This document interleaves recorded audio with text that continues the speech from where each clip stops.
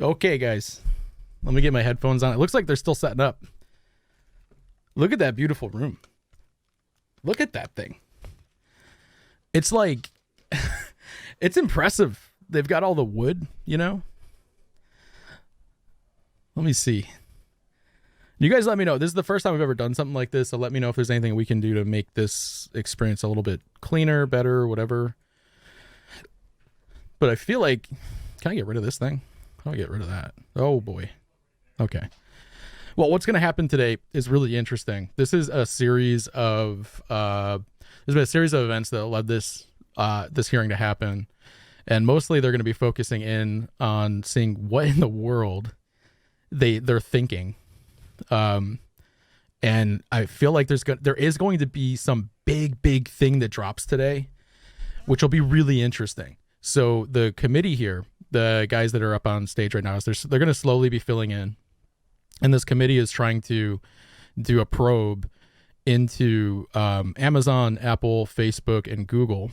They're talking to the CEOs. They're not talking to like some director there. Like, so we're going to see Mark Zuckerberg. We're going to see Tim Apple, Tim Cook.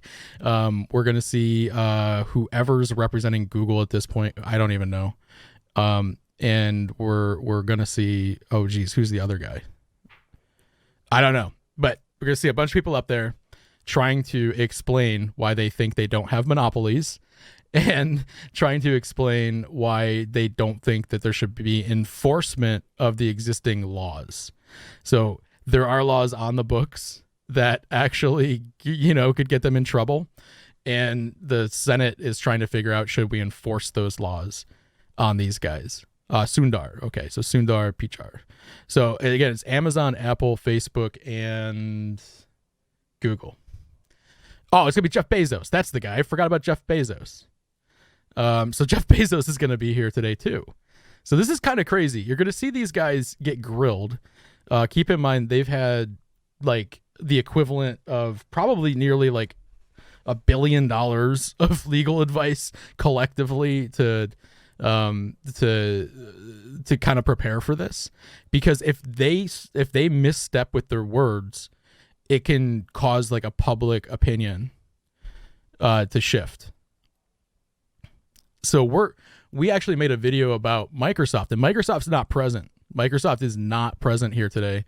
Satya Nadella should be there because a lot of my audience is developers, and the VS Code, we exposed it. We exposed VS Code as a monopoly play. They're going to be grilling Apple on the App Store. They're going to be grilling Google on their Play Store.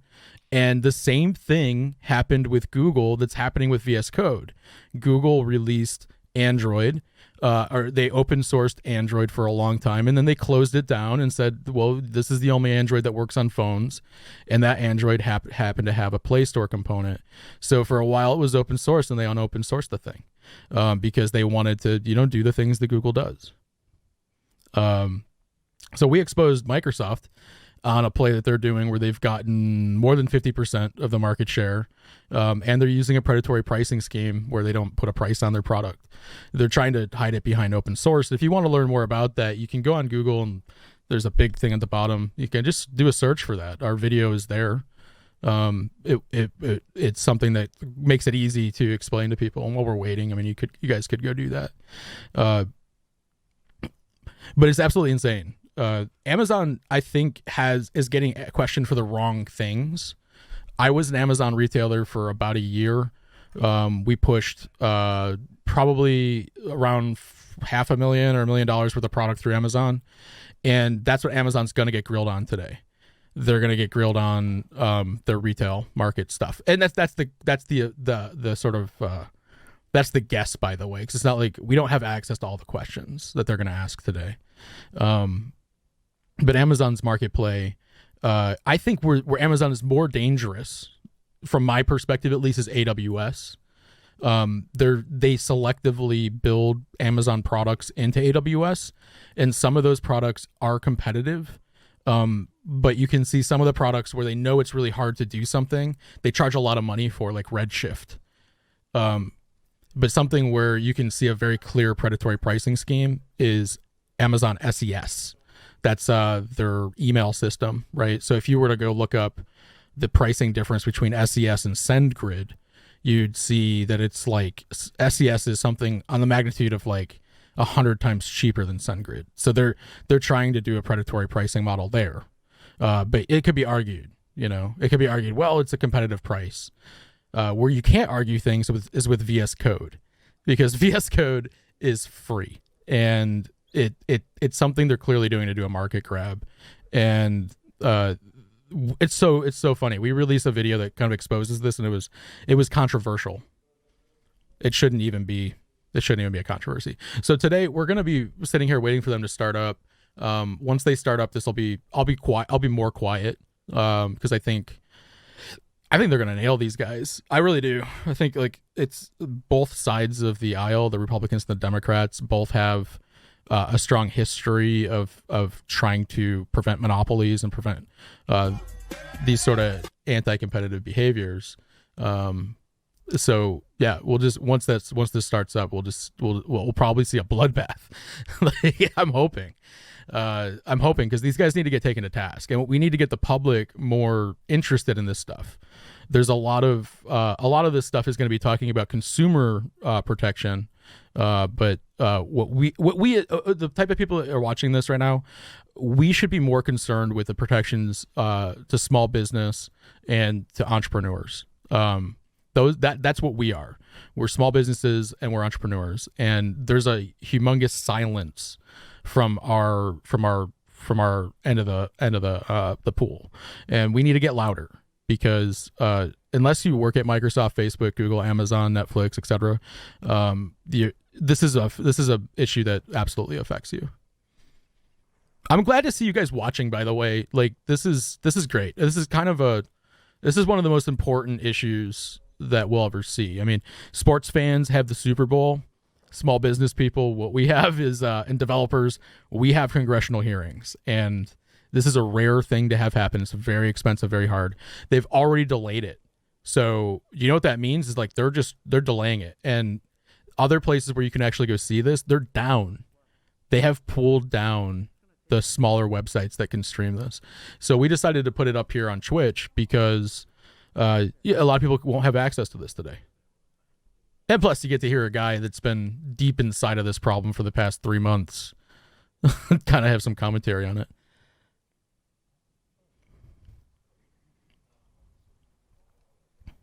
So it's kind of interesting too, right? Like, we're watching this through YouTube, which is Google owned, on Twitch, which is Amazon owned. I would not be surprised if this stream gets ripped. So if we go down, we'll try to come back up as soon as we can. And we'll try to, that live stream might get ripped down. So if that goes down, we'll find another one.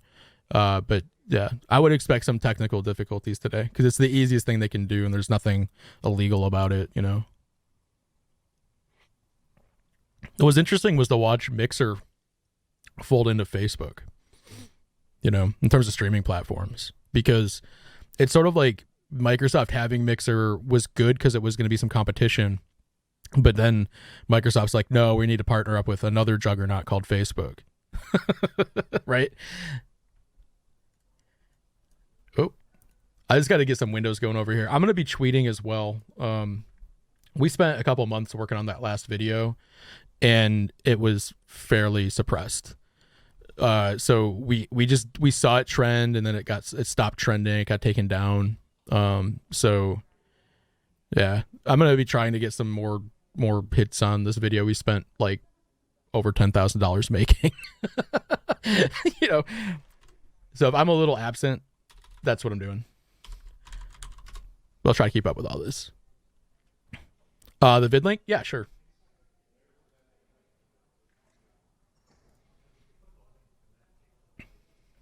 Give me a minute. I gotta get it up. We decided to do this at the last minute because I just felt like it was extremely important just to show you guys all this stuff.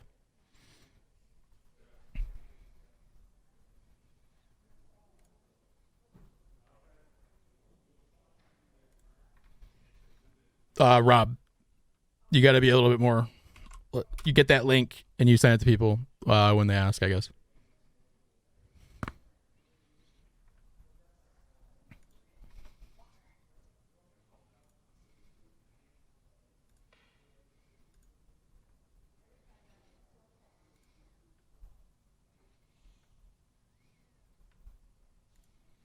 So what do you guys think? Like, if you could ask, let's start with an easy one. If you could ask Mark Zuckerberg one question, what would you ask them? What would you ask him? Them.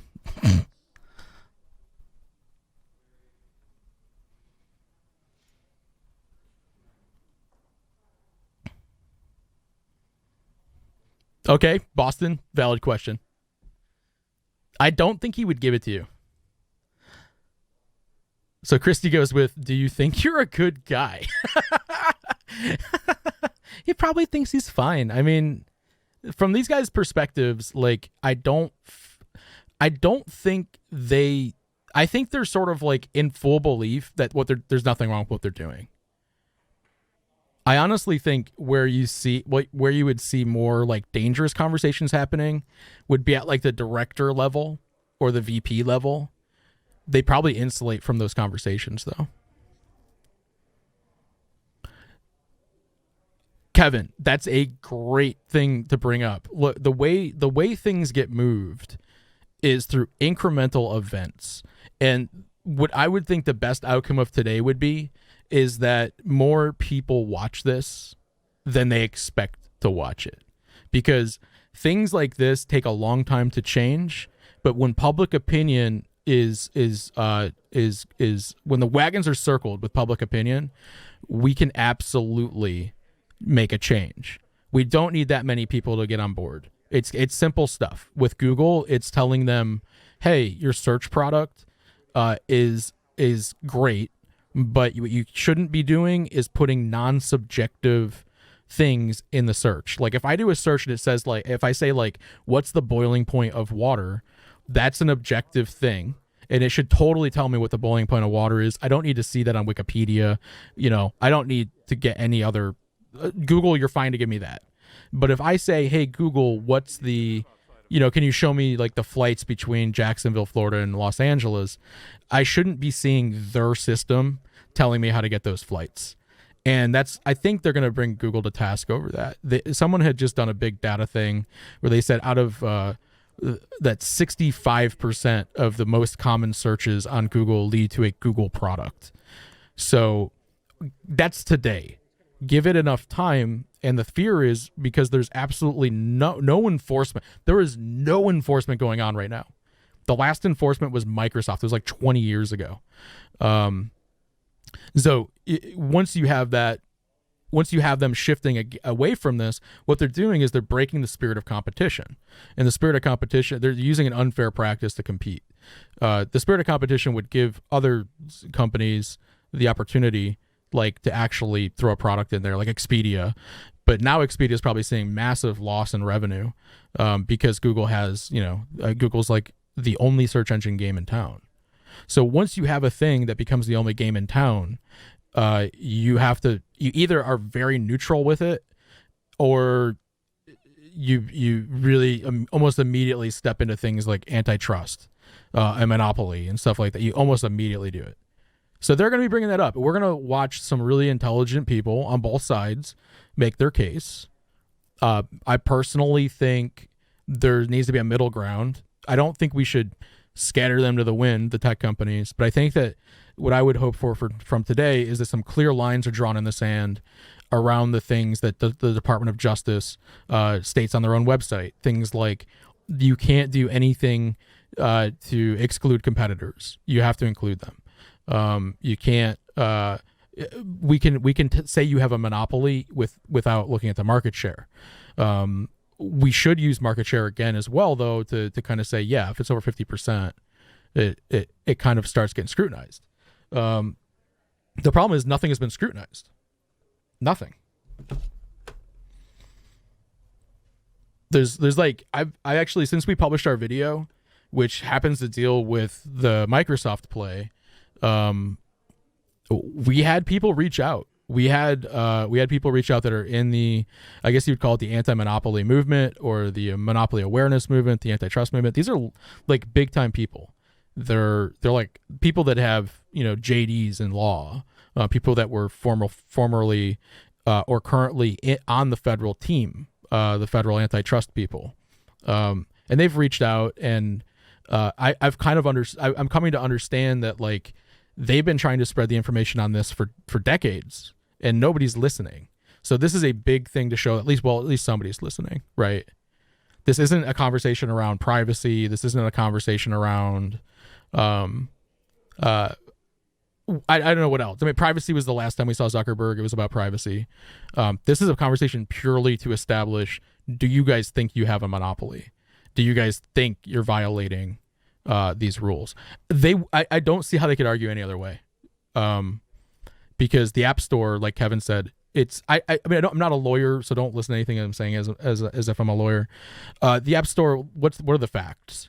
If you want to publish something on an iPhone, you have to go through the App Store, and the App Store takes an unreal amount of money from a developer. Do you honestly think that if you put $1 million or whatever into developing your app, that you should have to pay Apple 30% of that? I think there's a fairer number than 30%. What are they doing? What are they actually doing for you to earn that 30%?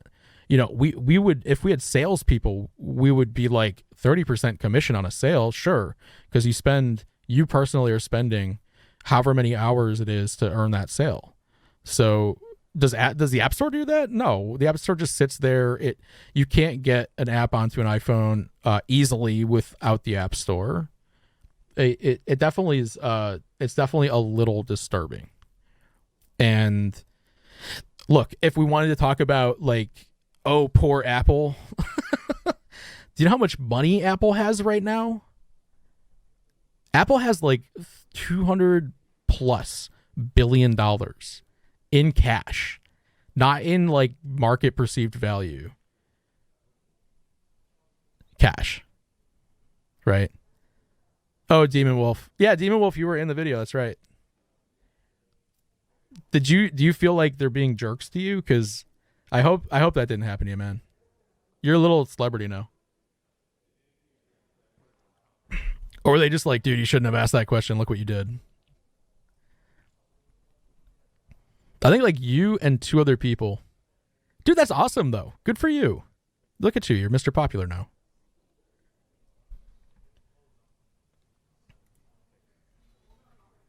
I'll tell you what was crazy. I'll tell you what was, you know, you should respond to them, watch the video. Like, you know, what was crazy was watching the amount of like personal attacks I got for calling that out. Like a very clear issue, a very, very easy, clear issue. And I got so many personal attacks. And I'm thinking to myself, like, guys, I'm trying to look out for you. Why are you attacking me? Like, yeah, exactly, Robert. They were disgusting. And we removed them. I had to spend a good like hour, 2 hours removing them. And I had a thing in my mind. I'm like, if there's a personal attack, it immediately gets removed. Like, but I only saved a couple of them, so I should have saved them all. I didn't realize I couldn't like go back and see them again. You guys would be surprised. I mean, for something like this, it's like, well, why in the world did people feel the need to personally attack me? Like, how did that make any sense? Oh, Demon Wolf. The Reddit one was crazy. We were watching it. I was watching it and I'm like, don't comment. Like, just don't do it, because the amount of personal attacks on Reddit were insane. People were like, who is this guy? Like, he's probably got fired and that's why he's doing this. Like, it's just like was disgusting. And the whole thing was just distracting from the main topic of the video. And then all the people that were trying to call us idiots for whatever, for picking that case study, which I think is a very easy case study. It's a very easy, like, we're trying right now today, we're trying to fight dragons, full on like Game of Thrones, like that dragon fire breathing things. That's Daenerys. Like the fully evolved Daenerys is what we're fighting today. The one that will go and destroy the city and just like turn evil at some point, right?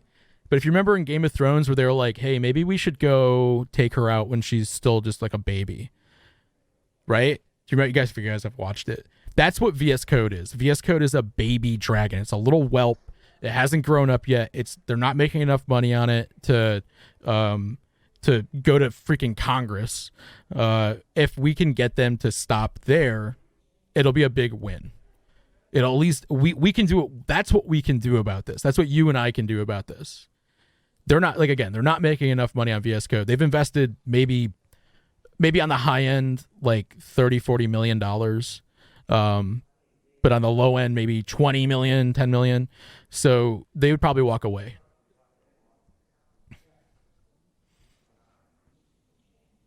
Look at all the mask wearing, though. I'm very, you see these guys with their masks? I'm very, I'm hopeful. We might make it out of this pandemic yet. I don't think I've seen a single person without a mask today. Do you think Bezos is going to be wearing a mask today? Oh, that'll be the ultimate, like, we need to get on that. If Bezos is up there with a mask,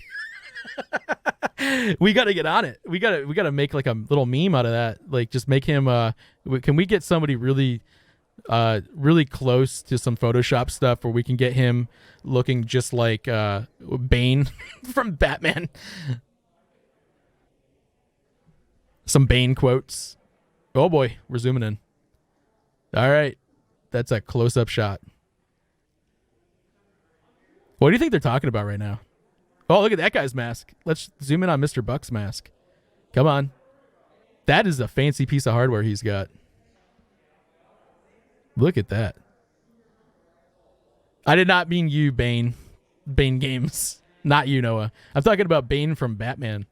If we get a shot of Jeff Bezos wearing some sort of like breathing apparatus, it's low-hanging fruit, boys.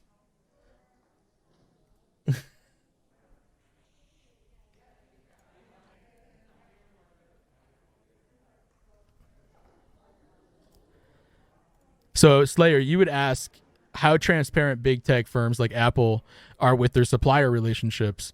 That's a very technical question. I can tell you how Amazon is. Amazon will selectively slam you. They will extract information from you as a retailer that will allow them to recreate your product. It's insane. It's insane. We had to when we were working with them, we had to disclose things that were like proprietary, or else they wouldn't let us sell. Where'd it come from? What factory did you buy it from? How much did it cost you? What's in the formula? How do you make the formula? How do you test the formula? What's the safety data stuff look like? I saw on Amazon Retail, I saw a play that they did in supplements in real time. So we were analyzing all these different markets, all these different like retail markets we could get into. And they went in and just like wrecked supplements. It was like a one-day thing. This widely competitive market where people were selling supplements for like $30 or $40 a month. They went in and dropped one for $8 and like, boom, all the sales stopped on everybody else's things. But surprisingly, they don't really make much money off that. They just do it. They just do it to do it.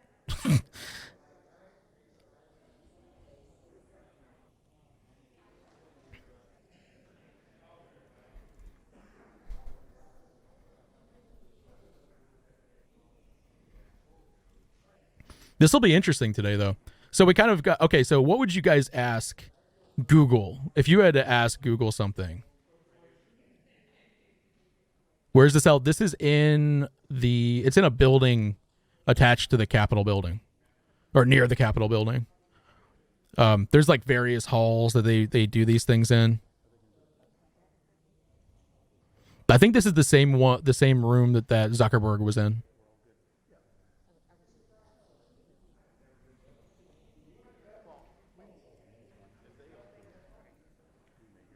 I liked it. This is like the pregame before the Super Bowl. We're just sitting here waiting to see what will happen to these guys. Again, nothing's going to happen today, okay? There's no, or rather, they're not going to like bang a gavel and be like, we have decided Google must split up into 400 separate entities. But what you're going to see is you're going to see the federal stance on this, the federal stance on this practice. In the United States, these are the guys, the federal government's primary purpose in the United States is trade. It's to protect trade. And this is all within their ballpark. What'll be really interesting too is they are going to go after these guys. They are going to hit them hard because they know there's people watching this. They know there's hundreds of thousands, if not millions of people tuned into this right now. So they're supposed to start right now, by the way. Let's see. Why do you think this is being delayed, right? Like, I bet Jeff Bezos was like, he's like, I need more time.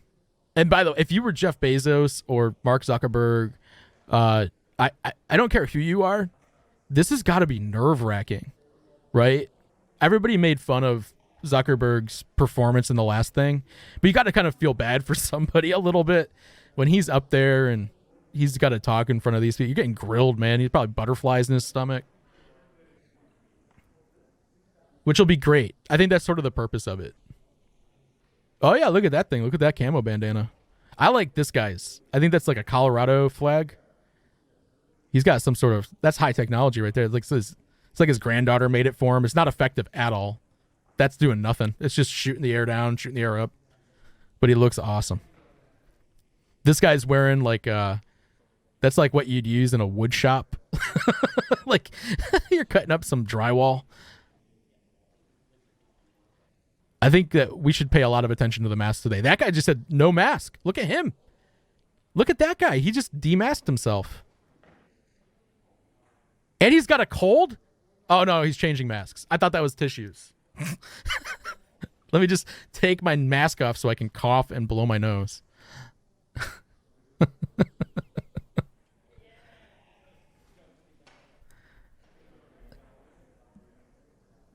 Maybe Jeff Bezos is using AWS data miners to dig up dirt. Maybe. I wouldn't. I would be kind of scared of it for sure.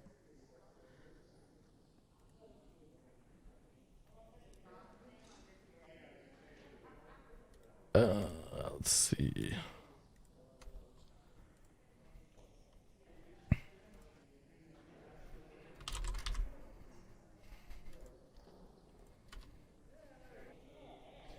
I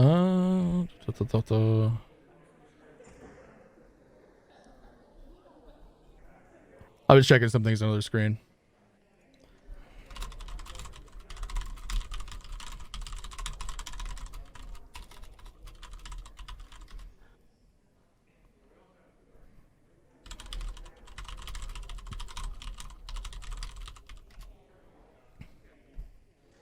I just sent you a message, Rob.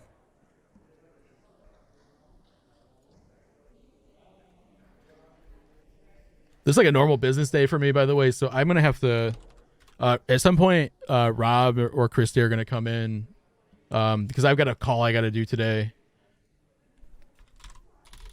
The subcommittee will come to order. Here we go. Without objection, the chair is authorized to declare recess at any time. We welcome everyone to today's hearing on online platforms and market power, Part 6, examining the dominance of Amazon, Apple, Facebook, and Google. Before we begin, I'd like to remind members that we have established an email address and distribution list dedicated to circulating exhibits, motions, or other written materials that members might want to offer as part of our hearing today. If you'd like to submit materials, please send them to the email address that has been previously distributed to your offices, and we will circulate the materials to members and staff turn that up a little bit as quickly as we can. I would also remind all members that guidance from the Office of the Attending Physician states that face coverings are required for all meetings in an enclosed space, such as committee hearings. I expect all members on both sides of the aisle to wear a mask except when you are speaking. I now recognize myself for an opening statement. More than a year ago, this subcommittee launched an investigation into digital markets. Our two objectives have been to document competition problems in the digital economy and to evaluate whether the current antitrust framework is able to properly address them. In September 2019, the chairman and ranking members of the full committee and the subcommittee issued sweeping bipartisan requests for information to the 4 firms that will testify at today's hearing. Since then, we've received millions of pages of evidence from these firms, as well as documents and submissions from more than 100 market participants. We also conducted hundreds of hours of interviews. As part of this investigation, we have held 5 hearings to examine the effects of online market power on innovation and entrepreneurship, data privacy, a free and diverse press, and independent businesses in the online marketplace. We've held 17 briefings and roundtables with over 35 experts and stakeholders in support of our work. This investigation has been bipartisan from the start. It's been an honor to work alongside my colleague, Congressman Jim Sensenbrenner, the subcommittee's ranking member, as well as the former ranking member of the full committee, Congressman Doug Collins. We work closely with all members of the subcommittee on both sides of the aisle who have taken this work seriously and studied these issues carefully. As my colleague, Congressman Ken Buck, recently commented, and I quote, "This is the most bipartisan effort that I've been involved with in 5.5 years of Congress," end quote. The purpose of today's hearing is to examine the dominance of Amazon, Apple, Facebook, and Google. Amazon runs the largest online marketplace in America, capturing 70% of all online marketplace sales.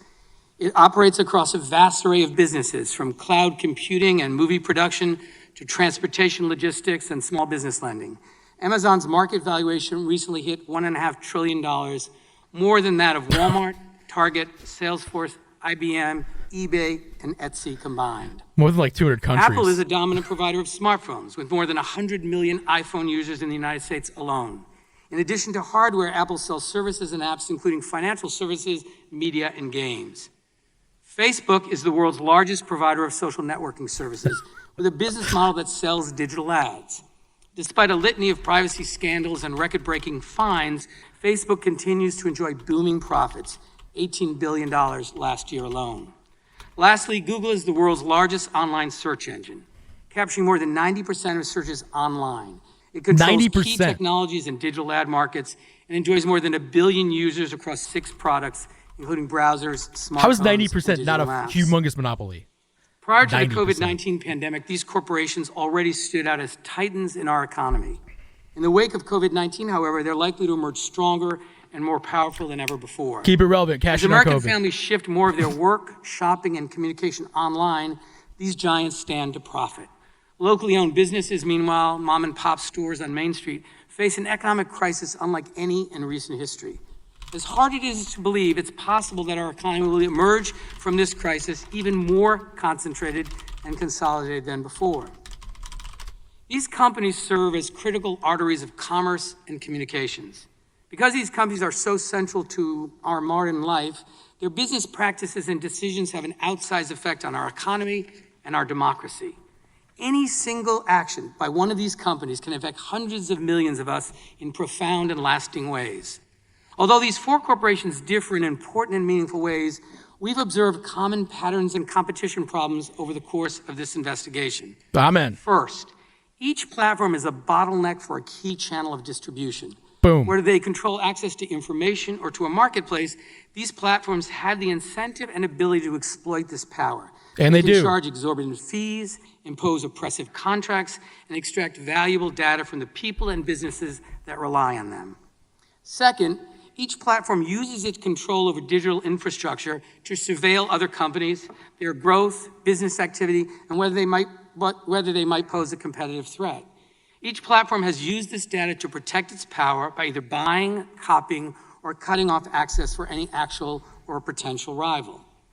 Bingo. Third, these platforms abuse their control over current technologies to extend their power, whether it's through self-preferencing, predatory pricing, or Boom. requiring users to buy additional products. The dominant platforms have wielded their power in destructive, harmful ways in order to expand. Where's At Microsoft? today's hearing, we'll examine how each of these companies has used this playbook to achieve and maintain dominance and how their power shapes and affects our daily lives.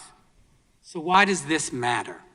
Many of the practices used by these companies have harmful economic effects. They discourage entrepreneurship, destroy Thank you. jobs, hike costs, and degrade quality. Simply put, they have too much power. This power staves off new forms of competition, creativity, and innovation. And while these dominant firms may still produce some new innovative products, their dominance is killing the small businesses, manufacturing, and overall dynamism that are the engines of the American economy. Thank you. Several of these firms also harvest and abuse people's data. Preach it. To sell ads for everything from new books to dangerous so-called miracle cures. When everyday Americans learn how much of their data is being mined, they can't run away fast enough. But in many cases, there is no escape from the surveillance because there's no alternative.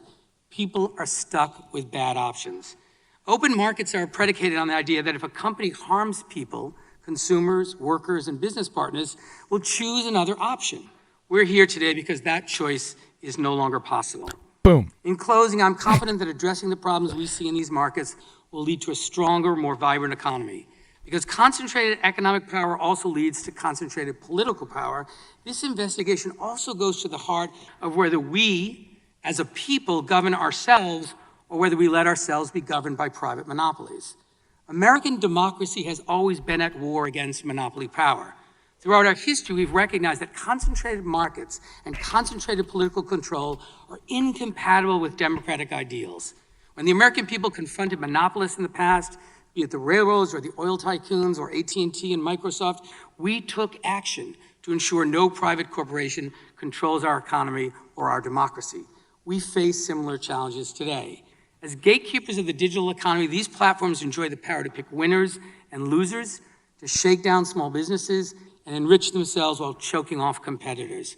Their ability to dictate terms, call the shots, upend entire sectors, and inspire fear represent the powers of a private government. Our founders would not bow before a king, nor should we bow before the emperors of the online economy. Holy And shit. with that, I now recognize the ranking Holy member shit. of the subcommittee, Mr. Sensenbrenner, for his opening statement. Are we kidding? Thank you, No, Mr. come Chairman. on. I want to Zoom thank call? the CEOs for quickly working with the subcommittee to appear today. The memorial service for John Lewis on Monday required our attention. However, this hearing is vital to our oversight work, and I appreciate your flexibility. This man needs Throughout to my cough. long time in Congress, I have prioritized oversight as one of our seminal responsibilities. Part of that responsibility is to periodically review the effectiveness of our laws. And I think it's a good and timely thing that we are now turning our attention to technological innovations, which brings us to all of your companies. Our country stricken by a pandemic becomes a dramatic illustration of the extraordinary reliance Americans have on technological innovations. In these unexpected and unprecedented times, your companies have provided innovations so our nations can meet a myriad of our daily needs. Off. The delivery of groceries, virtual visits with doctors, connecting socially distant families, or keeping our small and large businesses connected. With that responsibility comes an increased scrutiny of your dominance in the marketplace. I want to reiterate something I've said throughout this investigation.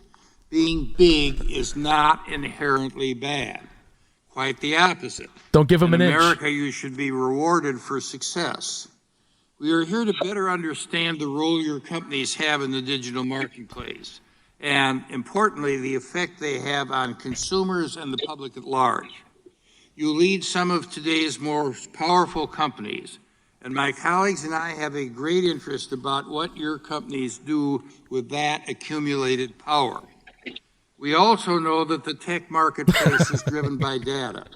So it follows that those who control the data, in essence, control the marketplace. There are broader questions surrounding data. That can't be the argument today. It can't. Who owns the data? It'll What it'll slide it. responsibilities do companies have to share it with their customers or their competitors? What is the fair market value of that data? Is there anything monopolistic in acquiring this data? And what about monetizing it? These are complex issues that Congress, regulators, and even your own companies are wrestling with in the current technological landscape, and the answers to which we owe the American consumers. Since the tech investigation began, we have heard rumblings from many who are quick to say your successful companies have grown too large. Since this hearing was announced, it seems that those complaints have gotten even louder. While I find these complaints informative, I don't plan on litigating each of these complaints today. Antitrust law and the consumer welfare standard have served this country well for over a century. Those laws have provided the framework and creativity to make way for some of our most successful and innovative companies. I will be the first to highlight that. However, as the business landscape evolves, we must ensure that our existing antitrust laws are applied to meet the needs of our country and its consumers. I share the concern that market dominance in the digital space is ripe for abuse, particularly when it comes to free speech. As we know, companies like Facebook, Google's YouTube, and Twitter have become the public square of today where political debate unfolds in real time. But reports that dissenting views, often conservative views, are targeted or censored is seriously troubling. Conservatives are consumers too, and they need the protection of the antitrust Like the request, laws. Mr. Sessenbeck, you clear your Power throat. to influence debate carries with it remarkable responsibilities. So let the facts be our guide here. Your companies are large. That's not a problem. Your companies are successful. That's not a problem either. But I want to leave here today with a more complete picture of how your individual companies use your size, success, and power, and what it means to the American consumer. And I yield back the balance of my time. I thank the gentleman. Now the chair now recognizes the God. distinguished chairman of the full I couldn't committee, deal with that anymore. the gentleman from New York, Mr. Nadler, for his opening statement. Thank you, Mr. Chairman. Oh boy. I want to thank you, Ranking Member Sensenbrenner, and the subcommittee Can we, members this is the best we can for the do. tremendous effort that you have all put into There the we go. subcommittee's Okay. investigation. I appreciate your calling this hearing today so that we can hear directly from the leaders of Amazon, Apple, Facebook, and Google, and I look forward to an important dialogue. Today, it is effectively impossible to use the internet without using, in one way or another, the services of these four companies. I have long believed, with Thomas Jefferson and Louis Brandeis, that concentration of power in any form, especially concentration of economic or political power, is dangerous to a democratic society. Well, no shit. That is why we must examine these and It's not other a belief. companies that play a dominant role in our Truth. economy and in our society, and ensure that our antitrust laws give enforcers the tools they need to preserve a healthy marketplace. These principles have guided this committee's year-long investigation into competition in digital markets, and they are the lens through which I approach today's hearing. The open internet has delivered enormous benefits to Americans, including a surge of economic opportunity, massive investment, and new pathways for education online. But there is growing evidence that a handful of corporations have come to capture an outsized share of online commerce communications. From providing the dominant search platform, retail platform, and online messaging platform, to providing the underlying mapping services and cloud computing on which hundreds of thousands of other businesses rely, these dominant platforms now comprise the essential infrastructure for the 21st century. Okay. By virtue of controlling essential infrastructure, Where's these the companies zings? have the ability to control access to markets. There we go. In some basic ways, the problem is not unlike what we faced 130 years ago, when railroads transformed American life, both enabling farmers and producers to access new markets, but also creating a key chokehold that the railroad monopolies could exploit. Railroads notoriously abuse this gatekeeper power in a variety of ways. They charge tolls, extorting the producers reliant on their rails. They discriminated among farmers, picking winners and losers across the economy. And by expanding into lines of business that competed directly with producers, they could use their dominance in transportation to favor their own services. Exactly, Haxer. You're going back. These tactics by the railroads spurred fury and despair across the country. Right now is winning. Congress initiated investigations to document these problems and enacted legislative Thanks, Abuza. solutions to halt and outlaw these anti-competitive practices in the railroad industry and other industries dominated by unregulated monopolies and trusts. Importantly, congressional oversight and legislative reforms during this period did not prevent or encumber the inexorable arrival of new technology or human progress. Instead, Congress recognized that these powerful new technologies had reshaped the balance of power in our economy, and that it was the role of Congress to ensure that the new monopolists could not abuse their power. Today, the digital economy poses similar challenges. Yeah, you think? While the underlying technology is dramatically different, of course, New digital intermediaries have the ability to control access to critical markets. If you are an independent merchant, developer, or content producer, you are increasingly reliant on these powerful intermediaries to access markets and consumers. Yeah, no shit. Not even reliant. Across the economy, 100% many reliant. businesses live in fear of exclusion from these platforms, a fact that some companies have shared with the committee over the past year during this investigation. The subcommittee's current review of competition in the digital marketplace continues a long tradition in this committee of oversight of the antitrust laws and our economy. From the days of Chairman Emanuel Seller, the House Judiciary Committee and its antitrust subcommittee have conducted careful, fact-based inquiries into industrial sectors showing signs of consolidation and anti-competitive conduct. This has continued on a bipartisan basis over the years, from Chairman Brooks and Hyde to Chairman Sensenbrenner and Conyers and others. As a 1950 report from the then-named Subcommittee on Monopoly Power described our mandate, quote, "It is the province of this subcommittee to investigate factors which tend to eliminate competition, strengthen monopolies, injure small businesses, or promote undue concentration of economic power. Thank you. To ascertain the facts and to make Keep it on the recommendations small businesses. based Keep it on the those entrepreneurs. findings." That's where it needs Following to be. in this proud tradition, our investigation has held hearings with industry and government witnesses, consultations with subject matter experts, and a careful and at times painstaking review of large volumes of evidence provided by industry participants and regulators. While ultimately it is the responsibility of the antitrust enforcement agencies to enforce the law, Congress has an obligation to assess whether existing antitrust laws and competition policies and the will to enforce those laws and policies That's the key thing. are adequate to address the competition The laws are issues there. The facing laws our are there. country We don't and need to new take laws. action if they are found to be lacking. We need to enforce them. Given the dominant role that these four companies play in our economy and our society, it is only reasonable that our careful examination of the antitrust laws begin with them.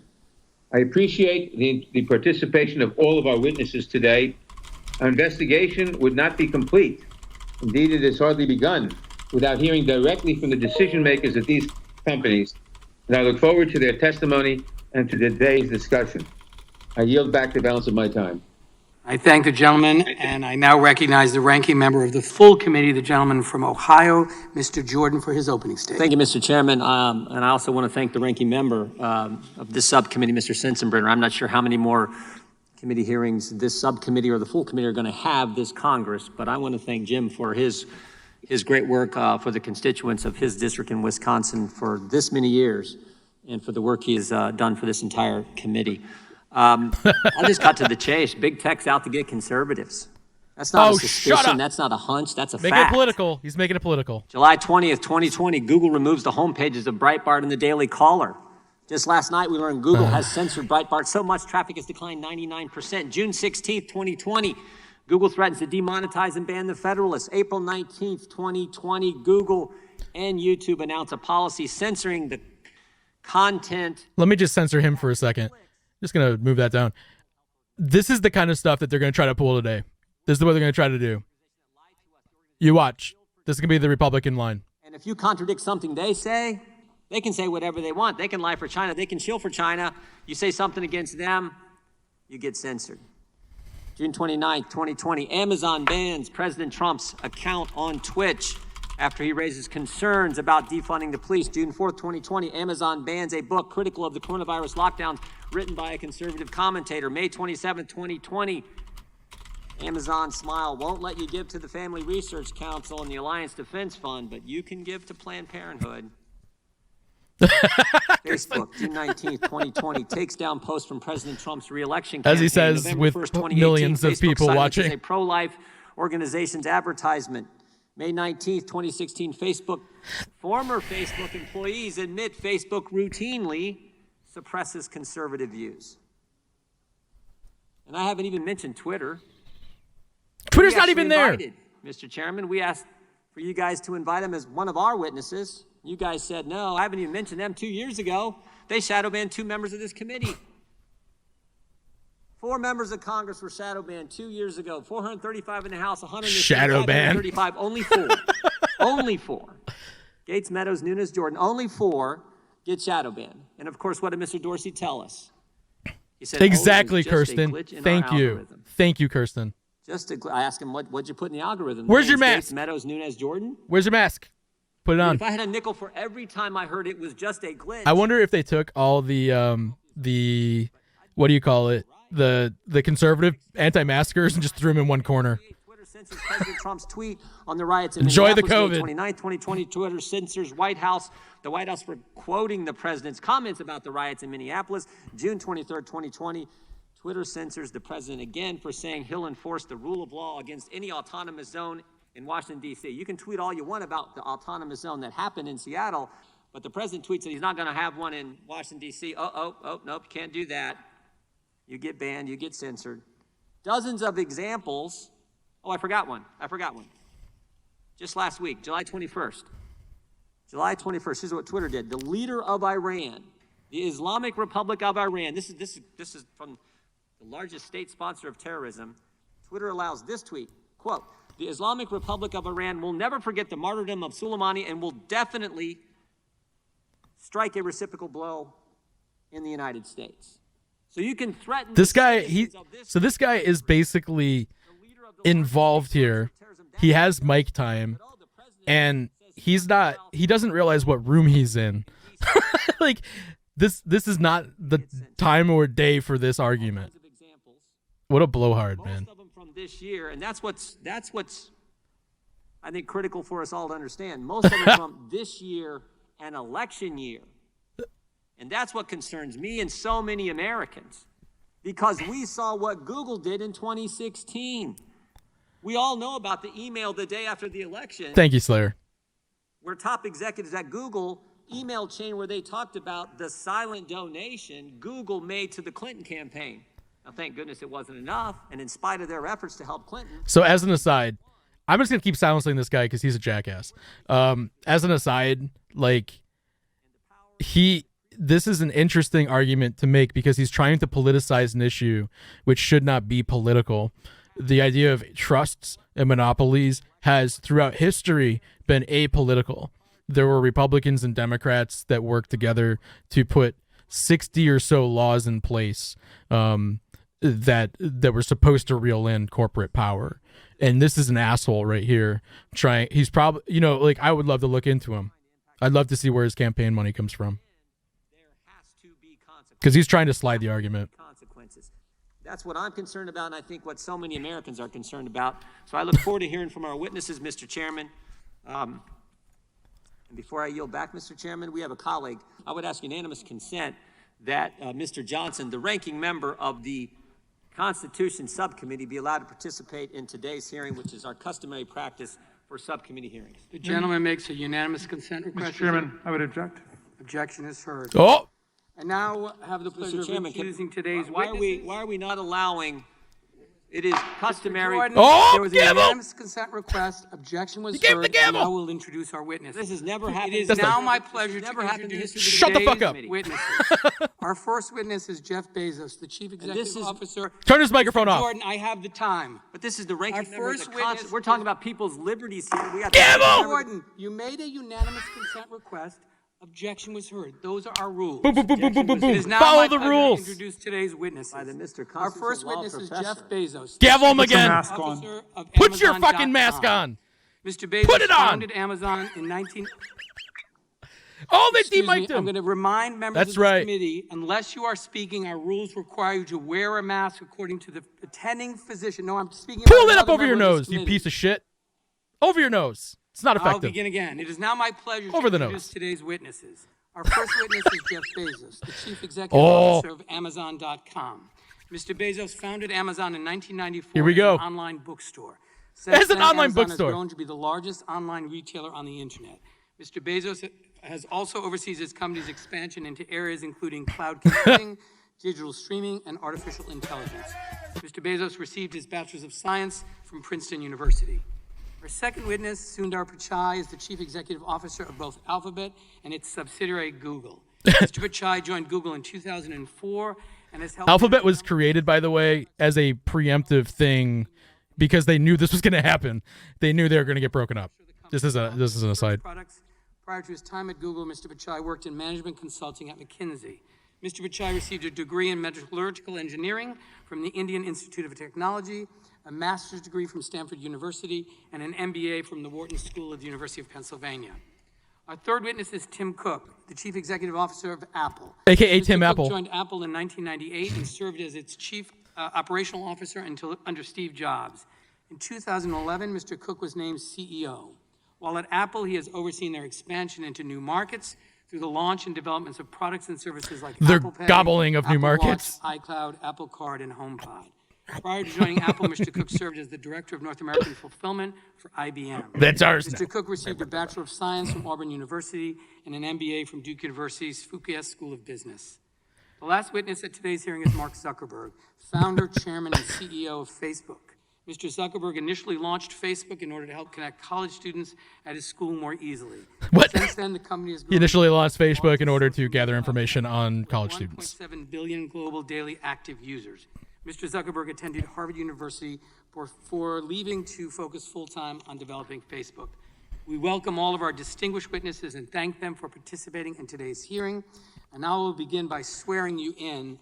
And before I do that, I want to also remind you that you are the only ones from your respective companies invited to testify today, and that in accordance with normal House practice and Section G of the House Remote Committee Proceeding Regulations, your sworn testimony must be your own. Please let me know if at any point in the hearing you wish to What does that mean? so you can confirm Do they anticipate, like, Zuckerberg's mouth is moving, but it's not him talking? What does that even mean? Do you swear or affirm Like on the penalty Siri? of perjury that the testimony you are about to give is true and correct to the best of your knowledge, they wouldn't know. information, and belief, so help you God? Yes. Do they all say The it? record show the witnesses answered in the affirmative. Thank you, and you may remain seated. Please note that your written statements will be entered into the record in their entirety.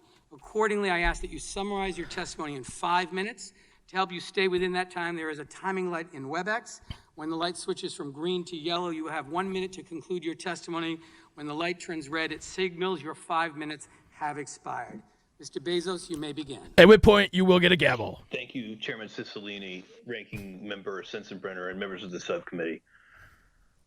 I was born into great wealth, not monetary wealth, but instead the wealth of a loving family, a family that fostered my curiosity and encouraged me to dream big. My Zoom it mom, in. Jackie, had me when she was a 17-year-old high school student in Albuquerque. Being pregnant in high school was not popular.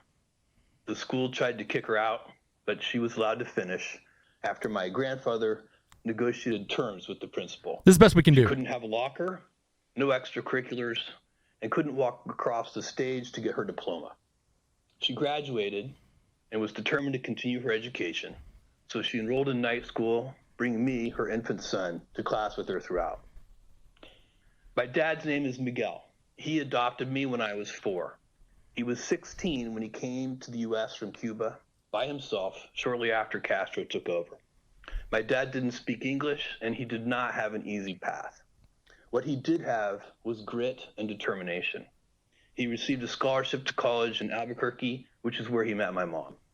Together with my grandparents, these hardworking, resourceful, and loving people made me who I am. I walked away from A billionaire. job on Wall Street into a shallow garage to found Amazon, fully No, understanding not at all, it may Chris, no. not work. Not at all. It feels like just yesterday I was driving the packages to the post office myself, dreaming that one day we might afford a forklift. Dreaming one day I will own that post office. Customer obsession has driven our success, and I take it as an article of faith that customers notice when you do the right thing. You earn trust slowly over time by doing hard things well. And then you fuck delivering people on time, with that trust. offering everyday low prices, making promises and keeping them, and making principled decisions, even when they are unpopular. And our approach is working. 80% of Americans have a favorable impression of Amazon overall. And 20% Who do don't Americans even know who we trust are. more than Amazon to do the right thing? Only their doctors and the military. The retail market we participate in is extraordinarily large and competitive. Amazon accounts for less than 1% of the $25 trillion global retail market and less than 4% of U.S. retail. There's room in retail for multiple winners. We compete against large, established players like Target, Costco, Kroger, and of course, Walmart. Their combined market share is greater than all the companies he just said. 20 years ago, we made the decision to invite other sellers to sell in our store, to share the same valuable real estate we spent billions to build, market, and maintain. We believe that combining the strengths of Amazon store with the vast selection of products offered by third parties would be a better experience for customers, and that the growing pie of revenue and profits would be big enough for all. We were betting that it was not a zero-sum game. Fortunately, we were right. And we're trillions. 1.7 million small and medium-sized businesses selling on Amazon. The trust customers put in us every day has allowed Amazon to create more jobs in the United States over the past decade than any other company. Hundreds of thousands of jobs across 42 states. Amazon employees make a minimum of $15 an hour, more than double the federal minimum wage. And we offer the best benefits that include comprehensive health insurance, 401k retirement, and parental leave, which includes 20 weeks of paid maternity leave. Look at how generous we are. We are generous empires. Companies start, a generous God. Here in the U.S. Jeff Bezos. We nurture entrepreneurs and startups with stable rule of law, the finest university system in the world, the freedom of democracy, and a deeply accepted culture of risk-taking. And shitting on people. This great nation of ours is far from perfect. Even as we remember Congressman John Lewis and honor his legacy, we're in the middle of a much-needed race reckoning. We also face the challenges of climate change and income inequality, and we're stumbling through the crisis of a global pandemic. Still, with all of our faults and problems, the rest of the world would love even the tiniest sip of the elixir we have here in the U.S. Immigrants like my dad see what a treasure this country is. They have perspective and often can see it even more clearly than those of us who were lucky enough to be born here. It is still day one for this country, and even in the face of today's humbling challenges, I have never been more optimistic about our future. Yep. I appreciate so we thought about him. To appear before you today, and I'm very happy to take your questions. Thank you, Mr. Bezos. Here we go. Mr. Pichai, you are now recognized for 5 minutes. Google. Mr. Chairman, Ranking Member Sensenbrenner, and members of the subcommittee. Before I start, I know this hearing was delayed because of the ceremonies to honor the life of your colleague, Representative John Lewis. Because of his courage, this world is a better place. He'll be deeply missed. At its heart, a discussion about competition is a discussion about opportunity. Let's hear about his life story. More important, as the global pandemic poses dual challenges to our health and our economy. Are you kidding me? Expanding access to opportunity through technology is personal to me. I didn't Expanding have much access access to a computer growing up in India. So you can imagine my amazement when I arrived in the US for graduate school and saw an entire lab of computers to use whenever I wanted. What's going on with Accessing the Zuckerberg internet right for the now? First time set me on a path. Something's going on. Technology to as many people as possible. It inspired me to build Google's first browser. He's rebooting. I'm proud that 11 years later, so many people experience the web through Chrome for free. Google takes pride in the number of people who choose our products. We are even prouder of what they do with them. We take pride in the From monopoly the we have. 140 million students and teachers using G Suite for education to stay connected during the pandemic, to the 5 million Americans gaining digital skills through Grow with Google, to all the people who turn to Google for help, from finding the fastest route home to learning how to cook a new dish on YouTube. Google's work would not be possible without the long tradition of American innovation. That's right. We're proud to contribute to its future. You got protected on the way up. More than Thank God we got the we got it. Somebody figured it out. States. The Progressive Policy Institute estimated that in 2018, we invested more than $20 billion in the U.S., citing us as the largest capital investor in America that year. So you bought up $20 billion a new market. Congratulations. One way we contribute is by building helpful products. Research found that free services like search, Gmail, Maps, and Photos thousands of dollars a year in value to the average American. And many are small businesses using our digital tools to grow. Stone Dimensions, a family-owned stone company in Pewaukee, Wisconsin, uses Google My Business to draw more customers. Google My Business. Gills Okay. Appliances, a family-owned appliance store in Bristol, Rhode Island, credits Google Analytics. What about with helping them reach customers online. what about during Joe the pandemic. Joe Sixpack, Joe Plumber? Nearly 1/3 of small business owners say that without digital tools, they would have had to close all or part of their business during COVID. Another way we contribute is by being among the world's biggest investors in research and development. At the end of 2019, our R&D spend had increased tenfold over 10 years, from $2.8 billion to $26 billion. And we have invested over $90 billion the last 5 years. Our engineers are helping America remain a global leader in emerging technologies like artificial intelligence, self-driving cars, and quantum computing.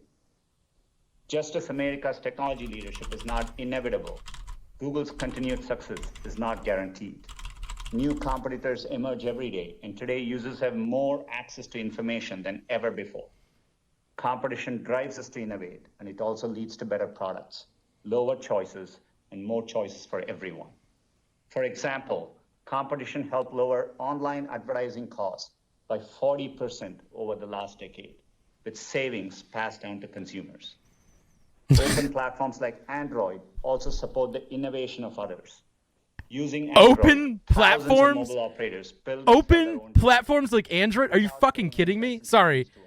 It's not an open platform. Billions of consumers Go try to put an app on there. Don't go through the App Store. Have fun.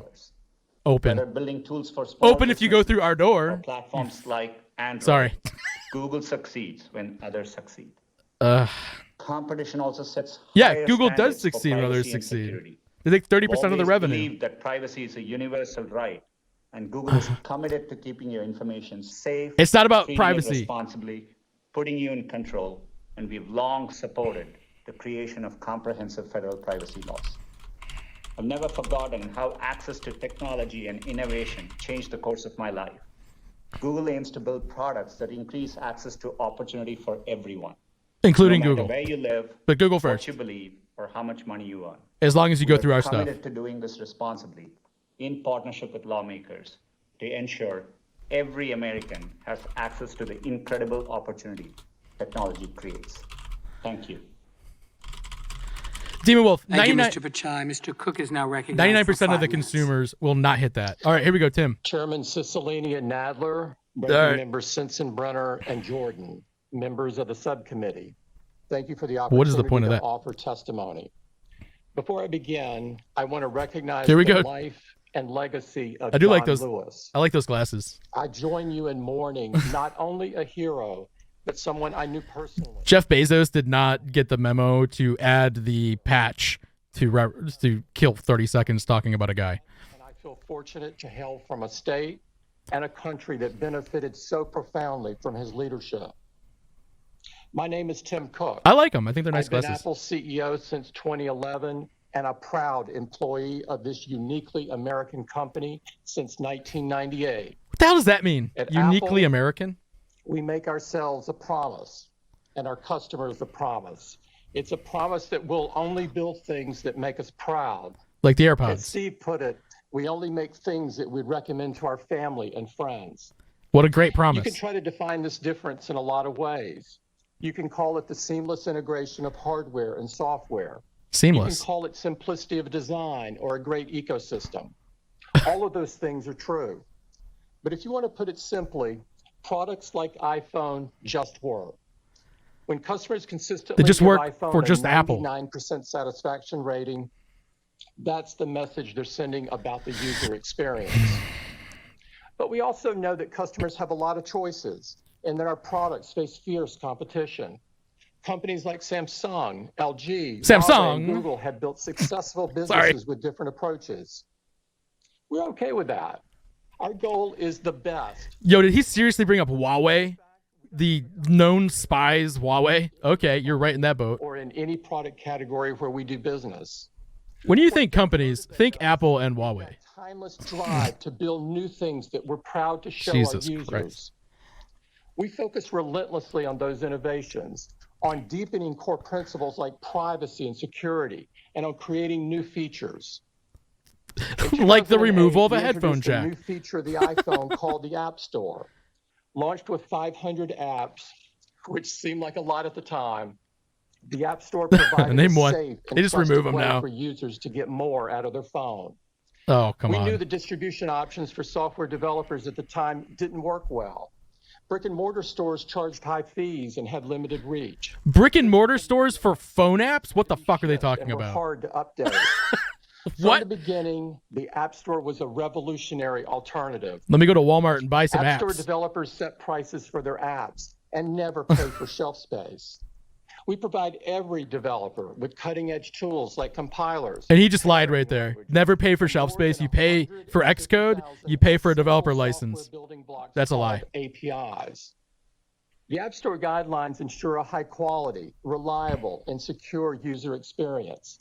They are transparent and applied equally to every developer.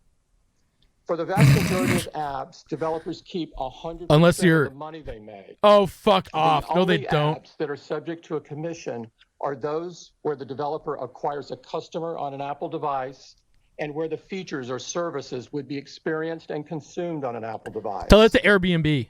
Airbnb got hit with a 30% run on all of their rentals. 30% for an experience that does not happen on an iPhone. They just facilitate the transaction. They wanted 30% of the rental fee. Liar. I'm here today because scrutiny is reasonable and appropriate. Yeah. We approach this process with No shit. respect and humility, but we make no concession on the facts. What began as 500 apps is now more than 1.7 million, only 60 of which are Apple software. If Apple is a gatekeeper, what we've done is open the gate wider. We want to get every app we can on the store, not Look at keep that. them off. The App Store's economic contributions are significant. The ecosystem is responsible for 1.9 million jobs in all 50 states, and it facilitated $138 billion in commerce in the U.S. in 2019 alone. Of which they made community's 30%. belief that competition promotes innovation, that it makes space for the next great idea, and that it gives consumers more choices. Since Apple was founded, these things have defined us. The first Mac brought opportunity and possibility into the home. The iPod helped musicians and artists to share their creations and be paid fairly for it. Okay. This legacy does much more than make That's us the feed. proud. It inspires us to work tirelessly to make sure tomorrow will be even better than today. Okay. Thank you very much. I look forward to responding to your questions. Thank you, Mr. Cook. Mr. Zuckerberg is now recognized for 5 minutes. Here we go. Somebody boot him up. Thank you. Before I begin, I want to add my voice to those honoring Congressman John Lewis and his service. The software patch was successful. Zuckerberg is now acknowledging John Lewis. Fighting for the rights of every person. Chairman Cicilline, Ranking Member Sensenbrenner, and members of the subcommittee, thank you for the opportunity to testify.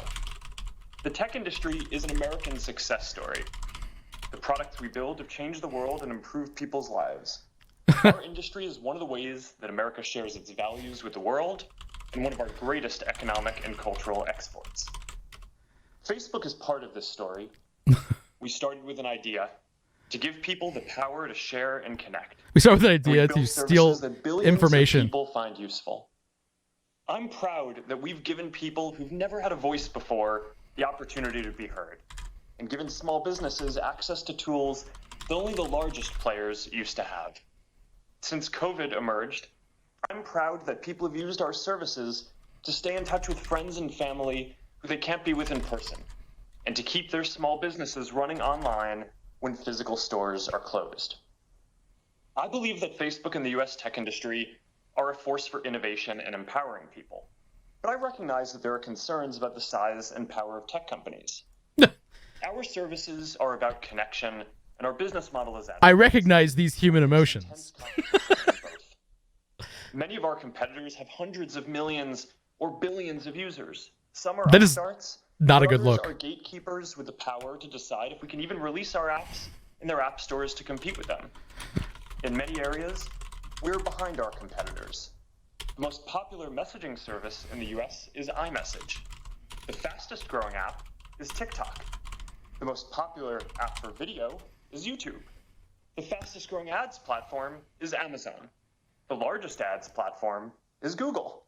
And for every dollar spent on advertising in the US, less than 10 cents is spent with us.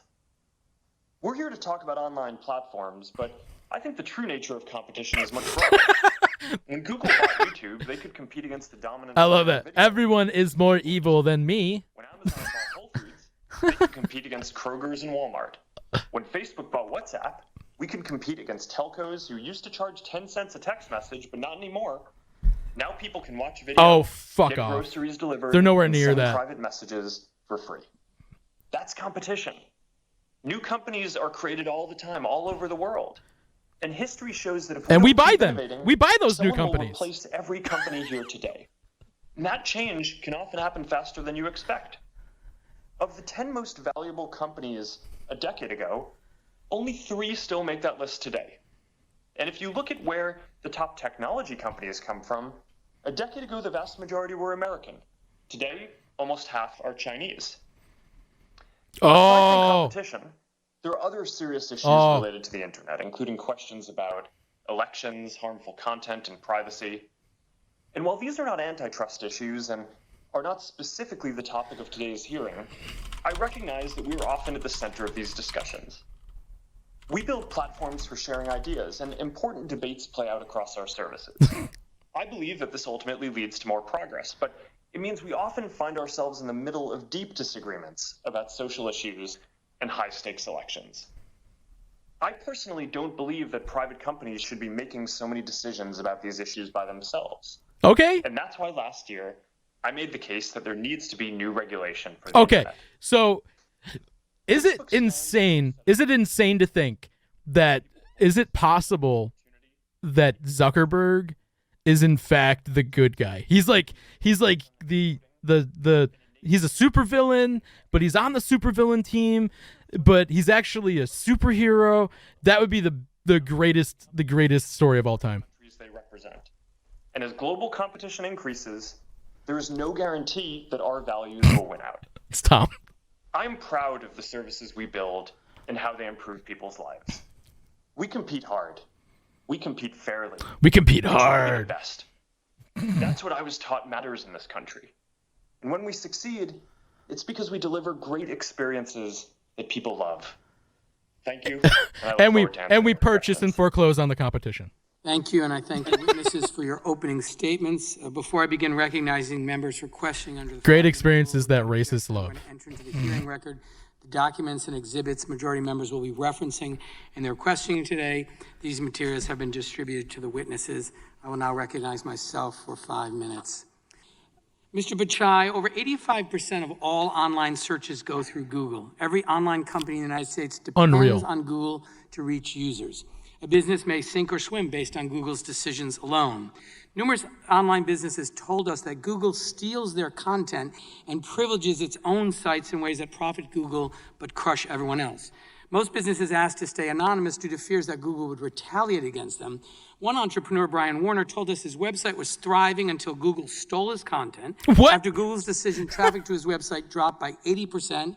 He had to downsize his business and lay off half his staff. Oh my He God. told us, and I quote, "If someone came to me with an idea for a website or a web service today, I'd tell them to run as far Yep. away from the web as possible. Launch This a is lawn exact- care business or dog Yep. grooming business, something Google can't take away as soon as he or Yep. she is thriving." This is exactly So how my we first feel. question, Mr. Pichai, is why does Google steal content from honest businesses?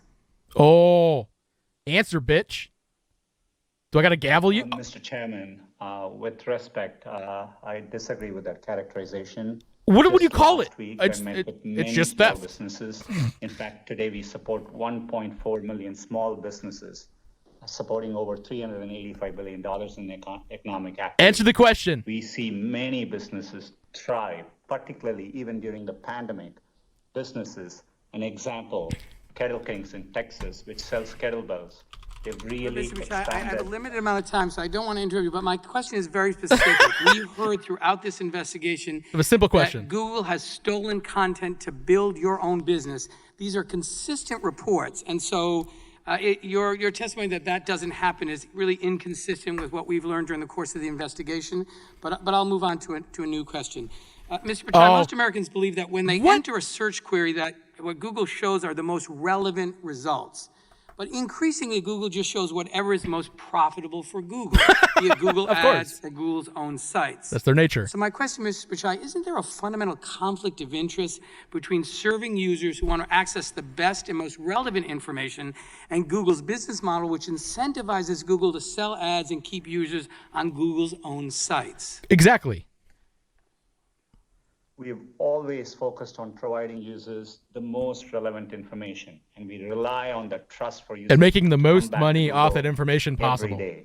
In fact, the vast majority of queries in Google, we don't show ads at all. And we show ads only for a small subset of queries where the intent from users is highly commercial. Excuse me? For example, they may be looking for something like TV sets or so on. But Mr. Pichai, what is the value of the part that you do use the Google ads for? I mean, it's a substantial part of your business. What's the actual value? 200 billion, 300 billion? In terms of revenue, it's around 100 plus $1 billion. But that's a lot of money, Mr. Pichai. Let me move on. Really, Mr. Pichai, it's Google's business model that is the problem. Our documents show that Google evolved from a turnstile to the rest of the web to a walled garden that increasingly keeps users within its sites. Emails show that over a decade ago, Google started to fear competition from certain websites, web pages that could divert search traffic and revenue from Google. These documents show that Google staff discussed the proliferating threat, is how it was described, that these web pages pose to Google. Any traffic loss to other sites was a loss in revenue. One of Google's memos observed that certain websites were getting, and I quote, too much traffic. So Google decided to put an end to that. Mr. Pichai, you've been at Google since 2004. Were you involved in these discussions about the threat from vertical search? It's an alternative. DuckDuckGo is an alternative. I mean, I would use it if you feel like you need to be an activist. Without knowing the specifics, it's, I'm not fully clear of the context, but definitely when we look at vertical searches, it validates the competition we see. For example, when users come looking to shop online, independent studies show that over 55% of product searches originate with Amazon and over 70% originate with the major e-commerce companies. In the few categories which are commercial in nature, we see vigorous competition, be it travel, be it real estate, and we are working hard. Let me ask very specifically, Mr. Pichai. The evidence that we collected shows that Google pursued a multi-pronged attack. First, Google began to steal other web pages' content. For example, in 2010, Google stole restaurant reviews from Yelp to bootstrap its own rival local search business. And Yelp went after them. Do you know how Google responded when Yelp asked you to stop stealing their reviews? 10 seconds, bitch. Well, I'll tell you. Our investigation shows that Google's response was to threaten to delist Yelp entirely. In other words, the choice Google gave Yelp was, let us steal your content or effectively disappear from the web. Mr. Pichai, isn't that anti-competitive? That's mafia. That's not even anti-competitive. Congressman. Mafia. When I run the company, I'm really focused on giving users what they want. We conduct ourselves to the highest standard. Happy to engage, understand the specifics, and answer your questions further. Thank you. And just one final series of questions, Mr. Pichai. Did Google ever use its surveillance over web traffic to identify competitive threats? Congressman, just like other businesses, we try to understand trends from data which we can see, and we use it to improve our products for our users. But we are really focused on improving our products, and that's how search works. I appreciate that, Mr. Pichai. Google's own documents and numerous interviews with companies affected by this conduct show that Google did just that. Which is very disturbing and very anti-competitive. In addition to stealing content, Google also began to privilege its own sites. An investigative report published just yesterday found that 63% of web searches that start on Google also end somewhere on Google's own websites. And to me, that's evidence that Google is increasingly a walled garden, which keeps users on Google sites, even if Google doesn't have the most relevant information and it's economically catastrophic for other companies online. And so my time is running out, but Mr. Pichai, I'll just end by saying the evidence seems very clear to me. As Google became the gateway to the internet, it began to abuse its power. It used its surveillance over web traffic to identify competitive threats and crush them. It has dampened innovation and new business growth, and it's dramatically increased the price of accessing users on the internet, virtually ensuring that any business that wants to be found on the web must pay Google a tax. And with that, Yep. I recognize the ranking member of the subcommittee, Mr. Sensenbrenner, for his first round of questions. That's legitimately Thank what you it's very called. much, Mr. Chairman. I've been in Congress 42 years. This That's guy? coming to an end at the end of this year. I'm breathing a sigh of relief. But during that period of time, during the decade of the 90s and the zeros, I was involved as chairman of the Science Committee and chairman of this committee, and trying to make the net universal, and open it up to everybody. And one of the theses that we use is the net should end up becoming basically the debate on issues not only in our country but throughout the world. And in exchange for that, this committee and the Congress gave internet service providers. This guy's gonna blow on. The purpose of this is not to have an action taken immediately afterwards. The purpose of this is to continue the pressure and the snowballing of this. We have existing laws that they are violating, and it's just a matter of getting public opinion behind enforcing those laws. That's it. They're not going to do anything at the end of this today, but this is a long process. The people who manage the net, and the four of you manage a big part of the net, are ending up using this as a political screen. Conservatives are consumers too. And the way the net was put together in the eyes of Congress is that everybody should be able to speak their mind. Oh, that's where he's going with Mr. this. Zuckerberg, come on. Mr. Jordan's litany of censorship zeroes in on Facebook. Exactly what are your standards in, quote, filtering out political speech that maybe some people out there don't agree with? Congressman, thank you for the opportunity to address this. Our goal is to offer a platform for all ideas. We want to give everyone in the world a voice to share their experiences and ideas. A lot of that is day-to-day things that happen in their lives. Some of it is political. And frankly, I think that we've distinguished ourselves as one of the companies that defends free expression the most. We do have community standards around things that you can and cannot say. I think you would likely agree with most of them. They ban categories of harm such as promoting terrorist propaganda, child exploitation, incitement of violence, some more legalistic things like intellectual property violations, and they also ban things like hate speech that could lead to dehumanizing people and encouraging violence down the road. If I may ask a specific of you. Uh-oh. It was reported that Donald Trump Jr. got taken down for a period of time because he put something up on the efficacy of hydroxychloroquine. And Twitter and Facebook, they're all the same thing, right? You just go on there, you press some buttons. Mr. Zuckerberg, why did Twitter ban them? Idiots. And I think that this is a legitimate matter of discussion. And it would be up to a patient and their doctor to determine whether hydroxychloroquine was the correct medication. Unfucking given real. The circumstances. Unreal. Why did that happen? Why did Twitter do that? Congressman, well, first to be clear, I think what you Facebook might be referring to happened on Twitter, so it's hard for me to speak to that. But I can Right. talk to our policy Right. about this. We do prohibit content that will lead to imminent risk of harm. And stating that there is a proven cure for COVID when there is in fact none might encourage someone to go take something that could have some adverse effects. So we do take that down. We do not prohibit discussion around trials of drugs or people saying that they think that things might work or personal experiences with experimental drugs.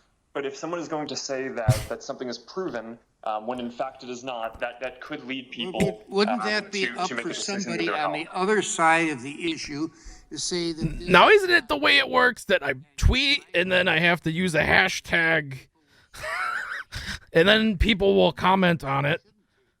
Can you tell me how to change my profile photo? to say, Why can't I have an animated profile photo? I can use that on Grindr. I can have an animated profile photo. having a Twitter or a Facebook take it down? Yes. Congressman, in general, I agree Yes. with you. And The thing we is, do not yes. Want to become the arbiters of truth. I think that would be a bad position for us to be in, and not what we should be doing. But on specific claims, if someone is going to go out and say that hydroxychloroquine is, And Zuckerberg is more than happy to take this, because this isn't even a softball. This is completely inconsequential to what they're talking about today. In some cases, some of the data suggests that it might be harmful to people. We think that we should take that down. That could cause imminent risk of harm. Okay, thank you. I yield back. I thank the gentleman. I now recognize the distinguished chair of the full Judiciary Committee, Mr. Nadler from New York, for 5 minutes. Come on, Jerry. Thank you, Mr. Chairman. Mr. Zuckerberg, I want to thank you for providing this information during our investigation. However, the documents you provided tell a very disturbing story. And that story is that Facebook saw Instagram as a powerful threat. Wow, yeah. That could siphon business away from Facebook. Boom. So rather than Why'd you buy compete it? with it, Facebook bought it. This How are is you allowed to exactly buy the it? type of anti-competitive acquisition that the antitrust laws were designed to prevent. Jerry dropping Now, it. let me explain what I mean. Mr. Zuckerberg, you have written that Facebook can likely always just buy any competitive startups. You've written that.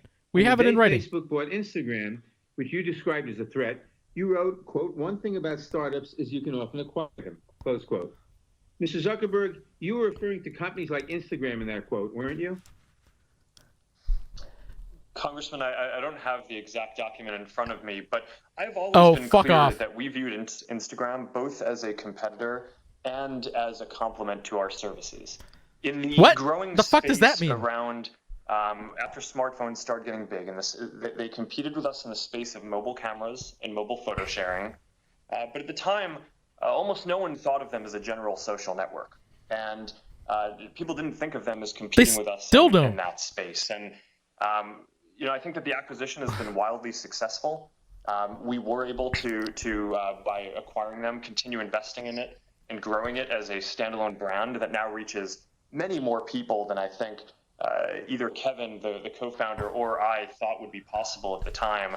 While also incorporating some of the technology into we got an even bigger monopoly than we thought we would. So yes. Okay. The answer, yes. Yes, I do believe we buy competitors. When Facebook contemplated acquiring Instagram, a competitive startup, you told your CFO that though nascent, Instagram could be very disruptive to us.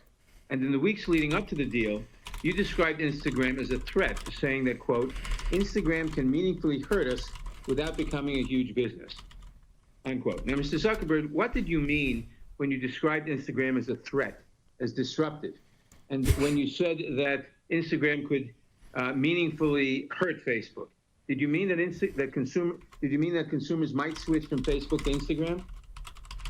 Congressman, thanks for the opportunity to address this. At the time, there was a small but growing field of Did you mean that consumers might switch from Facebook to Instagram? That was my question. It's all one thing, baby. It's all one thing. Did you mean that? In the space of mobile photos and camera apps, which was growing, they were a competitor. I've been clear about that. And fine. In February of that year, it's going to be horrible. You told Facebook's chief financial officer that you were interested in buying Instagram. He asked you whether the purpose of the deal was to neutralize a potential competitor or to integrate their products with ours in order to improve our services. You answered that it was a combination of both, saying what we're really buying is time. Even if some new competitors springs up, those products won't get much traction since we'll already have their mechanics deployed at scale. Yeah. Mr. Zuckerberg, what did you mean when you answered that the purpose of the deal was to neutralize a potential competitor? What other things going to mean? Congressman, well, those aren't my words, but yes. Those aren't my words. I've been clear that Instagram was a competitor in the space of mobile photo sharing. There were a lot of others at the time. They competed with apps like ViscoCam and PicPlease and companies like Path. It was a subset of the overall space of connecting that we exist in. And by having them join us, they certainly went from being a competitor in the space of being a mobile camera to an app that we could help grow and help get more people to be able to use and be on our team. And I think that's been wildly successful. Yeah. Well, Mr. Zuckerberg, mergers and acquisitions that buy off It's not going anywhere. competitive Look at it go up. threats violate the antitrust laws. In your own words, They're doing you fine. purchased Instagram to neutralize a competitive threat. If this was an illegal merger at the time of the transaction, Yeah. why shouldn't Instagram now be broken off into a separate company? Well, Congressman, I think the FTC had all of these documents and reviewed this and unanimously voted at the time not to challenge the acquisition. I mean, I think with hindsight, The FTC does not. They're not a good thing to look at, by the way. Obviously, they're bought and paid for. Good deal of them. That they competed with in mobile sharing, including companies like Path, which were hot at the time and had great founders and entrepreneurs running them. Dave Moore and I worked closely with him. I mean, I don't even think Path exists today. It was not a guarantee that Instagram was going to succeed. The acquisition has done wildly well. Oh, we got it. Look at that. Because not just of the founders' talent, but because we invested heavily in building up the infrastructure and promoting it and working on security and working on a lot of things around this. And I think that this has been an American success story. Well, thank you. Mr. Zuckerberg, you're making my point. In closing, Mr. Chairman, I want to end where I began. You played yourself, Facebook, Zuckerberg. by Mr. Zuckerberg's own admission and by the documents we have from the time, Facebook saw Instagram as a threat that could potentially siphon business away from Facebook. Oh yeah, there's nothing they can And do. so rather than compete with it, Facebook bought it. This is exactly the type of anti-competitive acquisition that the antitrust laws were designed to prevent. What the fuck is going on It here? should never have Oh, happened in the first place. It should never have been permitted to happen. And it cannot Get your happen mask again. up. I yield back. on your nose. Thank you, Mr. Chairman. I would remind the witness that the failures of the FTC in 2012, of course, do not alleviate the antitrust challenges that the chairman described. Exactly. And with that, I'm going to recognize the gentleman from Colorado, and again, thank him for co-hosting one of the most important field hearings we had along with Mr. Neguse in Colorado that I think was very critical in this investigation, and you're recognized from 5 minutes, Mr. Buck. Thank you, Mr. Chairman, and I want to offer my appreciation to you for the bipartisan way that you have approached the subcommittee's investigation. I want to start by saying that capitalism is the greatest instrument for freedom this world has ever seen. Capitalism has given the United States the freedom and means to defeat the Soviet Union, beat back fascism, and put a man on the moon. This is a Republican, This by the way. economic system has lifted millions out of poverty. It has made America the freest, most prosperous nation in the world. Our witnesses have taken ideas born out of a dorm room, a garage, a warehouse, and built these dreams into 4 of the biggest power players in the digital global economy. You have all enjoyed the freedom to succeed. Now, let me be clear. I do not believe big is necessarily bad. In fact, big is often a force for good. However, I want to address one particularly disturbing issue. Mr. Pichai, in October 2018, Google dropped out of the running for a Pentagon contract to complete the Joint Enterprise Defense Infrastructure, or JEDI contract, which was valued at more than $10 billion. Google's stated reason for removing itself from the bidding process is that the U.S. military's project did not align with Google's corporate values and principles. The fuck is this thing going This is on? the same U.S. military that fights for our freedoms and stands as a force for good across the globe. Bringing in some visual These are the aids. same soldiers, sailors, and airmen that sacrifice their lives to ensure you have the freedom to build your company and set your corporate policies without fear of government interference, unlike in communist China. The fuck are we doing here? I also find it very interesting that only months after making this decision to withdraw from the JEDI contract, Marine General Joseph Dunford, the chairman of the U.S. Joint Chiefs of Staff, warned the Senate Armed Forces Committee That's Chinese stuff. Yep. That's Chinese stuff. Google's work. It made me Dude, just as a side note, the war drums are beaten for China. Big time. It's crazy. I'm surprised they've been able to not to talk about it this far. The Chinese Communist Party imprisons Uyghur Muslims in Because the Uyghur concentration thing. camps, like it is shown on the chart behind me. Could it be that China forces slaves to work in sweatshops? The chart behind me. Maybe they align on the design to suppress free speech in Hong Kong. Did Google agree with CCP's decision to lie to the world about the COVID-19 pandemic? Then I thought about Google's Dragonfly experiment. I wondered if perhaps you agreed with the Chinese government's use of technology platforms to spy on its own people. What does this and enforce matter? Draconian security laws. Maybe it's that your company is aligned with the Chinese Communist Party's corporate espionage policies, where the strategy is to steal whatever can be produced domestically. These values that allow Google to work with the Chinese military but not the U.S. military help explain why Google wouldn't think twice about blatantly stealing a competitor's product, right down to the watermark, without any hint of attribution. Mr. Pichai, during our field hearing in my home state of Colorado, I heard a story that sounded so brazen. So apparently the Republicans, all they're going to do today is slide the narrative away from the competitive stuff, the anti-competitive stuff, which is actually what the laws reference. That's the reason the laws are there, to protect small businesses, and move it into this conversation of, don't you guys think what China's doing is bad? Also, how do I use Twitter? Don't you think we should be able to talk about hydroxychloroquine? Also, God knows what else. What we need to be talking about today is really how their actions affect businesses, what actions they've taken for these massive acquisitions. Not about, this thing is a tragedy, mind you. This is a really horrible thing that's going on in China. Unquestionably needs to be brought to the public eye. This is not the place to do it. Genius created another experiment to determine the scope of the misappropriation. It turns out that out of 271 songs where the watermark was applied, this is the equivalent like when you go to a wedding and somebody proposes at that wedding. Freedom took advantage of this small company, all but extinguishing Genius's freedom to compete. Me too, Das. Google is supposed to connect people to information. Your corporate values once stood for freedom. This is not about that. A platform that let capitalism flourish and helped. If Google wanted to, they could become a communist mouthpiece. That is not against the law.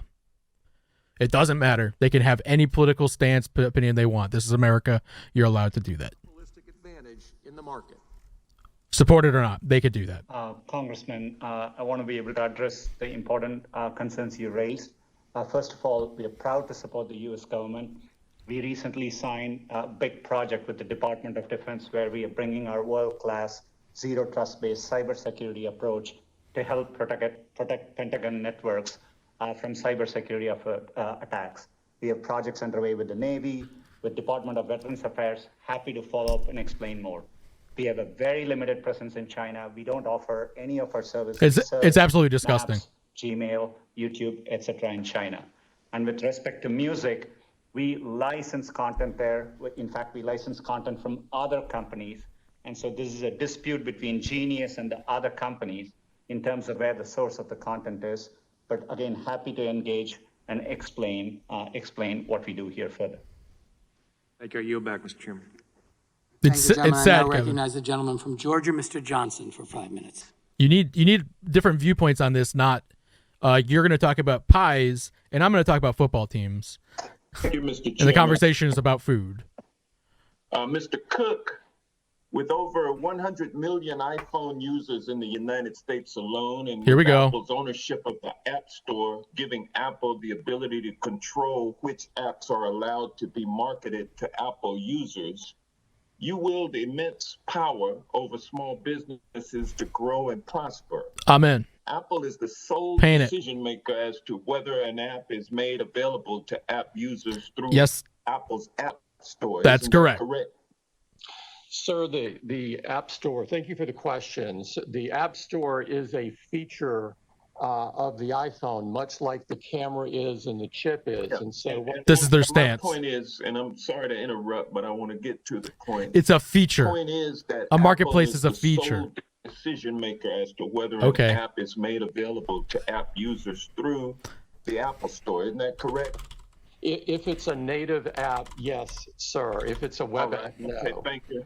Thank you. And throughout our investigation, we've heard concerns that rules governing the App Store review process are not available to the app developers.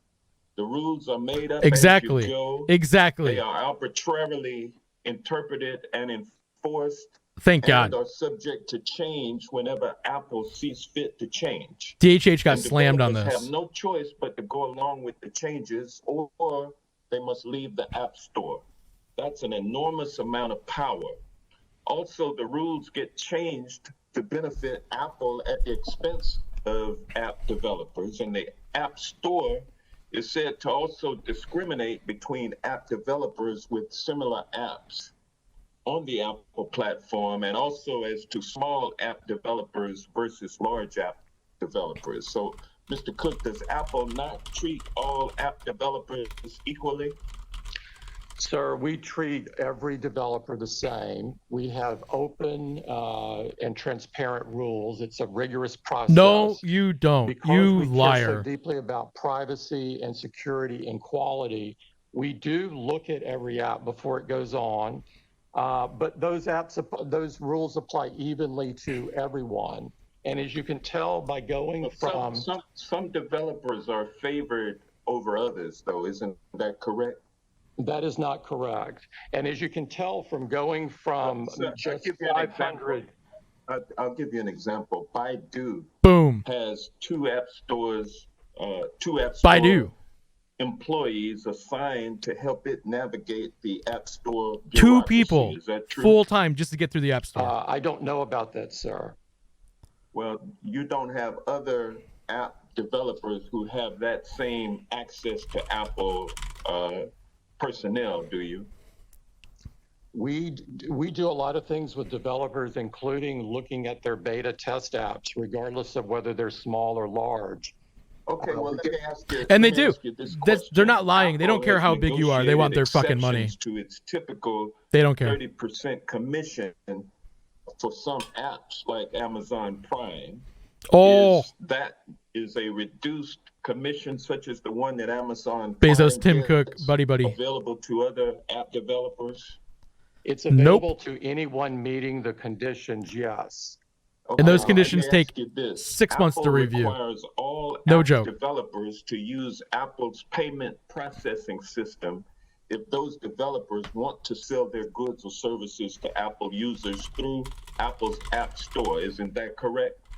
That is correct, because it's by processing payments for apps that you allow into the App Store, you collect their customer data and you use that data to inform Apple as to whether or not it would be profitable for Apple to launch a competing app. Isn't that correct? Sir, 84% of the apps are charged nothing. The remaining 16% either pay 15 or 30, depending upon the specifics. If it's in the second year of a subscription, as an example, it only pays 15%. If you look back at history... What's to stop Apple from increasing its commission to 50%? Exactly. Nothing. Sir, we have never increased commissions in the store since the first There's nothing day to stop you from doing it. There's nothing. There's nothing to stop you from doing so. Boom. No, exactly. Sir, I disagree strongly with that. There's no competing market force. Developers, just like there's a competition for customers. No competing market force at all. Competition for developers. None. They can write their apps for Android or Windows or Xbox or PlayStation. But they won't. So we have fierce competition. There's 100 million people on your platform. People want on it. The customer side, which is essentially, it's so what a competitive. liar. I would describe it as a street fight for market share in the smartphone business. A street fight for 100 million people. Apple fuck off. Ever retaliated against or disadvantaged a developer who went public about their frustrations with the App Store? I don't know. We do not retaliate or bully people. You do, though. Strongly against our They straight culture. up told DHH, play ball or you're done. Expired. The chair now recognizes the gentleman from Florida, Mr. Gates. Mr. Zuckerberg, in his written testimony, made the claim that Facebook is an American company with American values. Do any of the rest of you take a different view? That is to say that your companies don't embrace American values. I like this Great guy. to see that none That's of a good you opener. Do. Mr. Pichai, I'm worried about Google's market power, how it concentrates that power, and then ultimately how it wields it. Project Maven was a collaboration between Google and the Department of Defense that Google pulled out of, citing ethical concerns, and you made the decision to pull out of that joint venture following receipt of a letter from thousands of your employees saying that Google should not be in the business of war. My question, Mr. Pichai, is did you weigh the input from your employees when making the decision to abandon that project with the United States military? Congressman, thanks for your concern. As I said earlier, we're deeply committed to supporting the military and the U.S. government. We have undertaken several projects since then. We do take our employees' input into account, but it's one input. We make decisions based on a variety of factors. As a company, we were new in the cloud space at that time. Since then, thank you. That's a sufficient answer, that you did take their feedback into account. And in fact, some of your Googlers have recently sent you a letter where they've asked you to exit other partnerships as a consequence of ethical concerns. They've asked you to stop doing business with American law enforcement, saying that police broadly uphold white supremacy and that Google should not be engaged in any services to police. And as you well know, you provide some of the most basic services. Is this guy literally giving like now like a different argument? He's like, we talked about COVID. Let's make sure we talk about this other thing too. Congress and the American people, will you take the pledge that Google will not adopt the bigoted anti-police policy that is requested in the most recent letter? Congressman, we have a long track record of working with law enforcement when it is supported by due process and the law. We push back against overbroad requests. We are transparent about the requests we get, but we have a long history of following the law and cooperating with law enforcement. I understand the history. I'm asking about the future. To the law enforcement that are watching today, can they rest assured that under your leadership, Google will not adopt these bigoted anti-police policies? Congressman, we are committed to continuing to work with law enforcement in a way that's consistent with law and due processes in the U.S. Well, I greatly appreciate that, and I know that will be very comforting to the police who utilize your services. You mentioned earlier in the discussion about China that your engagement in China was very limited, but yet Google has an AI China Center. The Chinese Academy of Sciences has published a paper saying that enhanced the targeting capabilities of China's J-20 fighter aircraft. You collaborate with Chinese universities that take millions upon millions of dollars from the Chinese military. Like, matter of fact, this guy, this is the exact thing. This is the exact thing, isn't it? Bring these guys in to talk about a murder they committed, right? And then just like say, well, maybe we don't have to have the conversation about the murder. Why don't we talk about what you guys thought of Dostoevsky's writings? Like, this is bullshit. Like, well, that happens on Google, doesn't it? Like, it's on the internet, so let's talk about things that the internet talks about. What a load of shit to slide it like this. What a load of shit. He accused you of treason. So why would an American company with American values so directly aid the Chinese military, but have ethical concerns about working alongside the U.S. military on Project Maven? None. And I understand your point about cybersecurity and those things, but Project Maven was a specific way to ensure that our troops are safe on the battlefield. And if you have no problem, zero relevance, the J-20 Chinese fighter more effective in its targeting, why wouldn't you want to make America as effective? Where's the gavel? Gavel! Congressman, with respect, we are not working with the Chinese military. It's absolutely false. I had a chance to meet with General Dunford personally. We have clarified what we do in China compared to our peers. It's very, very limited in nature. Our AI work in China is limited to a handful of people working on open source projects. I'm happy to share and engage with the office to explain our work in China further. Gosh, I mean, when the chairman of the Joint Chiefs of Staff says that an American company is directly aiding China, when you have an AI center, when you're working with universities, and when your employees are talking about China trembling the world, it seems to really call into question your commitment to our country and our values. I see my time's expired. I hope we have an additional round, Mr. Gavel. Just gavel them anyways. I now recognize the gentleman from Maryland, Mr. Raskin, for 5 minutes. Who do we get? Who's this guy? Chairman, Mr. Raskin? Mr. Zuckerberg, as you know, Raskin. The proliferation of fake Facebook accounts was a key tool in the strategy of Russian interference in the American election in 2016. American law enforcement, the Senate, the House, have all found that Vladimir Putin engaged in a sweeping and systematic campaign to undermine American democracy in 2016 and to work for a victory for Donald Trump.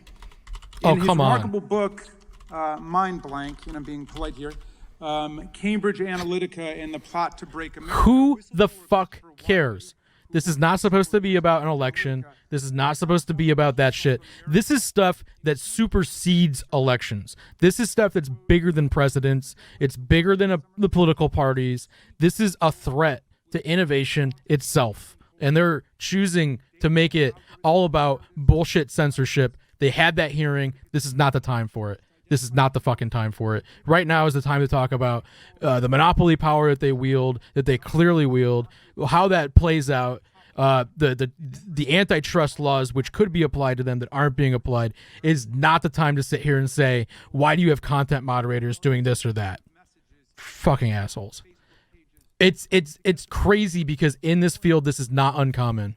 There's a lot of money that's being spent that goes into professors' pockets, that goes into think tanks, and it's being spent by the 4 companies represented today, Microsoft and several others, that their entire narrative is just that there's nothing wrong with the political system or the capital system right now. These aren't monopolies when they clearly are. They clearly don't pass the test of not being monopolies. And this is bullshit that the American people deserve. The American people deserve better than this from their elected officials. These guys should be just putting everything else down and saying, well, why don't you explain to me how owning 90% of something doesn't qualify it as a monopoly? Why don't you just explain that to me? How are you not in violation of the tenets put forth in the Sherman Antitrust Act or the Clay Act or any of these other things that clearly stated anything over 50% was a monopoly? And that monopolies, they're not just like questionable, they're a felony. It's a felony to possess a monopoly. It's a felony to have monopoly power. These guys could be in jail if they object hard enough. Think about that. This isn't just a civil matter. This isn't just a matter for fines. This is jail time. That's how they wrangled in Rockefeller. So they wrangled in Carnegie. And these guys are sitting here having to respond to why information is being censored. Information being censored is the result of a monopoly. The root cause is that they have a monopoly and it's not being discussed. The Stop Hate for Profit campaign is a coalition that includes the Color of Change, the Anti-Defamation League, and other civil rights groups. And they're targeting Facebook right now for a boycott because of the rapid spread of hate messages online, the presence of Boogaloo and other right-wing extremist groups trying to infiltrate and disrupt Black Lives Matter protests, and the fact that alt-right, racist, and anti-Semitic content flourishes on Facebook. So they're asking you to remove these pages and essentially to join the movement for civil rights by not allowing that kind of content. Their boycotters include a lot of big companies, including Patagonia, Levi's, McDonald's, VW, Heineken, and so on. But you seem not to be that moved by their campaign, and I just wonder what you think about what they're asking you to do. Congressman, thanks. We're very focused on fighting against election interference. And we're also very focused on fighting against hate speech. And our commitments to those issues and fighting them go back years before this recent movement. Since 2016, the defenses that the company has built up to help secure elections, not just in the US, but around the world, I think are some of the most advanced that any company or government has in the world now. We routinely now collaborate I think this is relevant to tech law people. Enforcement and intelligence agencies and are able to sometimes identify threats coming from other countries before governments are even able to. So in terms of fighting hate, if you need to talk, we've built really sophisticated systems. Our goal is to identify it before anyone even sees it on the platform. And we've built AI systems and, as I mentioned, have tens of thousands of people working on safety and security with the goal of getting this stuff down so that way before people even see it. What's up? And right now we're able to proactively identify 89% of the hate speech that we take down before I think it's even seen by other people. So, I want to do better than 89%. I'd like to get that to 99%. But we have a massive investment here. We invest billions of dollars. Just my time's almost out. Can you just address the proliferation of fake accounts? I understand annually you get 6.5 billion fake accounts produced there, but in some sense you have a profit motive that's linked to that because that's what's reported to your investors, the number of accounts. Are you working zealously to try to ferret out these fake accounts that are used to spread hate and disinformation? The gentleman's time has Absolutely, expired, but Congressman. the witness may answer the question. Congressman, absolutely. We work hard on this. We take down billions of fake accounts a year. A lot of that is just people trying to set up accounts to spam people for commercial reasons. A very small percent of that are nation states trying to interfere in elections, but we're very focused on trying to find those. Having fake and harmful content on our platform does not help our business. It hurts our business. People do not want to see that stuff, and they use our services less when they do. So fake accounts are actually like a really big problem right now, not just on Facebook, but just like everywhere. So this is important. Yield back. Thank you. The committee will stand in recess for 10 minutes while we fix a technical feed with one of our witnesses. Oh, gavel. It's a convenient time for Greg to take a break, so that worked out. I'll keep talking, but this is my first time on stream. I'm Rob, by the way.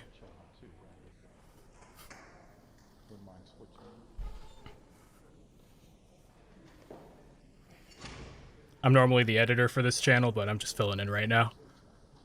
I recognize a lot of y'all. Yeah, I'm new, Greg.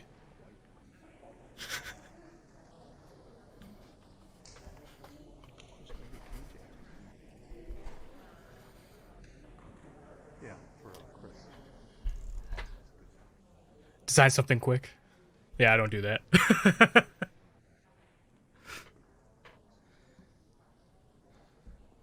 Yeah. Yeah, blue. It's blue. I did. I was one of the editors, yes. We're really proud of that video. We spent a long time on it.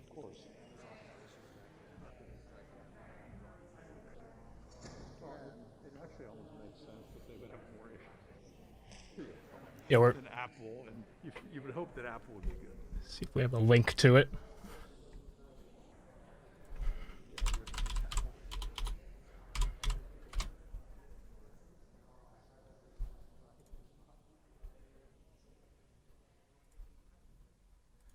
So anyone that doesn't know, I'm posted the link again. If anybody hasn't seen this, this is what sent us down the rabbit hole. We spent a long time on that video. We're very upset that Microsoft isn't here right now. You know, they're kind of the OGs of big tech monopolies.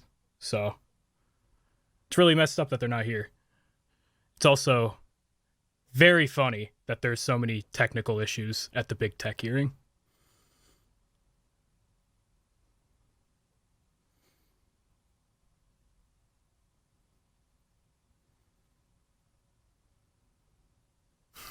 Yeah, sorry about that, Demon Wolf. You brought that on yourself, man.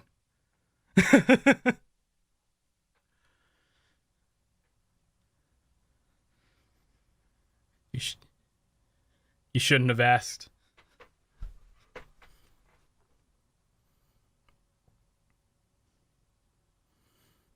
Yeah, no.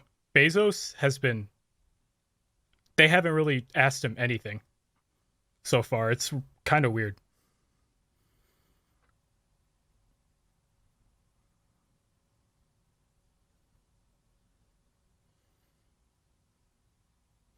Oh, were people going after you, Demon Wolf?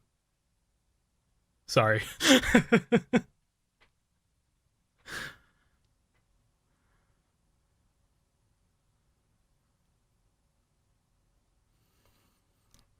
Yeah, it's a few.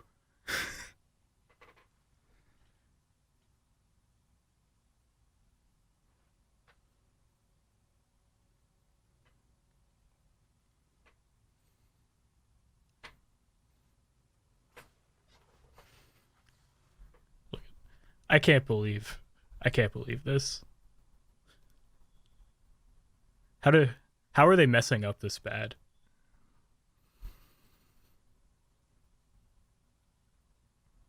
That guy's not wearing a mask.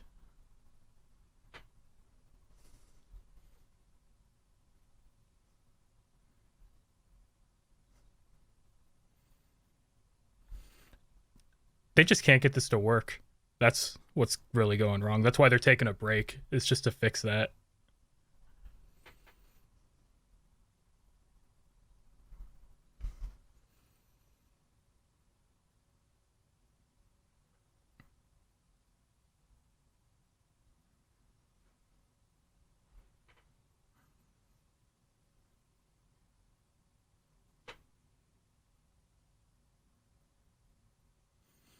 Right. Like, if they're as innovative as they claim to be at this massive size, they should be able to do the bare minimum.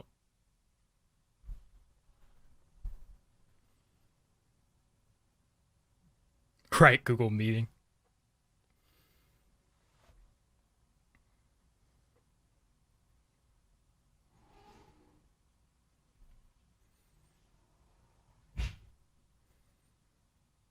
It is cool that most of them are wearing masks, if not all of them on screen right now.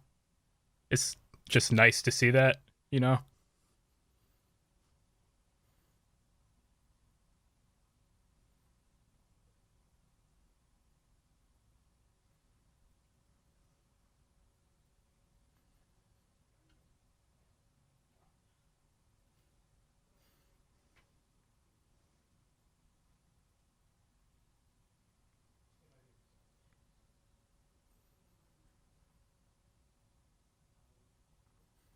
It's also pretty neat that, like, they just got, like, Purell just everywhere. On everybody's desk, they all get their own. They're staying safe.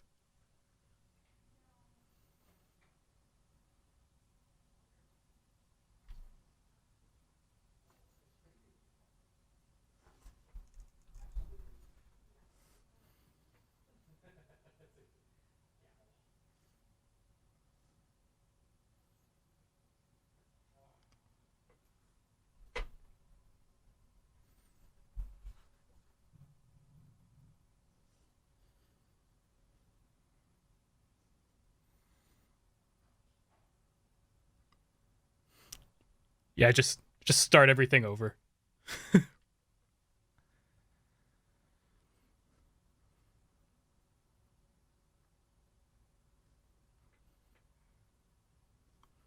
I bet Mark Zuckerberg is still just sitting there, not moving. He's just sitting there, still staring at the camera, just waiting. He's on sleep mode.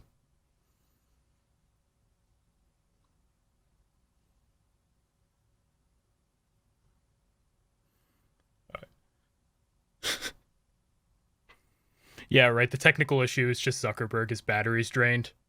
They used up too much of him for those questions. He needs to go back.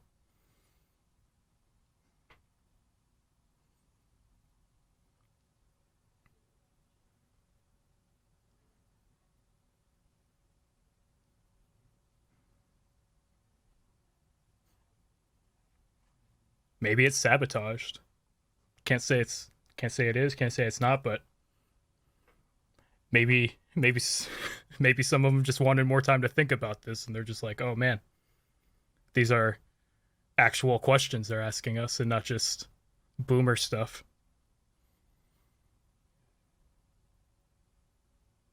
Yeah, it's Microsoft. They want them to use Skype.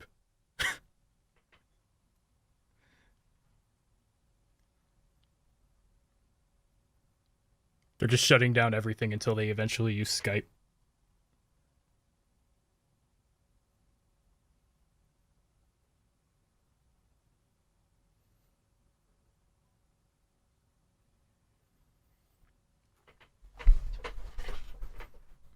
He took off his mask.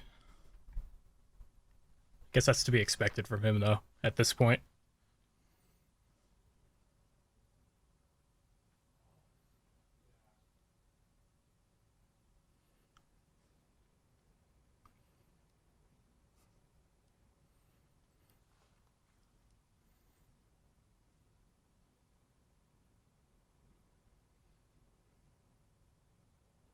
Yeah, this is obnoxious.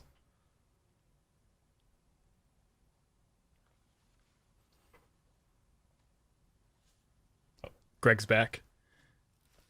What was that? While they're on break.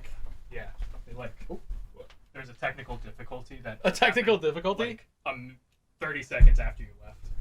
So Of course there is. Of course there is. There's a technical difficulty.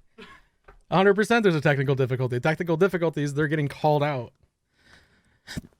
Wow, he's got a warm ear. He's got some warm ears. These are warm headphones, man. It's like sitting on a warm toilet seat. Doesn't feel good. So let's just do a quick mask count. There's somebody without a mask. There's one. Just the one. Okay, good. And then this lady's like, I need to get this on the gram. Let me come in and Instagram that off. He does have a warm head. So I imagine they'll be back to this pretty shortly. What's interesting is that they did not direct anything at Amazon yet. So unless they're, I don't think there's, because the thing is, I don't think there's much going on. Rather, like I'm trying to think of this way. I don't think there's much going on with Amazon that they're aware of. They're on a surface level of Amazon. It's hard to make an argument that just having a successful online marketplace for retail is anti-competitive. The stuff that I believe Amazon really should be held to the fire over is AWS. The AWS is sort of Amazon's long-term Play Store kind of thing, and they do things within AWS that you could see as anti-competitive. Samu Lives, Sundar-Pichai is speaking now. I don't think he is. This is a shared feed. You might be seeing something that's delayed. We can check though. Rob, do you want to check and see if there's another feed where he is talking?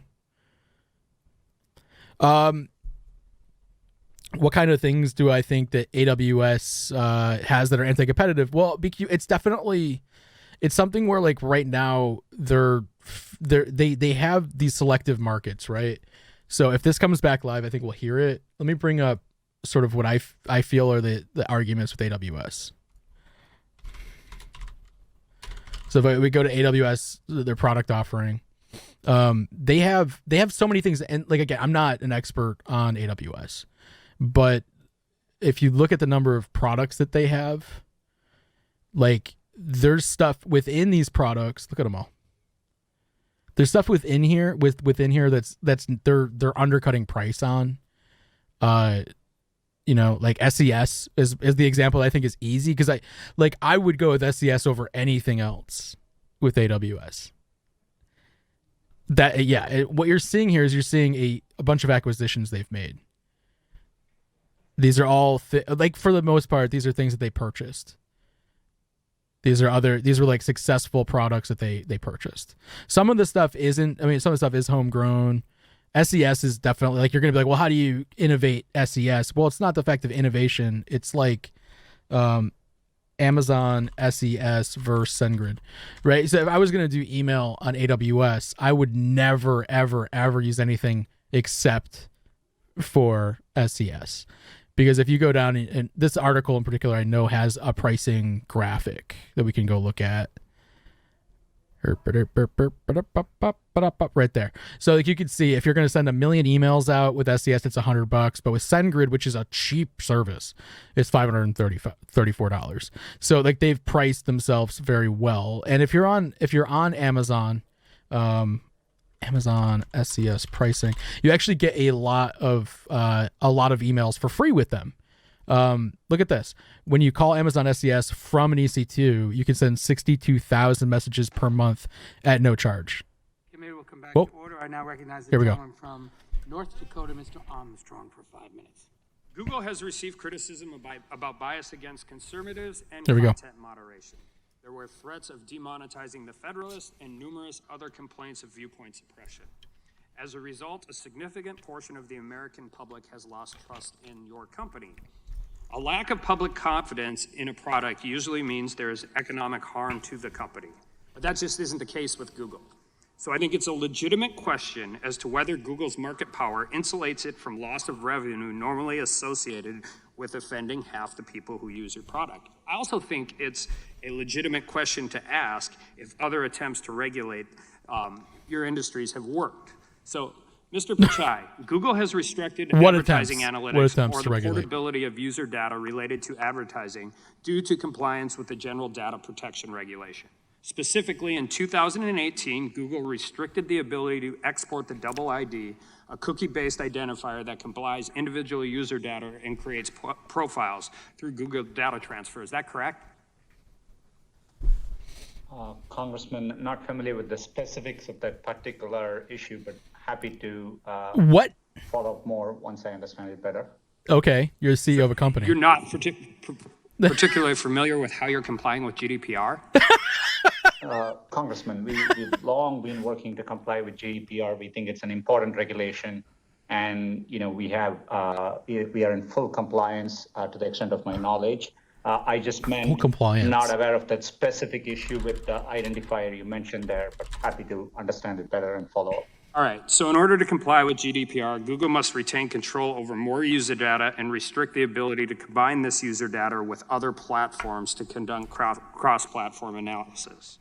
It seems as if that ultimately limits the ability of advertisers to make comparisons between Google-based campaigns and non-Google-based campaigns. Would you agree with that?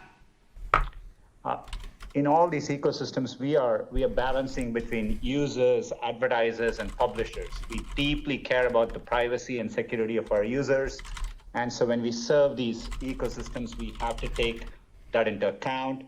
We have to comply with important laws and regulations in every country we operate in. And so that's the delicate balance we are constantly striking. But we are focused on our users and trying to do the best we can. And I just want to be perfectly clear. I personally believe that just the market power consolidation is significant, but I also want to be clear that when we're moving forward to regulate this, that we aren't actually squeezing out competition in our quest to do something. Because I've said that before in this hearing, and I'll say it again. Usually in our quest to regulate big companies, we end up hurting small companies. That's a reasonable thing, but it's also totally bullshit. They're talking about natural monopolies, and you want to allow companies to have natural monopolies for a short period of time, but then you regulate the tits out of them. This exact argument was brought up in 1890. Implementation of GDPR. Do you know that to be correct? It wasn't a reason not to enforce. Congressman, to just give you a sense of the robust competition we see, ad prices have fallen down by 40% in the past 10 years. And in fact, in the U.S., Heaven forbid, advertising as a share of GDP has come down from 1.4% in 1990 to less than 1% today. So we see robust competition in the marketplace. And as I said earlier, we have to comply with regulation. We have to interpret it strictly. And we have to balance the ecosystem, but our utmost care is ensuring privacy and security of our users as we serve these markets. And I'm glad you mentioned privacy, because I would be remiss if I didn't deal with this issue, because it is so relevant. And I think generally speaking, outside of the political issues and the bias with all of this, and this is for essentially all four of our witnesses, I think one of our bigger concerns when we talk about data and value, and that data having value and privacy, which is where people really get concerned with how the digital age is moving forward. And there are news reports that law enforcement has made increasing use of what are called geofence warrants. And these geofence warrants allow authorities to compel technology companies to disclose location records for any device in a certain area at a particular time.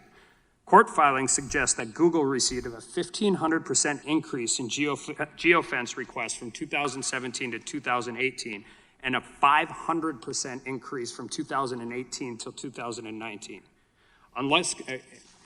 And so the Fourth Amendment requires probable cause and specificity, and that's not what these are. These what is this about? Are essentially for any person in an area at a particular time, and geofence warrants require neither. Okay. So unless accompanied by particularized information At least they use identifying warrants. a subject, geo warrants are essentially general warrants. I believe that the location information should be considered as contents of the Electronic Communications Act under the Stored Communications Act. Do you agree? Yes, exactly. This is important, but care about. This are is you why fucking we kidding issue me? Transparency reports, because we think it's an important area for Congress to have oversight.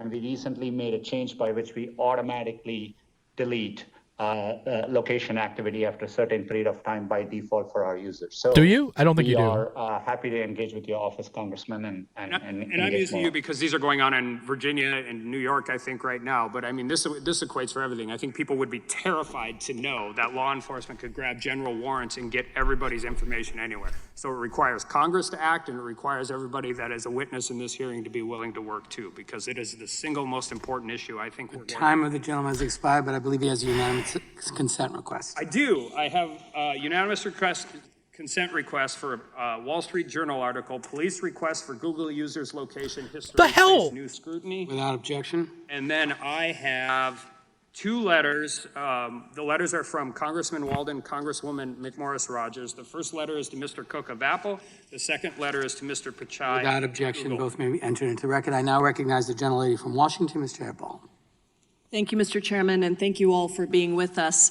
Mr. Bezos, in July 2019, your employee, Nate Sutton, told me under oath in this committee that Amazon does not, quote, use any specific seller data when creating its own private brand product. Here we go. So let me ask you, Mr. I've Bezos, seen it happen. does Amazon ever access and use third-party seller data when making business decisions? And just a yes or no will suffice, sir. Oh, God. I thank you for the question. I know it's an important topic, and I also want to thank you for representing us. It's a yes or a no. I can't answer that question yes or no. What I can tell you is we have a policy against using seller-specific data to aid our private label business, but I can't guarantee you that that policy has never been violated. Mr. Bezos, you're probably aware that an April 2020 report in the Wall Street Journal revealed that your company does access data on third-party sellers, both by reviewing data on popular individual sellers and products and by creating tiny product categories that allowed your company to categorically access detailed seller information in a supposedly aggregate category. Do you deny that report? I'm familiar with the Wall Street Journal article that you're talking about, and we continue to look into that very carefully. I'm not yet satisfied that we've gotten to the bottom of it, and we're going to keep looking at it. Okay. It's not as easy to do as you would think because some of the sources in the article are anonymous, but we continue to look into it. I'll take that as you're not denying that, you're looking into it. I will tell you a former Amazon employee in third-party sales and recruitment told this committee, quote, "There's a rule, but there's nobody enforcing or spot checking. They just say, don't help yourself to the data. It's a candy shop. Everyone can have access to anything they want." Do category managers have access to non-public data about third-party products and businesses? Of course they do. Of course they do. Here's what I can tell you. That's a yes. We do have certain safeguards in place. We train people on the policy. We expect people That's a yes. follow that policy the same way we would any other. It's a voluntary policy. As far as I'm aware, no other retailer limits their use of data at all. There's no actual enforcement. There's no actual enforcement of that policy. So it's voluntary and there's no actual enforcement. So maybe that answers my... Sorry. No, I think I may have misspoke. I'm trying to say that the fact that we have such a policy is voluntary. I think no other retailer even has such a policy. Okay. Well, our that's enforcement of that policy. We would treat that like any internal policy, and if we found that someone violated it, we would take action against them. Well, there's numerous reports, and the committee has conducted interviews with former employees who confirm that there are employees who do have access to that data and are using it. And so my next question was going to be, if you thought you were actually enforcing these rules, do you think that that's working? And again, I would just say that there's credible reporting that's documented breaches of these rules that you have put into place. We have the and evidence. The committee has interviewed employees that typically say that these breaches typically occur. Let's talk about aggregate data for a minute. Your rules do allow for you to access combined data on a product when there are only one or two sellers in the marketplace, correct? Yes, aggregate data is allowed under our policies. That is correct. Okay. And interviews with former employees have made it clear that that aggregate data essentially allows access to highly detailed data in those product categories. There's the example of Fortem, a small business that had no direct competitors except for Amazon Warehouse Deals, a resale clearing clearance account that only sold 17 units. An Amazon employee accessed a detailed sales report on Fortum's product with information on how much the company spent on advertising per unit and the cost to ship each trunk. And then Amazon launched its own competing products in October 2019. That's a major loophole, and I go back to the General Counsel's statement to this committee very clearly that there was no access to this data, that Amazon does not use that data for its own benefit. And I'm now hearing you say, well, you're not so sure that that's going on. And the issue that we're concerned with here is very simple. You have access to data that far exceeds the sellers on your platforms with whom you compete. You can track consumer habits, interests, even what consumers clicked on but then didn't buy. You have access to the entirety of sellers' pricing and inventory information, past, present, and future, and you dictate the participation of third-party sellers on your platform. So you can set the rules of the game for your competitors, but not actually follow those same rules for yourself. Do you think that's fair to the mom and pop third-party businesses who are trying to sell on your platform? I appreciate that question, and I like it a lot because I really want a chance to address that. I'm very proud of what we've done for third-party sellers on this platform. We started our third-party platform 20 years ago, and we had 0 sellers on it. The question I'm asking, I'm sorry, I'm so sorry, my time is expiring, and the question I wanted to ask you is that you have access to data that your competitors do not have. So you might allow third-party sellers onto your platform, but if you're continuously monitoring the data to make sure that they're never going to get big enough that they can compete with you, that is actually the concern that the committee has. And, you know, I think your company started in my district. I want to thank you for that. I want to thank you for the work that you've done and say that the whole goal of this committee's work is to make sure that there are more Amazons, that there are more Apples, that there are more companies that get to innovate and small businesses get to thrive. And that is what we're trying to get at. That is why we need to regulate these marketplaces so that no company has a platform so dominant that it is essentially a monopoly. Thank you, Mr. Chairman. I yield back. Imagine they have the combined cash reserves in the neighborhood of $500 billion cash reserve, money in their bank account. Imagine that going into 500 or 50,000 $50,000 $10 million businesses. Imagine that, 50,000 20-employee companies. They're sequestering it. Start with you, and I'm just going to illustrate my question with a factual incident that actually occurred to me. Several months ago, my wife called and said, hey, there's a good article on the Gateway Pundit that you should read. So out of curiosity, I was up here in Washington. Out of curiosity, I Googled Gateway Pundit. And it didn't show up on the first page, didn't show up on the second page. There was a bunch of different blogging sites about how there were disagreements with what was on the Gateway Pundit. But I actually had to type in gatewaypundit.com to get to it. Interestingly, Google didn't allow me to get to the actual website.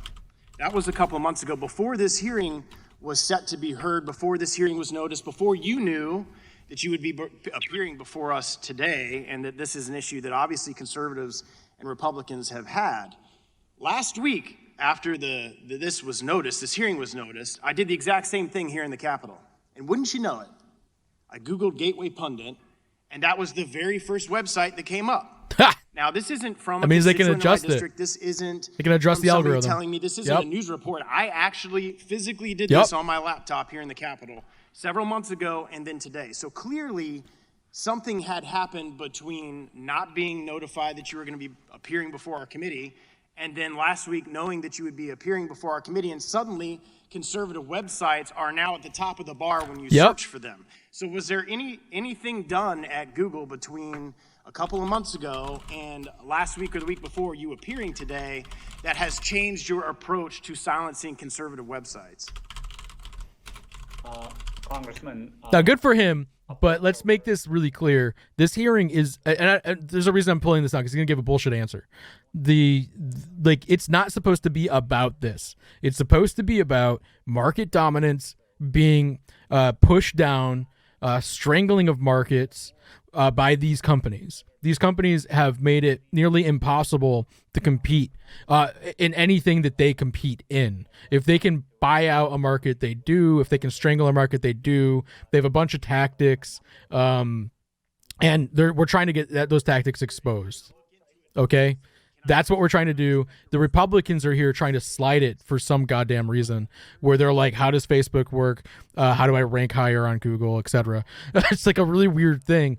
But what we're trying to get to the forefront is them to admit that they have these uncompetitive situations they've created. We already have laws that will stop everything that's happening. We already have them.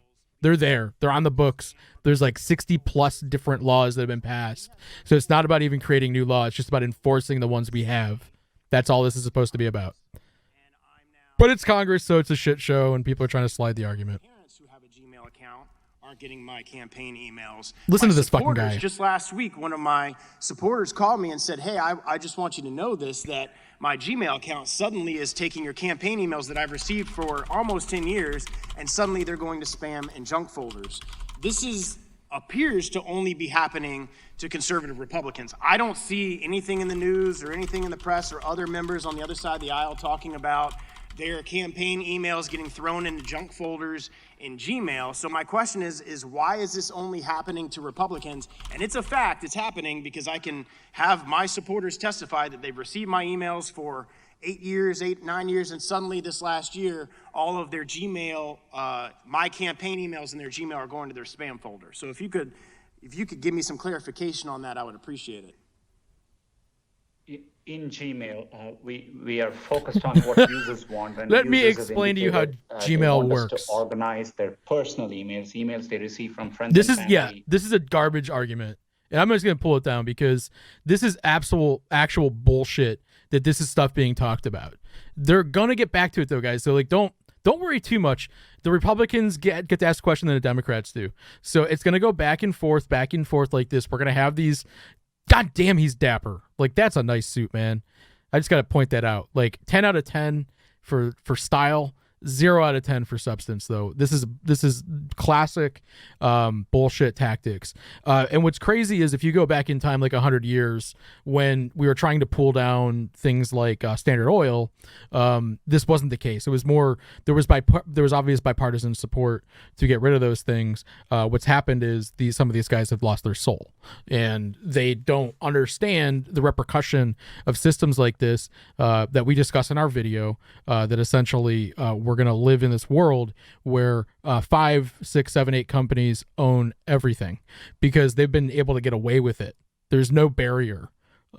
We think that we have this barrier called monopoly power that we can shut a company down for, but they haven't been able to do that. They haven't even brought it to court in 20 years.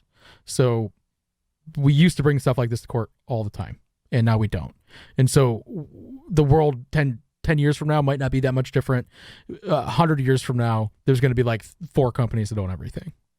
Why wouldn't they? Google, or we'll say Microsoft is a $1.6 trillion company. By next year, they better be a $1.8 trillion company. By the year after that, they would be a $2 trillion company. Oh, good. Sorry. Emails going into spam as well, and I'm really sure we're still on the Democratic fucking email members have had spam the same shit. Experiences, unfortunately.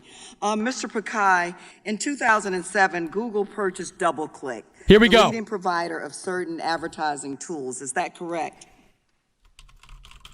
That's correct, Congresswoman. When Google proposed the merger, alarm bells were raised about the access to data Google would have, specifically the ability to connect a user's personal identity with their browsing activity. Google, however, committed to Congress and to the antitrust enforcers that the deal would not reduce user privacy. Google chief legal advisor testified before the Senate Antitrust Subcommittee that Google wouldn't be able to merge this data even if it wanted to, given contractual restrictions. But in June of 2016, Google went ahead and merged this data anyway, effectively destroying anonymity on the internet. Mr. Pichai, you became CEO of Google in 2015, is that correct? That's right. Okay, and this change was made in 2016, is that correct?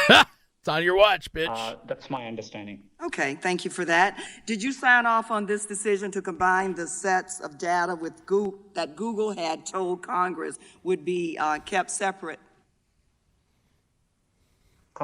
Congresswoman, any changes we made, Mr. Pichai, with all due respect, please, did you sign off on the decision or not? Yes, no lie.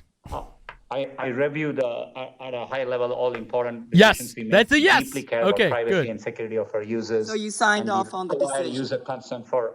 Yes. Okay, say yes. You signed Just say off yes. on the decision. Practically, this decision meant that your company would not combine would now combine, for example, all of my data on Google, my search history, my location from Google Maps, information from my emails from Gmail, as well as my personal identity with the record of almost all of the websites I visited. That is absolutely staggering. According to an email from a DoubleClick executive, that was exactly the type of reduction in user privacy that Google's founders had previously worried would lead to a backlash. And I quote, they were unwavering on the policy due to philosophical reasons, which is Larry and Sergey's fundamentally not wanting users associated with a cross-site cookie. They were also worried about a privacy storm as well as damage to Google's brand. So in 2007, Google's founders feared making this change because they knew it would upset their users. But in 2016, Google didn't seem to care. Mr. Pichai, isn't it true that what changed between 2007 and 2016 is that Google gained enormous market power? So while Google had to care about user privacy in 2007, it no longer had to in 2016. Would you agree that what changed was Google gained enormous market power? Congresswoman, this is an important issue. If I could explain. Well, we today make it very easy for users to be in control of their data. We have simplified their settings. They can turn ads personalization on or off.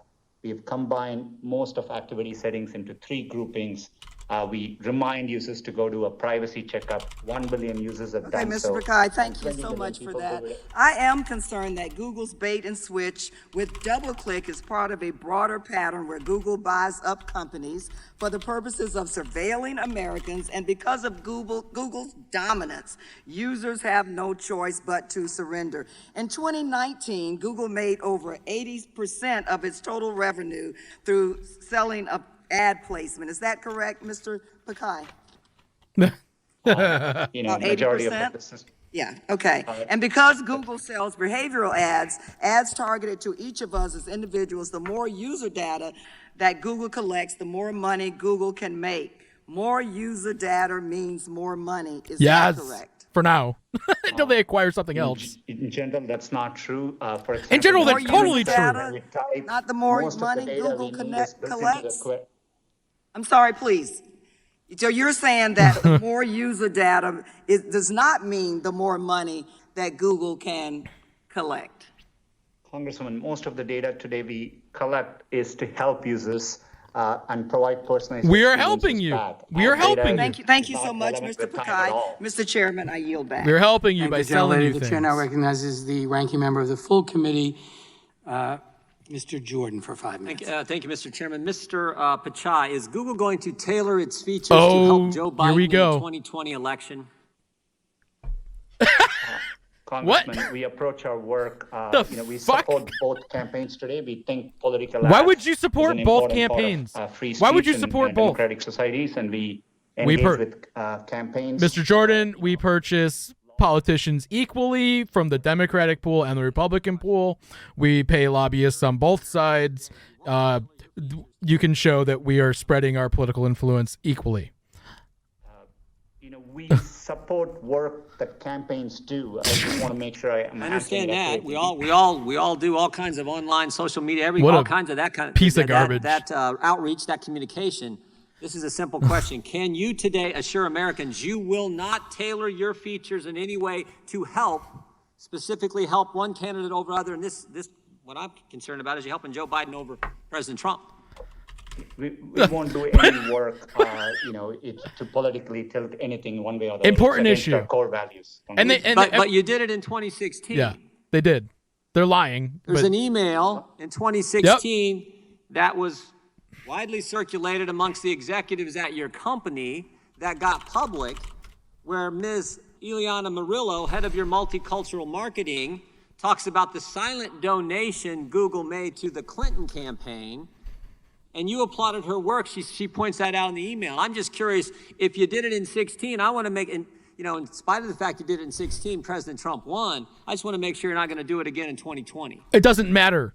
They're going to thrive either way. Recall our conversation. They don't. This is a bullshit argument. Your concern. We didn't find any evidence of such activity, and I took the opportunity after our conversation to reinforce to the company. We realized even an appearance could be improper, so we have clearly communicated to our employees any personal political activity, while that's their right, needs to happen on their own time and resources and should avoid any use of company. Of course, everyone's got their First Amendment rights to campaign for who they want. What they can't do is configure your features to help one candidate over the other. So you might have not have found any evidence, but here's what she wrote to the email to a number of key executives in your company. Quote, we push to get out the Latino vote with our features. Second quote, we push to get out the Latino vote with our features in key states. So let's just be really clear. The point of this is totally stupid, because regardless of what these actors did, right? Like whatever these people did, this is a non-point. Trump won because even though they were trying to influence, if they were, who cares? If the result is yes, you were trying to influence, it doesn't matter, because Trump won and they still thrived. In the years that Trump has been in office, what would that be? About 4 years now. So we just were to go look at a 5-year window on Google. It looks like they did just fine with him in office, right? They nearly they more than doubled their market cap, and I would imagine that this is something that is going to be happening across all these companies, because again, this is an issue that transcends. It absolutely transcends political parties. It absolutely transcends who's in office, who's in the Congress, who's in the whatever. It doesn't matter. They're so big at this point that they can just keep growing. And the conversation shouldn't be about who's censoring who, freaking Gmail filtering out political emails. These guys are selfishly making it about themselves, and they're doing nothing to protect the small businesses that are the driving engine of innovation. And the entrepreneurs who are being foreclosed from the market by these big companies. And this is the exact kind of bullshit we've kind of come to expect in this hearing from the Republicans. At least the Democrats are probing in, but they're not making salient enough points that would just clarify just how dubious these actions are. That's absolutely crazy. We're in a world now where if you're going to build a new business, you have to raise. We have a chart in our video. You have to raise something like 400% more money than you used to 10 years ago, and that's absolutely crazy. 4 times as much money is required to start a business today, and that's like going from like 1 million to like 1.2 million to like 5.8 or something like that. So what it does is it creates these scenarios where you have to go to VC. Your goal now is like either raising money from a VC. I'm sorry, I'll go back to this. Mr. Bezos. Or selling out. Investigations. Mr. Chairman, we have the email. There is no free. Excuse me, not your time. Gavel! Jordan, you do not have the time. Please Gavel! back over your colleague. Someone directly controls the time. Give him the Put your gavel. mask on. Put your mask on. Mr. Jordan. Put that mask on. Mr. Jordan, You want to talk about masks? Mr. Jordan. Mask it up. Scanlon Why would the Deputy controls Secretary the of time. Treasury unmask Michael Flynn's name, Mr. Scanlon. Raskin? And What I is wanna this know guy is doing? When someone comes after my motives for asking questions, I get a chance to respond. The gentlelady is recognized. Give him the gavel. Thank you, Mr. Chairman. Mr. Bezos, our investigation uncovered documents that show that Amazon sometimes doesn't play fairly, crossing the line from robust competition to predatory pricing to destroy rivals rather than outcompete them. And let's take the example of Quidsi, which used to own diapers.com and provided online baby care products.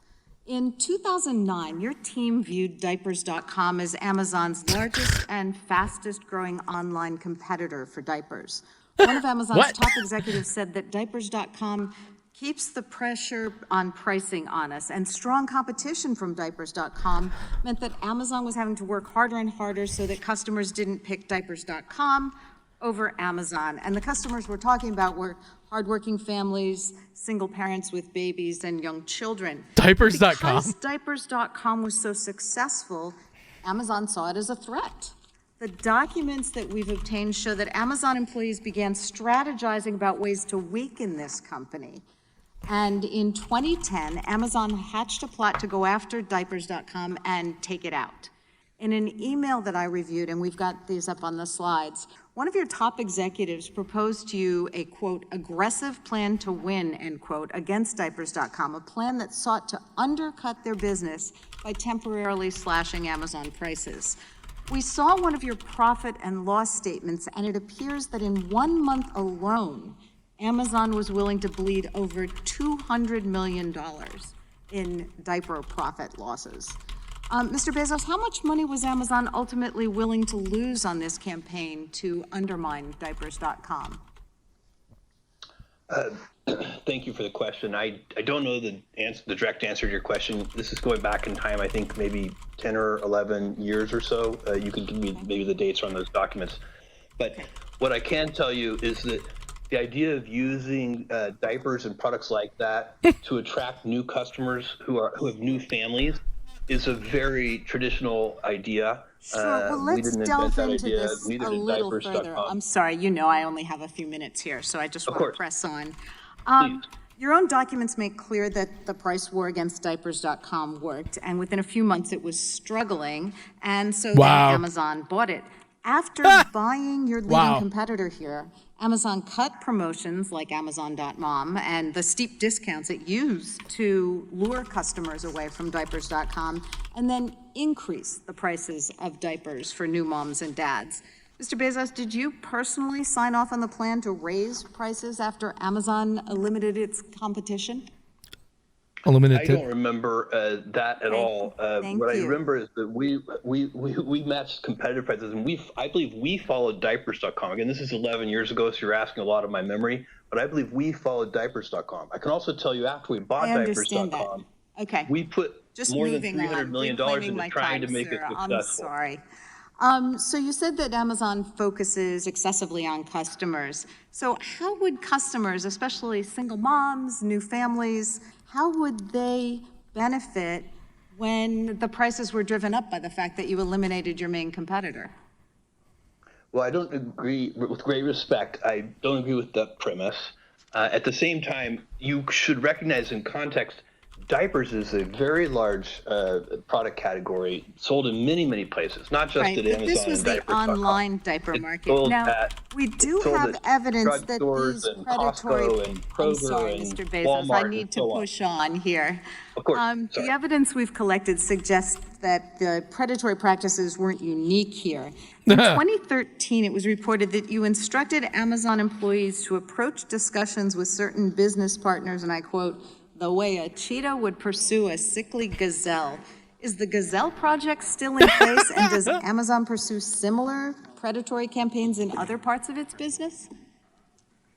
I cannot comment on that because I don't remember it. What I can tell you is that we are very, very focused on the customer as you started. And of course, that does include bargaining very hard with vendors and suppliers to get the lowest prices so that we can offer those to customers. Mr. Bezos, well, I'm almost out of time. I'm concerned too, because especially with the current pandemic, one of the biggest needs I'm seeing at the food drives and the giveaways that we're having to run in my district is that families don't have diapers, and we have to collect them to give them out. So what a unique issue. What a unique issue to fucking circle the wagons around. really concerned that I'm very concerned about the diapers pricing might have been situation. driven up here by this tactic, and I yield back.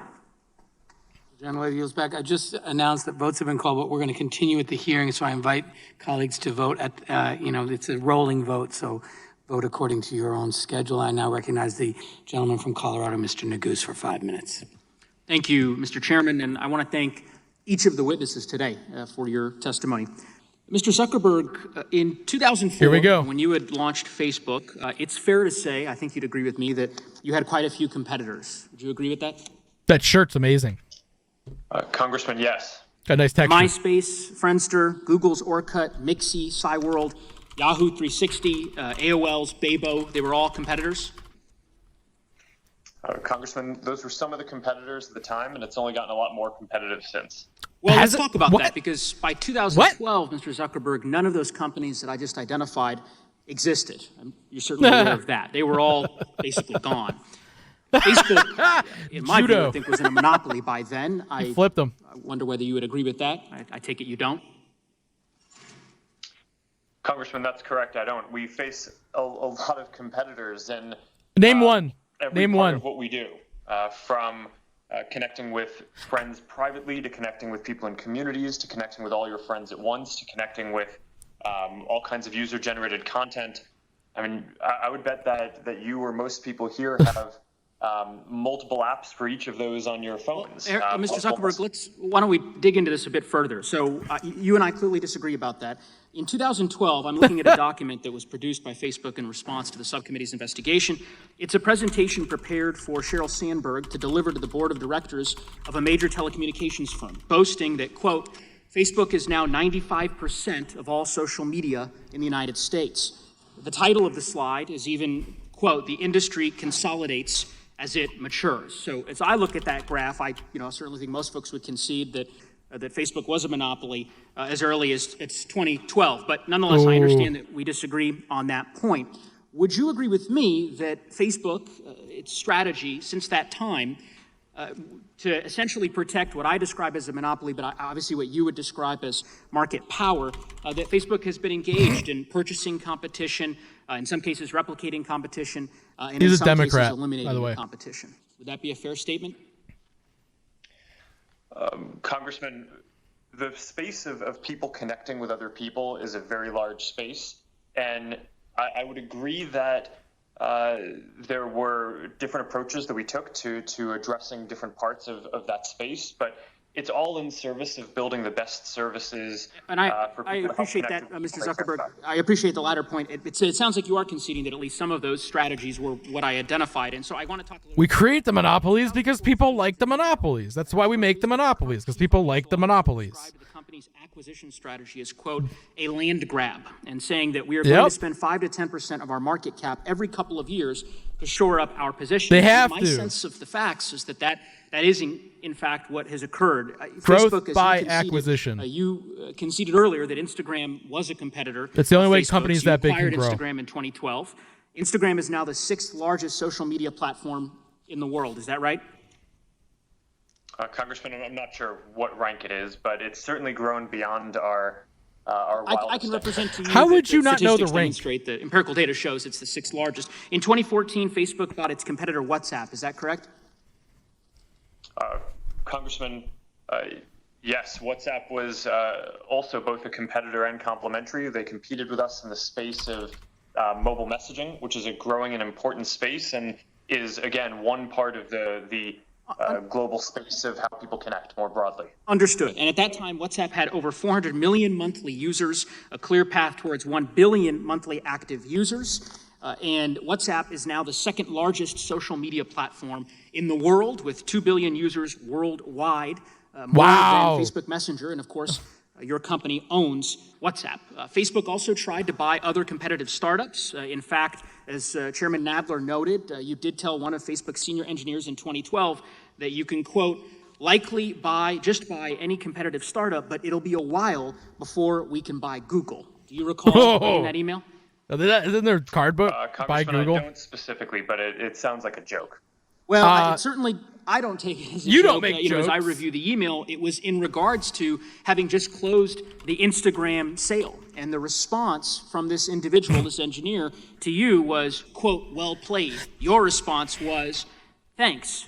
One reason people underestimate the importance of watching Google is that we can likely always just buy any competitive startups, but it'll be a while before we can buy Google. And given the purchases that Facebook had made previous to this and the attempted purchases, my understanding is that Facebook made several overtures to Snapchat, for example, which rebuffed those efforts, clearly demonstrates, in my view, that that email was not made in jest. But here's why I ask these questions, Mr. Zuckerberg. It strikes me that over the course of the last several years, Facebook has used its market power to either purchase or replicate the competition. And Facebook Messenger, WhatsApp, Instagram are the most now downloaded apps of the last decade. Your company, sir, owns them all. And we have a word for that. That word is monopoly. With that, he said the Thank you, word. gentlemen. I now recognize the gentlelady from Georgia, Ms. Thank McBath, God. for It's like 5 the minutes. first time. Mr. Bezos, you referred to third-party sellers today as Amazon's partners and that your success depends on their success. But over the past year, we've heard a completely different story. As part of this investigation, we've interviewed many small businesses, and they use the words like bullying, fear, and panic to describe their relationship with Amazon. I'm going to share the story of a small business owner who is also a wife and a mother. So you can understand how this is actually affecting the lives of everyday people and why this truly matters. We were a top bookseller on Amazon.com, and we worked day and night very hard towards growing our business and maintaining a 5-star feedback rating. Most importantly, this business feeds a total of 14 people, which includes 3 children and one 90-year-old granny. And as we grew, we were shrinking Amazon's market share in the textbooks category. So now in retaliation, Amazon started restricting us from selling. They started with a few titles in early 2019, and within 6 months, Amazon systematically blocked us from selling the full textbook category. We haven't sold a single book from the past 10 months or probably more. We were never given a reason. Amazon didn't even provide us with a notice as to why we were being restricted. There was no warning. There was no plan. So, Mr. Bezos, after Amazon just delisted the small business without any apparent reason or notice, she told us that they sent more than 500 separate communications to Amazon, including to you, Mr. Bezos, over the past year. There was not a single meaningful response. Do you think this is an acceptable way to treat someone that you described as both a partner and a customer? No, Congresswoman, and I appreciate you showing me that anecdote, and I would like to talk to her. It does not at all to me seem like the right way to treat her, and I'm surprised by that. And it's not the systematic approach that we take, I can assure you. I don't even understand what's going on in that anecdote because we would love for third-party sellers to sell books. On the website. Okay, I'm gonna break in for a second. This is sort of this is what we've been seeing a lot of, where the argument's being thrown at them in these bullshit. This is like, it is an argument. With her time, she chose to go and say, "There's this lady that used to sell books on Amazon. She can't sell them anymore," and try to make a point out of that. But, I want to just point the finger at how little, if not no time, has been spent talking about them restricting and making it impossible for anyone to make another Amazon. Or not even another Amazon, because Amazon's like 500 different things right now. How they made it almost impossible. They're making it impossible to make another marketplace or another AWS or something like that, where you have to go bring ridiculous amounts of money to the table. I mean, we found like Google has Gmail, right? In order to compete against Gmail, a company had to raise $33 million to compete against Gmail. And another one had to spend 3 years on it with sizable resources. And that's the real question, questions that should be being asked, is the effect on small businesses, not merchants, not retail merchants. You can be a retail merchant anywhere. You're just, all they're doing is they're creating arbitrage in the market. this stuff that they're getting into is less relevant than, again, like, why is it on whatever platform that you're doing predatory pricing where you offer something for free that was traditionally offered for like $5. The way bigger issues they need to be talking about. Amazon has nearly 7 times the market share of its closest e-commerce competitor. Here we go. One seller told us that, and I quote, Amazon continues to be the only show in town. No matter how angry sellers get, they have nowhere else to go. So are you saying that these people aren't being truthful when they say that Amazon is the only game in town? There we go.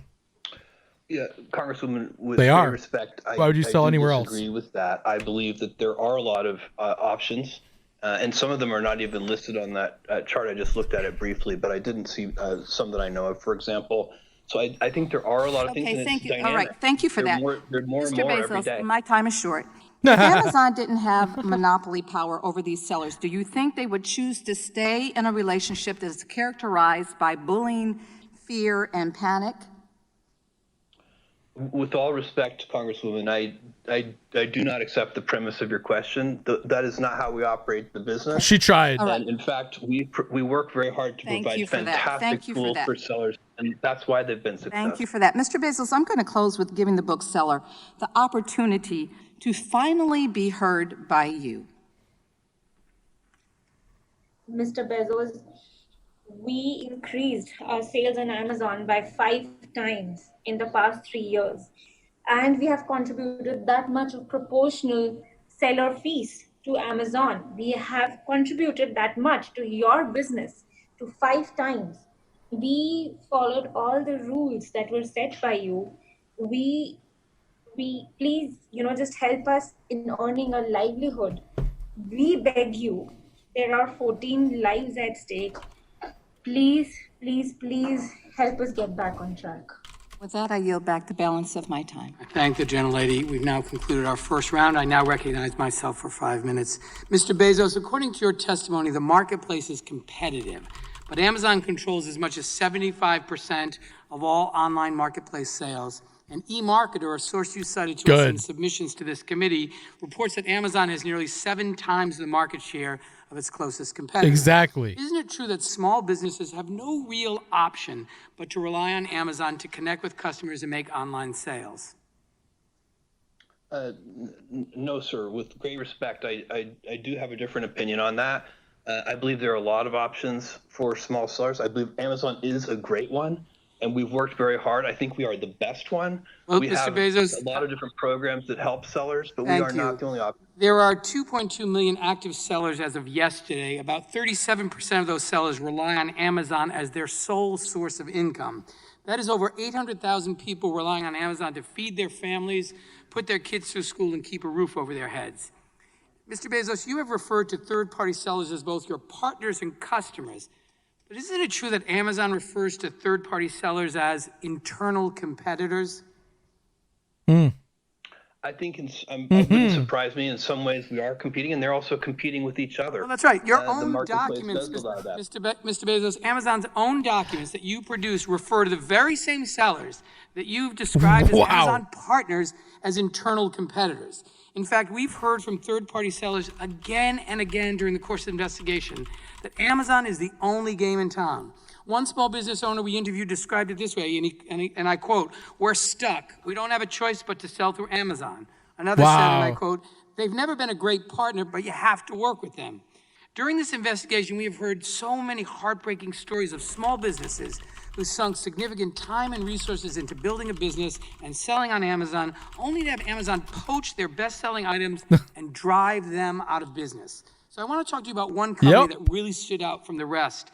I want you to pay close attention to how they described your partnership, Mr. Bezos. Your partnership. You're from a small apparel company that makes and sells what they call useful apparel for people who work on their feet and with their hands, like gloves and construction workers socks. and firefighters. This particular business discovered and started selling a unique item that had never been a top seller for the brand.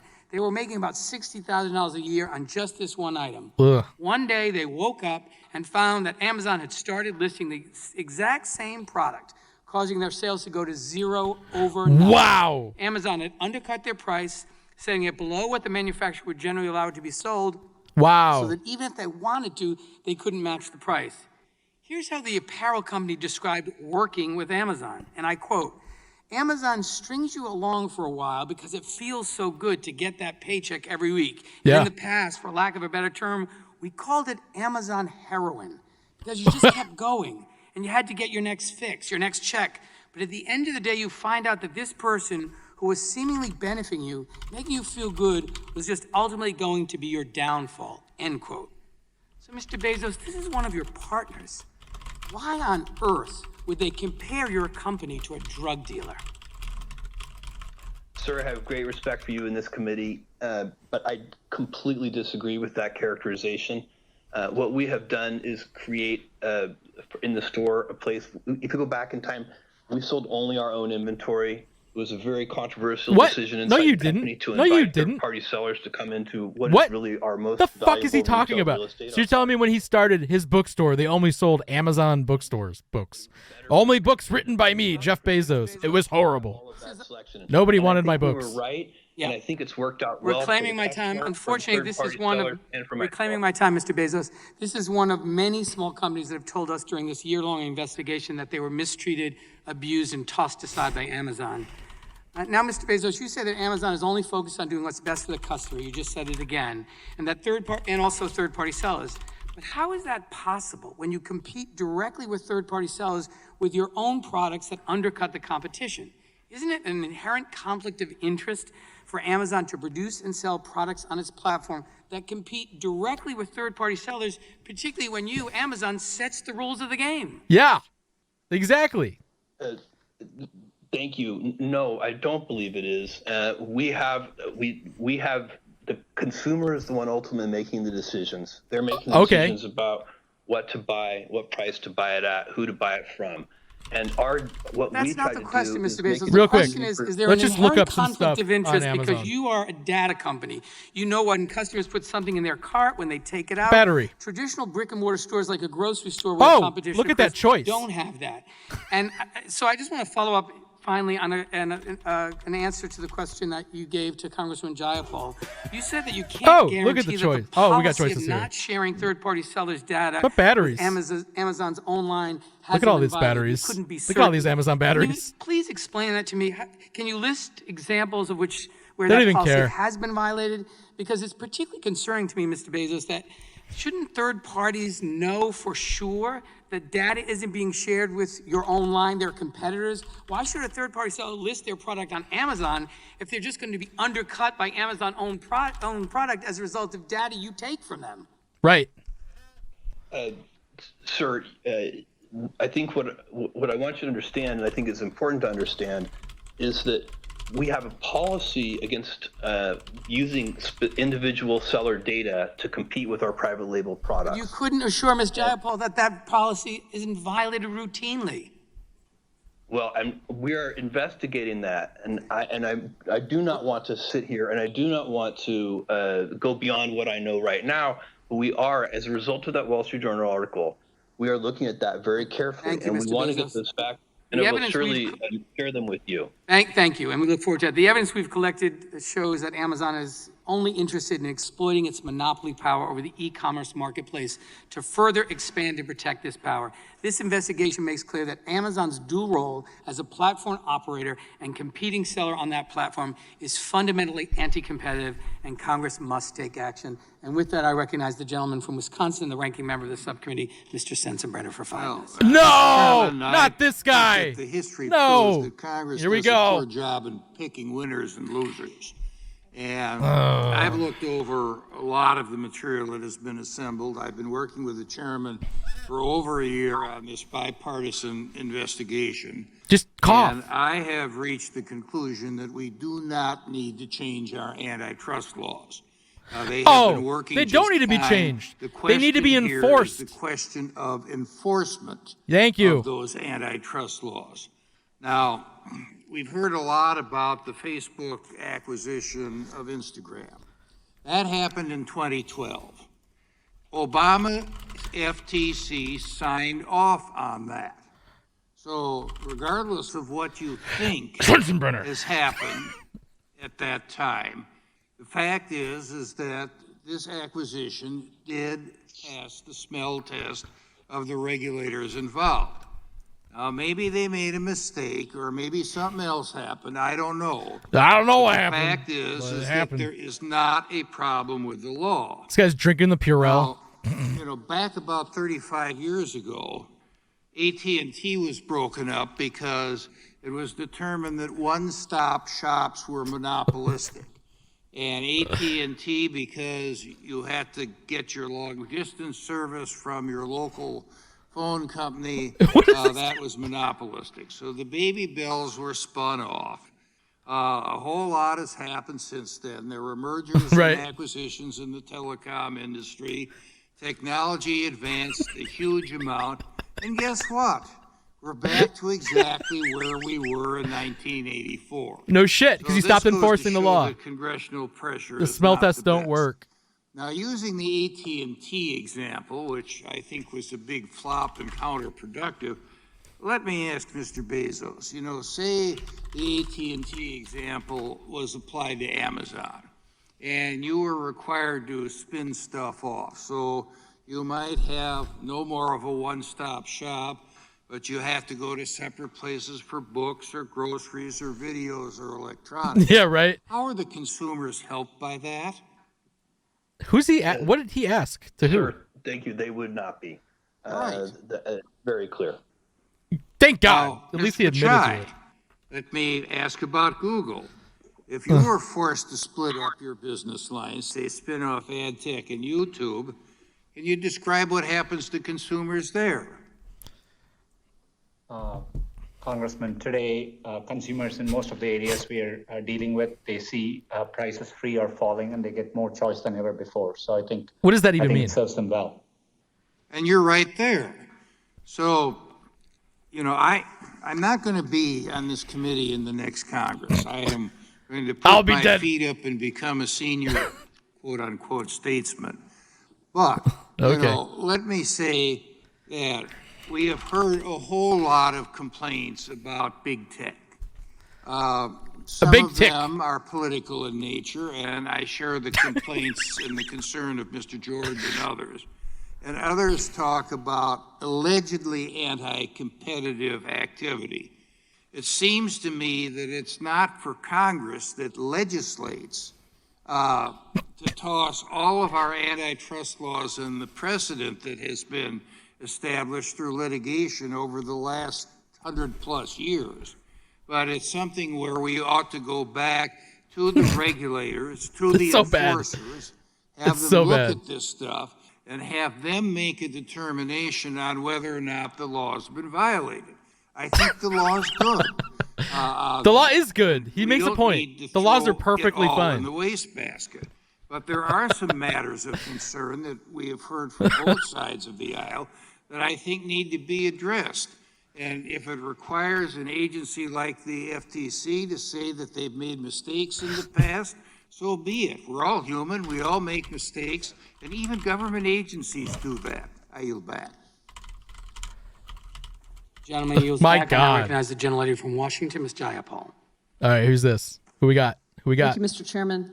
Mr. Zuckerberg, in March of 2012, you suggested by email to your management team that moving faster and copying other apps could, quote, prevent our competitors from getting footholds. This is it. This is the big one. Sandberg responded that, this is the big one. It is better to do more and move faster, especially if that means you don't have competitors build products that take some of our users.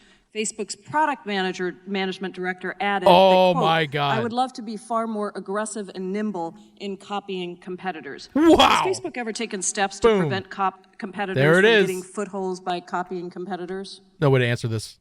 There's no way. There's no way. Congresswoman, I view it as our job to understand what people are finding valuable and then copy it. Services that they use. and steal certainly it. If someone do you copy your competitors? Congresswoman, we've certainly adapted features that others have let in, as have others copied and adapted features that I'm not concerned about others. I'm just asking you, Mr. Zuckerberg, since March of 2012, after that email conversation, how many competitors did Facebook end up copying? Congresswoman, I can't give you a number of companies. Is it less than 5? Congresswoman, I don't know. Less than 50? Less than 5. Any estimates? Your team was making a plan. How did it play out? Congresswoman, I'm not sure I agree with the premise here. Our job is to right? make sure that we build the best services for people to connect with all the people they care about. Uh-huh. A lot of that is done by innovating and by building new things that are leading the way internally. Thank you, Mr. Zuckerberg. I don't know. Has Facebook ever threatened to clone the products of another company while also attempting to acquire that company? Uh-huh. Say no. Congresswoman, not that I recall. Now I'd show like them the to just documents. remind you that you are under oath, and there are quotes from Facebook's own documents. Prior to acquiring Instagram, Facebook began developing a similar product called Facebook Camera, correct? Oh. Congresswoman, that's correct. I've said multiple times that we were competing in the space of building mobile cameras with Instagram. That's what they did at the time. Wait, Their with competitive Instagram? set was companies like what we were building with Facebook Camera and ViscoCam and PicPlease. Thank you, Mr.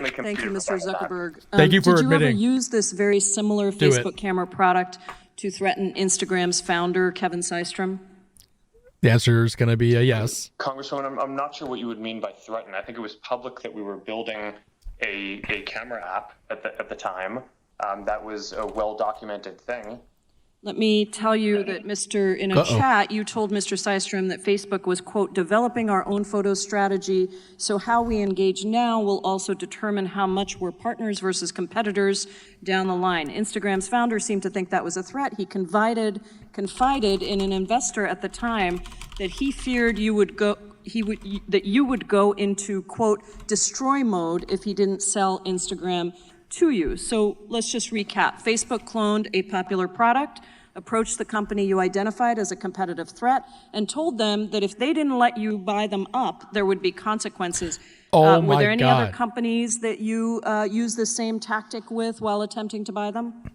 What an evil fucker. Congresswoman, I want to respectfully disagree with the characterization. I think it was clear that this was a space that we You're were taking going it to out of context. Compete You're in taking one it out way of or another. context. I don't view those conversations. They're lucky. They are lucky that we even offered to buy them. Just using the documents and the testimony that the committee has collected from others, did you warn Evan Spiegel, the founder of Snapchat, that Facebook was in the process of cloning the features of his company while also attempting to buy Snapchat? Unreal.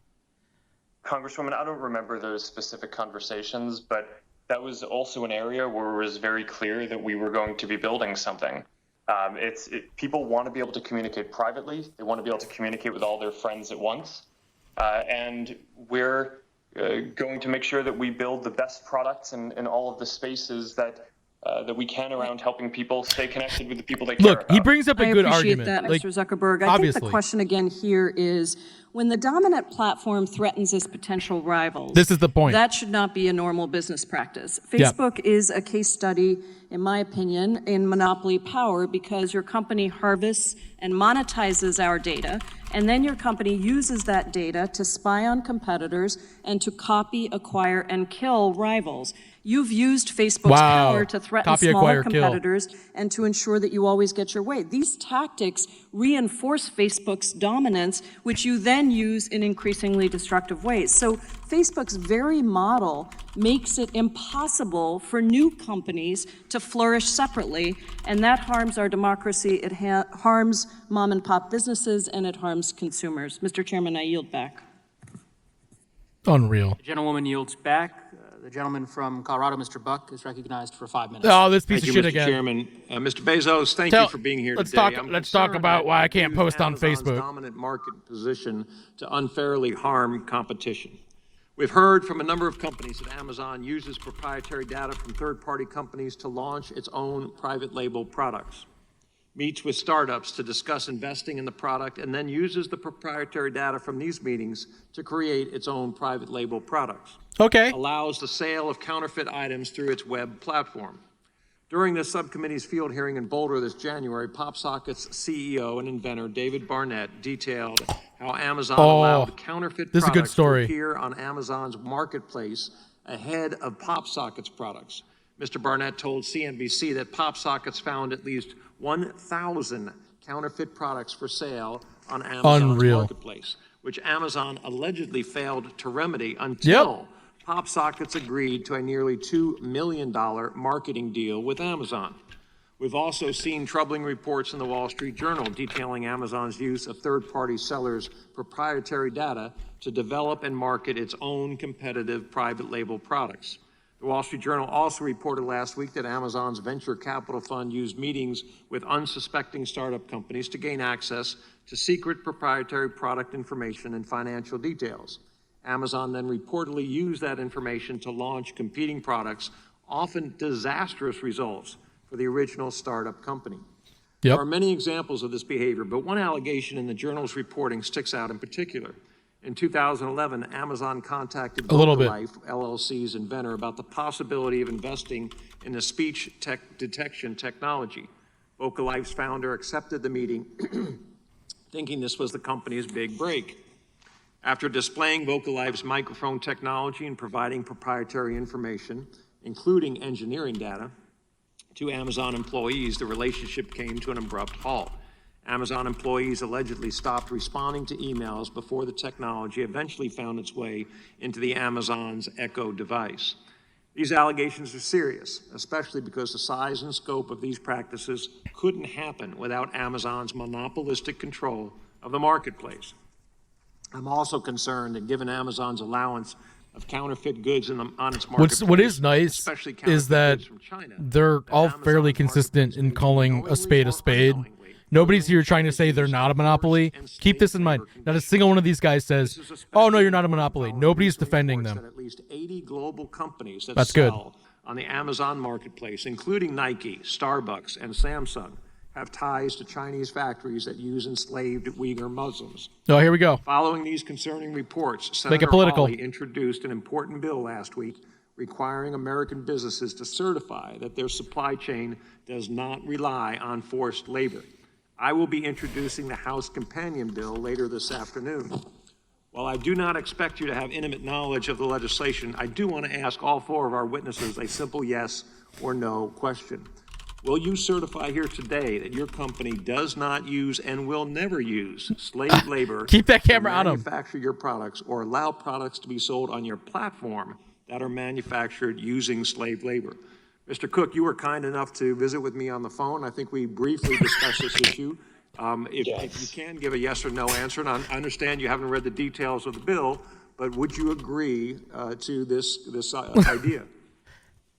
I would love to engage on the legislation with you, Congressman, but let me be clear. Forced labor is abhorrent. Yeah. And Good. we would not tolerate it in Apple. So I would love Forced to get labor. with your office and engage on the That's legislation. great. Not Thank you, Mr. not at Pichai. gunpoint. We do pay them. Congressman Pichai, your concern in this area, I find it abhorrent as well. Happy to engage with your office and discuss this further.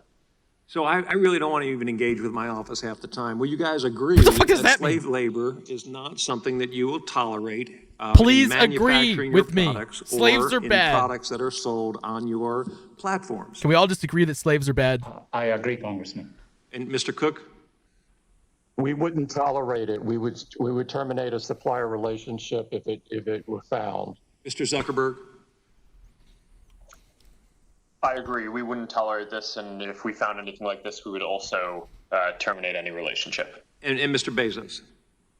Yes, I agree completely. Thank you very much, gentlemen, and I yield back.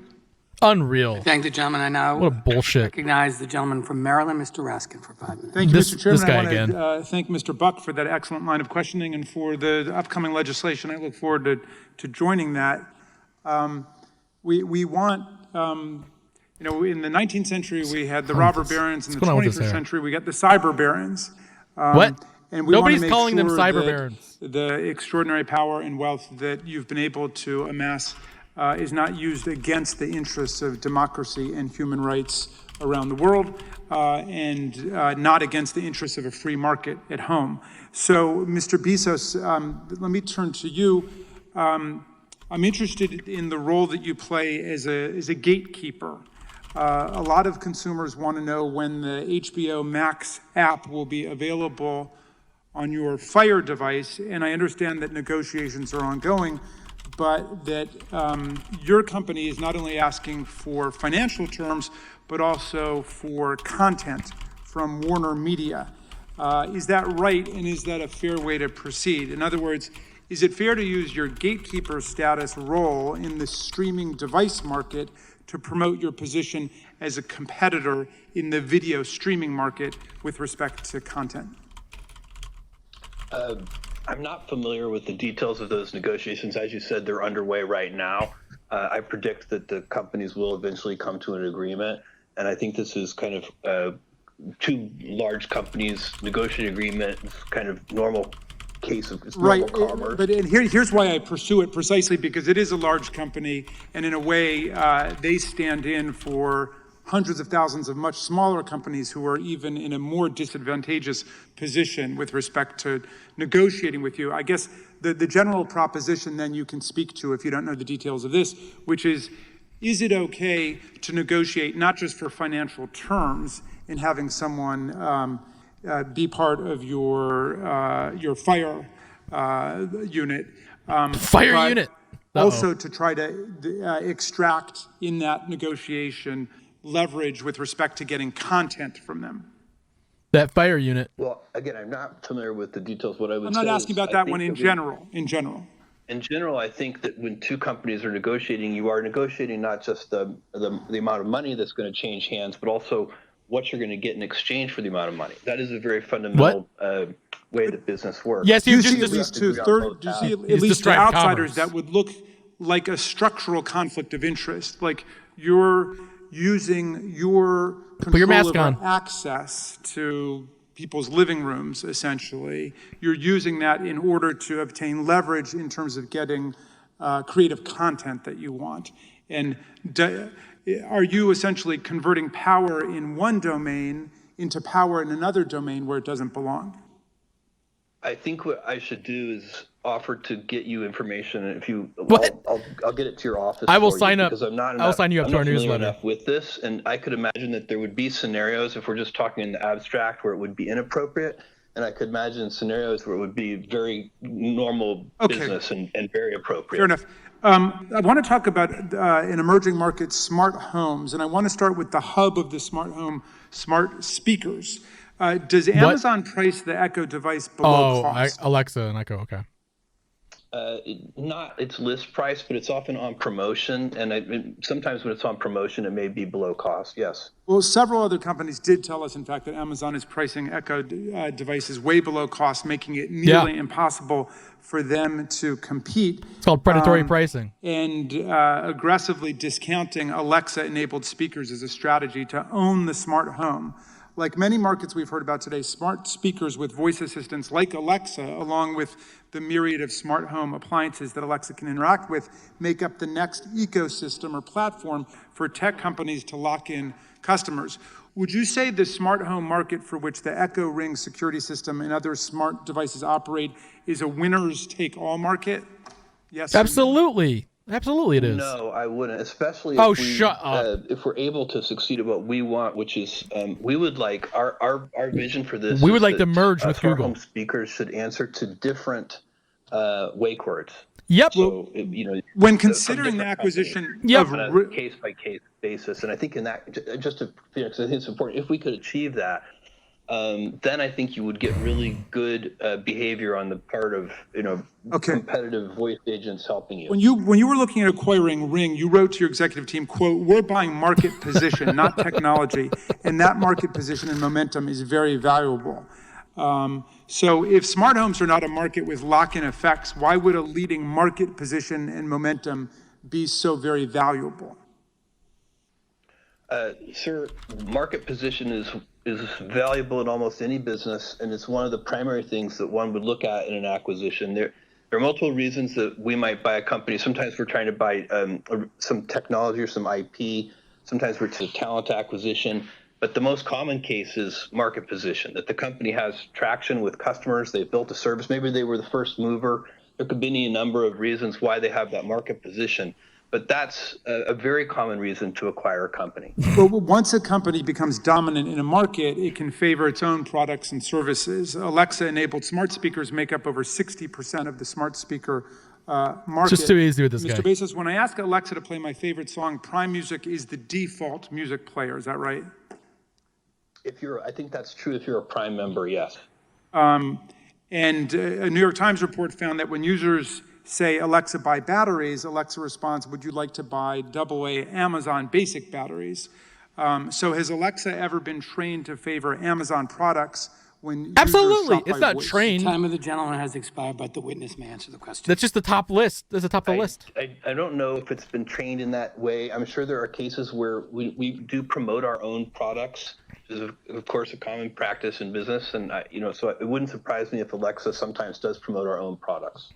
Thank you. Wow. The chair recognizes the gentleman from Florida, Mr. Gates, for 5 minutes.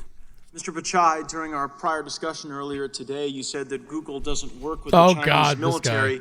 That answer was deceptive because Google works with many of the entities that work with the Chinese military in common collaboration. And just as one example, This guy would is be sliding again. Tsinghua University, where Jeff Dean, who is the head of Google AI, served on the Computer Science Advisory Committee for the university, and then the university takes nearly $15 million from China's Central Military Commission. So you can see how even if you don't literally show up at the offices of the Chinese military, His eyes are dead. Like those are dead eyes. Like he is sold out at this point beyond anything that his face can hide. where I know Google has real market dominance. On December 11th, you testified to the Judiciary Committee, and in response to a question from my colleague Zoe Lofgren about search, you said, we don't manually intervene on any particular search result. This is not about But that. Leaked memos obtained by the Daily Caller show that that isn't true. In fact, those memos were altered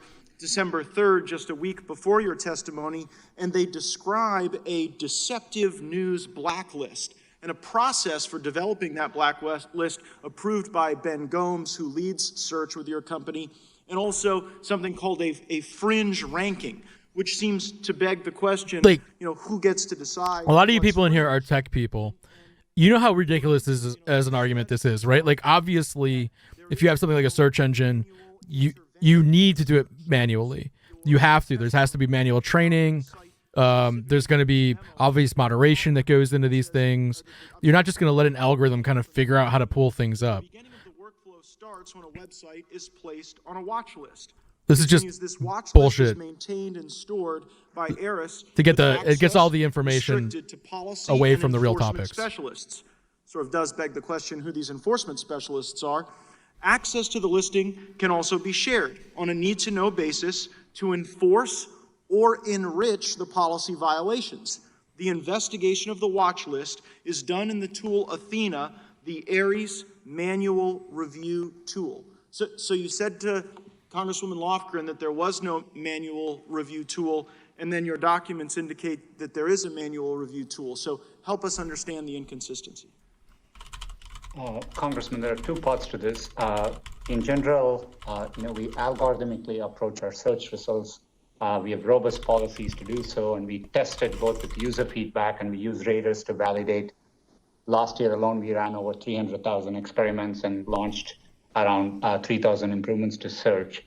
And we don't manually tune. The question last time was in the context of, is there someone behind the curtain, manually tuning an individual search result? We don't. We generally approach it algorithmically. We, however, in order to comply with the law in every country we operate in, for example, there may be an actor or a website identified as interfering in elections. And we then have to put that site on a list so that that doesn't appear in our search results against queries. So other examples. So you have exclusionary lists. Great. Is that done manually, Mr. Breaking Pichai? news. That process you described, is that done manually? And we could get reports from law enforcement agencies. We are complying with, or it's a known DMCA-based. There is either a manual component or there is not a manual component. Which is it? He just said there was a manual component. For creating those who cares, lists, Who cares? Process can involve manual portions. Okay, great. Well, that is sort of the concern that I have. The proposed solutions to preventing monopolies. There's a lot of. It depends on the monopoly, Mister. Like you would be looking at some simple things like enforcing pricing. So if you go into something and you say there is a definition called of predatory pricing, which means pricing that is so low that nobody else can compete with it, and that allows a company to use like their built up money to buy market out by foreclosing on competition. So the example we brought up in our video was with VS Code being a Microsoft play, where VS Code is free, and granted there's other free products there, but it's just showing that they're putting so much money into VS Code that there's definitely something going on there that they're going to turn it into like the Play Store 2.0. So you would look, they're probing in and making sure that they're pricing fairly. This guy is not talking about the issue at all. Nothing. But it would be something like they just asked Jeff Bezos about the Echo and if they were pricing it below cost, which you're allowed to do. You can have a loss leader, but you have to be very careful with that. And you have to do it in a way that people can still kind of compete with you. So that's one strategy, make pricing more fair. Another strategy is to say, don't allow acquisitions to take place where you're combining multiple market shares. Okay. So like if you were to say, this is the thing they went over the railroads with, was like they owned the coal mine, the railroad, the people that made the railroads, the people that made the trains, they owned the lines on the railroad, then they own the refinery plants and like all this stuff. So that's called a vertical monopoly, where you just kind of own from one end to the other. These guys all are in ownership of those types of monopolies. So the way you deal with that is you have to break them up. You have to create different ones. Here we go. Yes. Mr. Chairman, I just given the productivity of our discussion, I'd request that we be permitted a third round of questions. Without objection, I now recognize the chairman of the full committee, Mr. Nadler.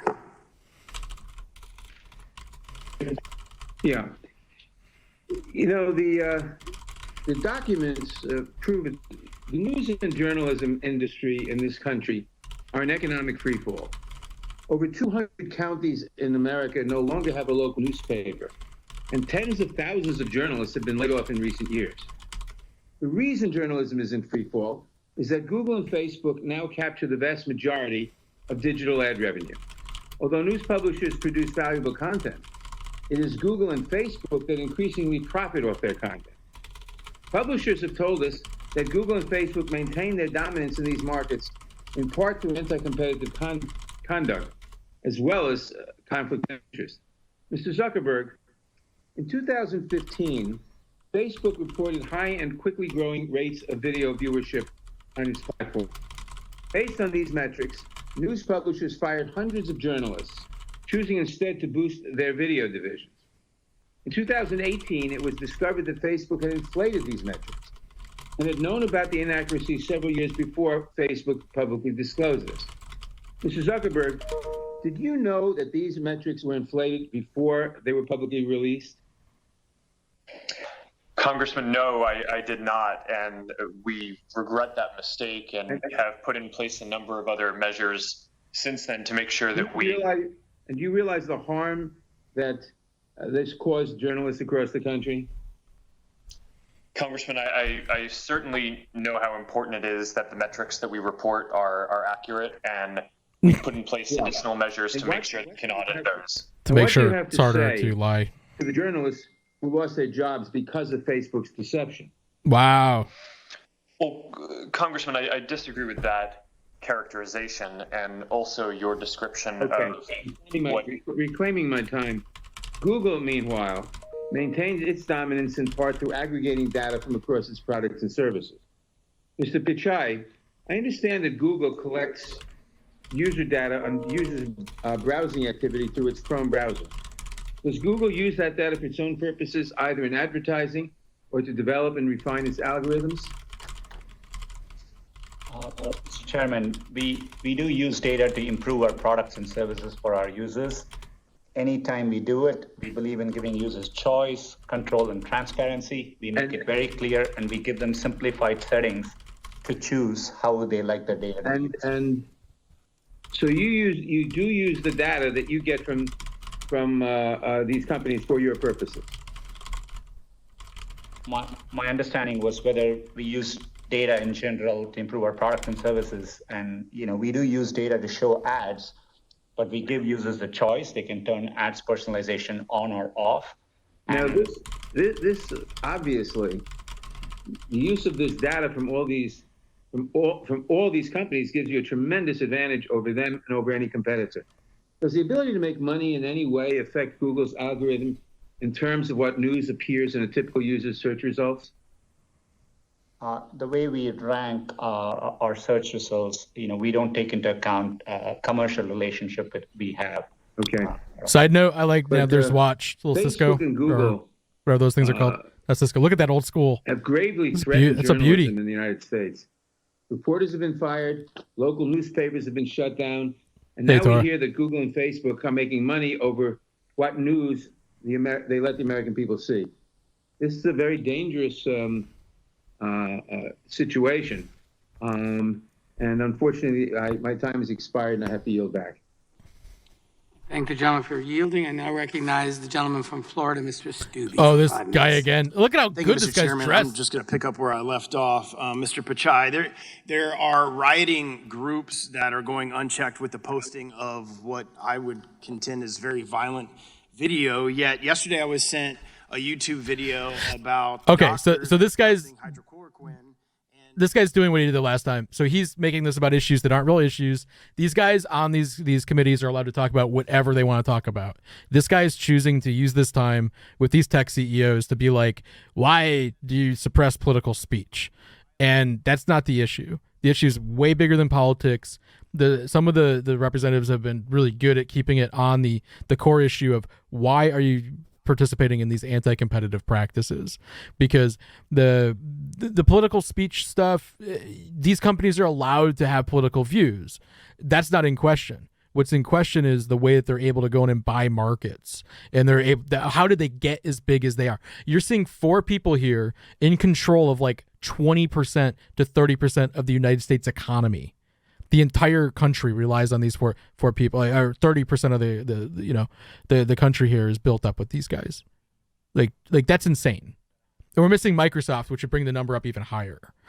So the real questions that he's trying to do these questions about, like, oh, what about the political censorship?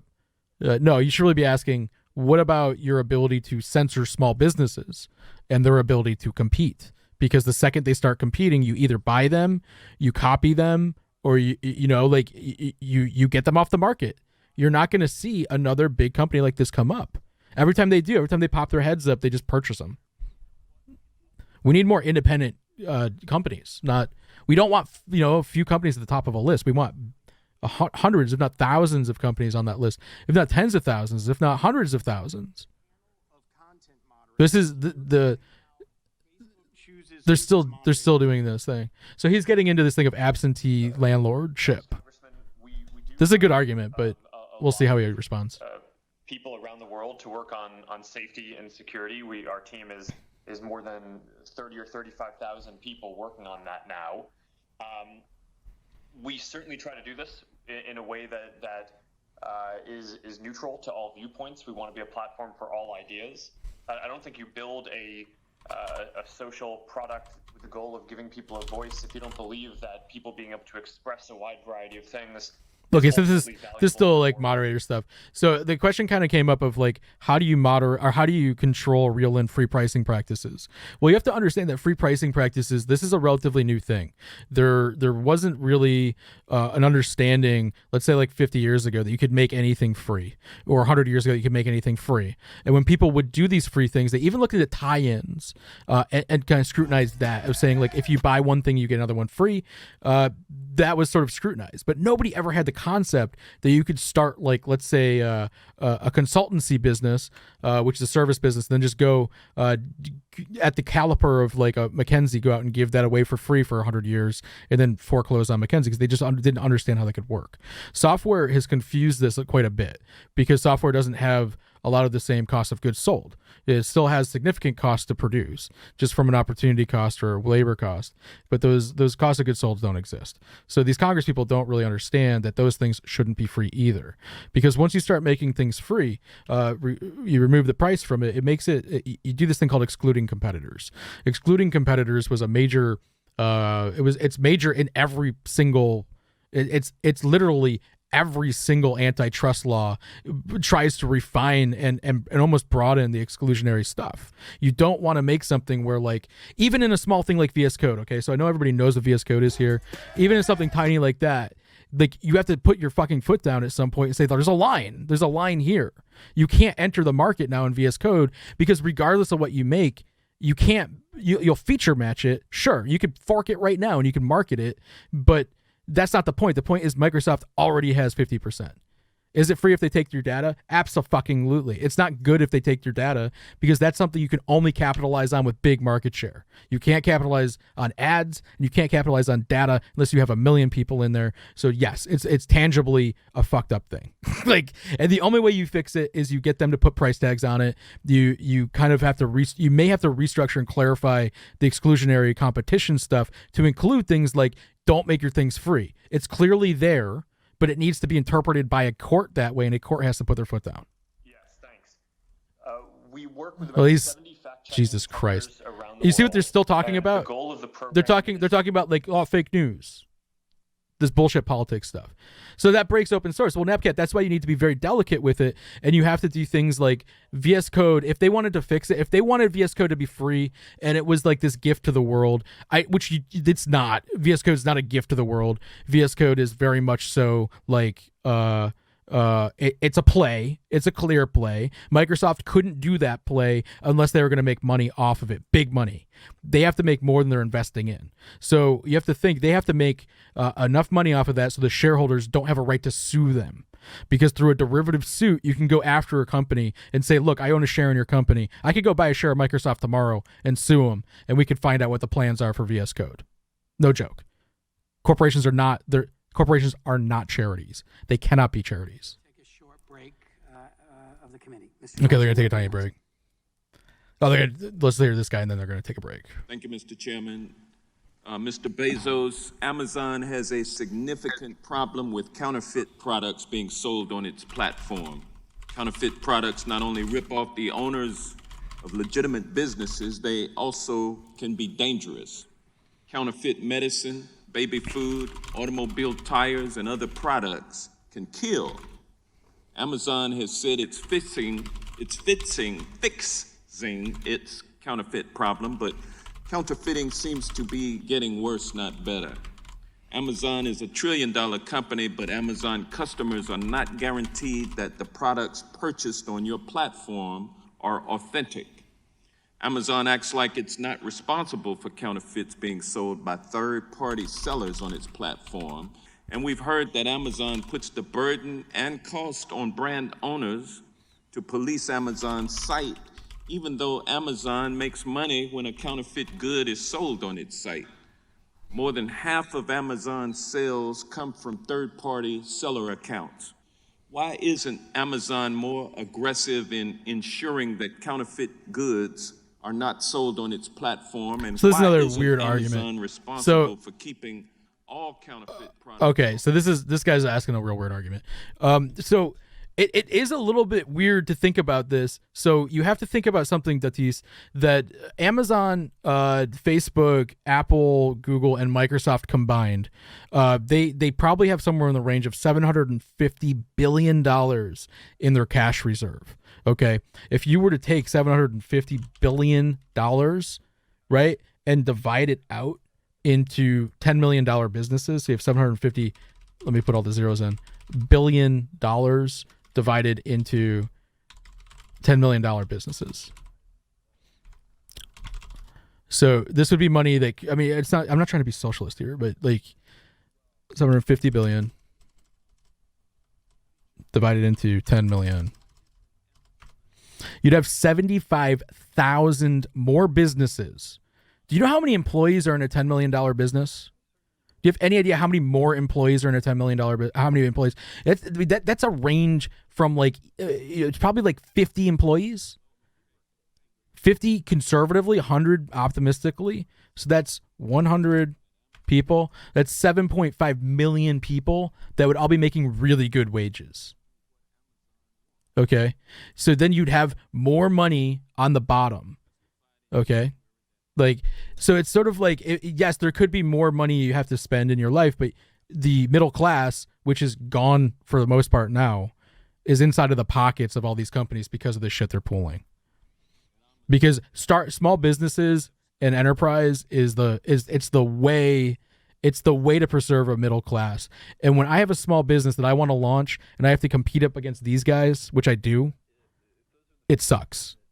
It sucks. I've been places where we've had ideas and then Google starts doing it and we have to pull out.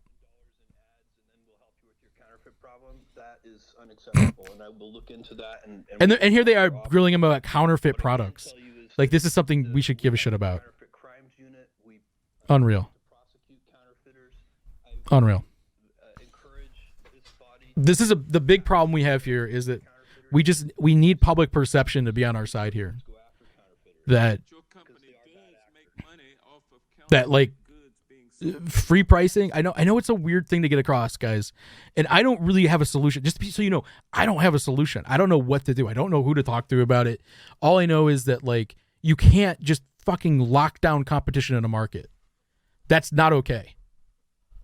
That's not okay. It's not okay to say you can't compete here anymore. And these guys are doing it left, right, and center. And because we're in a new world where like you can easily have a global company, we have to be even more careful and more stringent about these things. And yes, you have to leave nuance for like open source is good. Open source is amazing. It's what's supposed to happen on some things. But go look at Vim. You want to see the different? You want to see what open source is supposed to look like? It's supposed to look like where's the Vim website? It's supposed to look like a website that looks like this. This is what Vim is great, right? It's not supposed to be this. It's not supposed to be this, boom shakalaka of a website. It's not supposed to be this, right? Like the resources behind Vim represent what an open source project is supposed to look like. It's not supposed to look like a GitHub with 37 fucking full-time Microsoft employees committing to it. And when you look at that, you tell me nothing's wrong with VS Code. You're intellectually dishonest. You have no point. You cannot be in this argument because you're not looking at the facts that a company is pouring millions of dollars a year into an open source project. Okay. I have no idea what the solution is, though. I'm sorry. So they're going to go on break for just a little bit here. I'm so glad that they do, Slayer, but we should leave the fact that they support an orphanage outside of the conversation. But I think open source. I think I don't have a solution. We had worked on a video for this for 3 months. Rob, give them that video if you want to watch it during the break. It's a great time to watch it. Where we're trying to expose this thing that's going on with VS Code. I have no fucking clue what the solution is, though, guys. No clue. I'm sorry for my language, by the way. This gets me really angry. I think it should. So I had talked to somebody in a comment thread of all things where they had a good idea, and they were like, yeah, we can play the video. Oh, I'd rather you guys go watch it on your own time. But I had talked with somebody, and they were just like, you know what? It's a kind of a simple thing. You just sort of like, you just make it so open source companies, they're sort of like signing off on something that says we will never make money off this ever. And that's it. That's it. That's it. And then they're organizations, and they're like community funded projects. That's it. That's the only way to do it. They have to make a promise or whatever to like not exploit it. I don't know what Microsoft will do with VS Code in the future. I think that VS Code, it's disturbing. It's disturbing to see 50% of a market get gobbled up in 5 years. Okay. That's not a good thing. There shouldn't be there should be incentivization mechanisms within open source or whatever. But seeing a company which you can almost picture a meeting, right? You can picture a meeting where somebody pitched it and they said, like, I have an idea that we can run with where we put a lot of resources into VS Code, or we make a thing called VS Code. We put a lot of resources into it. We make it the best text editor ever. That'll get us a bunch of developers using it, which they have to the tune of like 22 million developers using it today. And then we'll just figure out what to do at that point. But I honestly don't think it'll be like we figure out what to do at that point. I think they know what they're going to do with it. And if I had to guess, they're going to do a deeper integration with Azure, a deeper integration with GitHub. So they're kind of like easy to use, those things.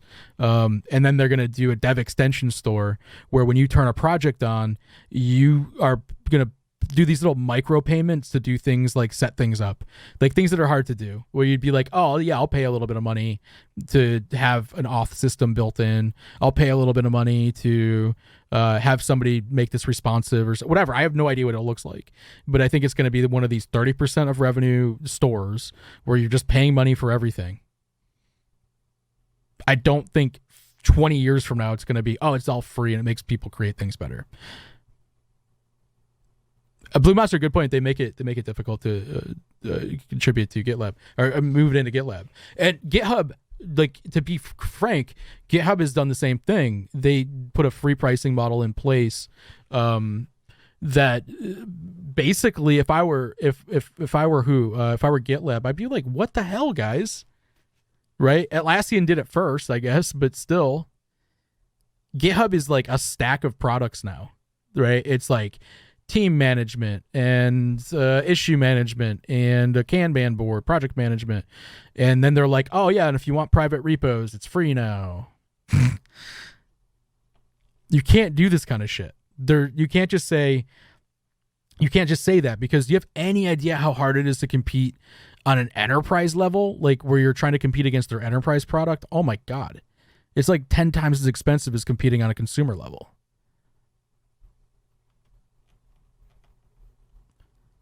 Kappa, that's a really interesting point. Was there like an argument back then? Was there an argument back then to be like, we should not have things like the MIT license? I think that'd be a really interesting thing to explore, because we have a different, MIT says you can make money off of it.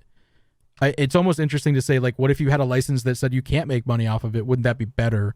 Wouldn't that be more pure than these ones that say, oh no, use it for profit? When I first started developing, you had to have everything. You had to have your own libraries. Developers would go from job to job with the libraries. The library license was with the developer, not with the company. It's a much different world now where you can just basically plug a site together on GitHub. And somebody had mentioned that they missed Total Biscuit. I was just thinking about that last night. That's why I still wear the hat. John Bain, man, I miss him. He's one of the reasons I got into doing this stuff, because he was like one of the first guys I saw that, like, he just was himself, for better or for worse. So I hope to God I never lose this hat, because I don't think I'll ever be able to get another one. Guy, wear a mask. This guy is all about not wearing his mask. All about it.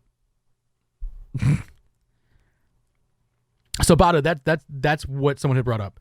Move VS Code into a different thing, like a very like third party something or another, like something where it was completely neutral. And then also say like that, Microsoft, hey, don't fucking put money into this. Right? It's a thing. I just don't know why we would do it.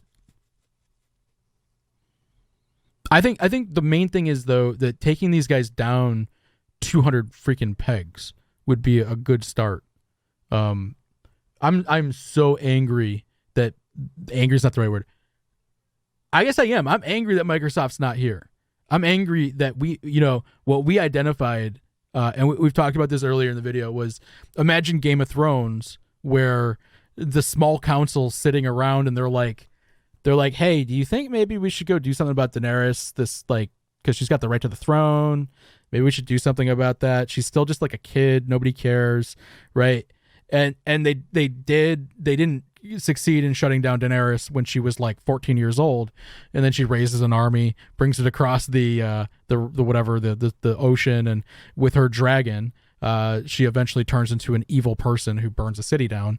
And I think that right now they've got all the evil dragons burning a city down in the courtroom, right? But not one of these people is Jon Snow. And with the VS Code thing, it's the 14-year-old Daenerys that is pretty much like seen by those that know things as a harmful outcome, but seen by the public as like, yeah, whatever. It's just a kid. It's just like a nothing. It's a baby problem right now. But let me tell you, it'll grow into a big one. We were lucky enough to have, when we put our video out, we had people reach out that were in the antitrust movement, lawyers, federal prosecutors, etc. I feel very lucky to have had that happen. And they were very supportive. So understand that like when we look at people that are talking about the issues, they know that what we're seeing is exactly the truth. That there's a shady play happening there, and that'll be the end of it. And so Tora, you bring up a good point though, but what's even being argued today is that Apple shouldn't have that platform, and neither should Google. Okay. That's probably their big play. It's going to be a 20 or 30 million user platform that then they start just jamming things down on, and they'll make like $100 a year on average off a user. And that's crazy money when you have 30 million people. Do I think more subsidiaries might be a step in the right direction? I don't think so, Emu. Subsidiary, it's still ownership. I think you need a hard break. But I'm not an expert, so I don't listen to me about this stuff. Yeah, because they're basically umbrellaed at that point. When you're talking about truly breaking up a company, you're talking about like you break them up. There's CEOs, not one CEO anymore. There's a CEO for everything. They're separate completely financially. You take the companies, you issue stock in every one of the companies. So if you owned a share of Amazon and Amazon broke up into 200 things, you would have 200 different companies you had ownership in. It's done like that because you don't want kingdoms. You want a democracy, right? Like, say what you will about our country. We have a democracy right now, and it consists of hundreds of thousands of elected officials. Everyone just thinks about the federal government, but each one of these federal people is backed up by a state, which has another hundreds of people that are all elected. And each one of those people in the state level are backed up by city representatives, which are backed up by even more things, right? So there's hundreds of thousands, if not millions of people involved in the political system that are elected. And what we have now apparently is just like 5 empires. And yeah, we need to break them up a little bit. And it also does these things that Tora's saying, like it's all about taxation. Easier to give taxation. They can't do shady stuff. They can't do things that are these long $500 million of invested money to own a market things. You know?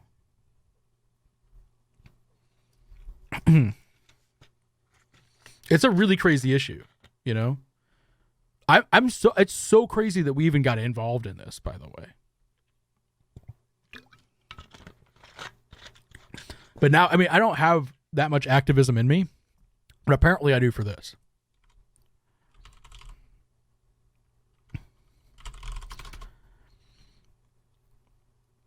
They will, yeah, I think like getting them to start paying taxes would be great. Because at least it would fund the hearing they're in. Jeez. BQ, I don't know why we got involved. We had on a stream, I had some pent up anger or something about this, and we had taken a look at the video that came out of the stream, and we essentially like looked at it, and one of my editors started to cut it up, and when he gave me the cut up version of it, I watched it and I said, "Oh, there's something big here." And he had done a very simple cut down of it. Like, it was well done, but it was a cut down of just stuff that happened on a stream. And I was like, dude, there's something really big here. I've never heard anybody talking about this. And this was about VS Code's play. So I heard that, saw it, said we need to do better. And we spent 3 months after that, 2 or 3 months building it out. So we wrote it, researched it. We did all the visual design, all the storyboarding, all the special effects, the music, and all this crap. It took us forever to get it done. And by the end of it, we really knew we had something. And you know why I'm really in it now? Do you know why I'm really in it? Because we got suppressed. Because that video, we watched it trend on Reddit. Okay? It was super positive. Super positive. And then in the span of like an hour or half hour, it started to shift super negative with a bunch of bullshit arguments. Okay? And then it got removed from Reddit. And then after it got removed from Reddit, all the traffic to the video stops. We get over 100 dislikes with no traffic on the video on YouTube. Dislikes which have been removed over time. But we basically got botnetted. And I was like, what the F? We just got botnetted for a video? Like, are you kidding me? Like, is this really that dangerous to get this information out there that somebody would spend money and time on burying what we fucking published? So now I'm in it. Now I'm like, if you're going to do that, it must be important. Must be important. This is a trending video. It was going to hit the #1 slot in a major subreddit, and then it was going to go onto the front page of Reddit. It was going up so fast. So fast. And I just cannot believe it. And then it gets removed for no reason. None. No reason given. So you'd ask what code editor I use. I use Sublime Text. I don't think you should criticize somebody for using VS Code, FYI. I don't think this is not a boycott situation. We're getting this set up. Look at this. So this guy's got a PowerPoint. Maybe that's why they didn't get Microsoft in there. So what do I think will happen with companies like Parler or CloutHub? How will Twitter take them down? T-Muns, I don't know the situation there. I'm sorry.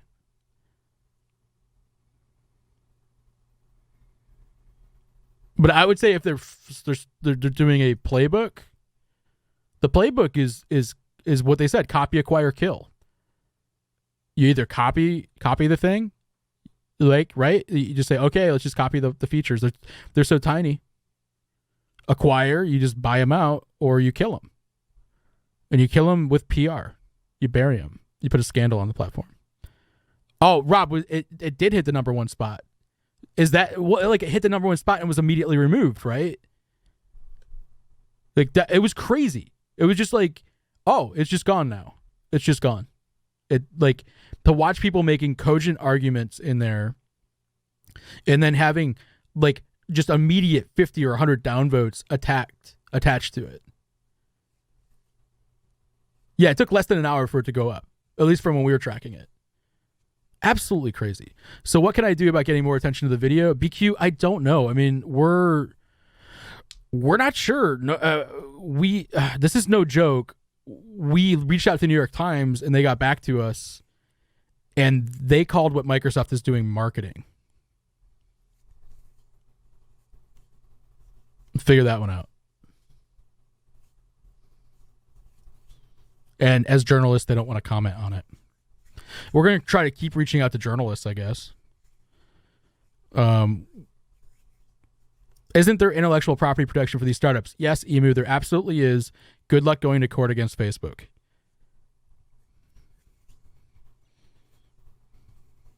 Good luck. You will get tied up in court for forever. The video I'm talking about is the one that Rob keeps linking.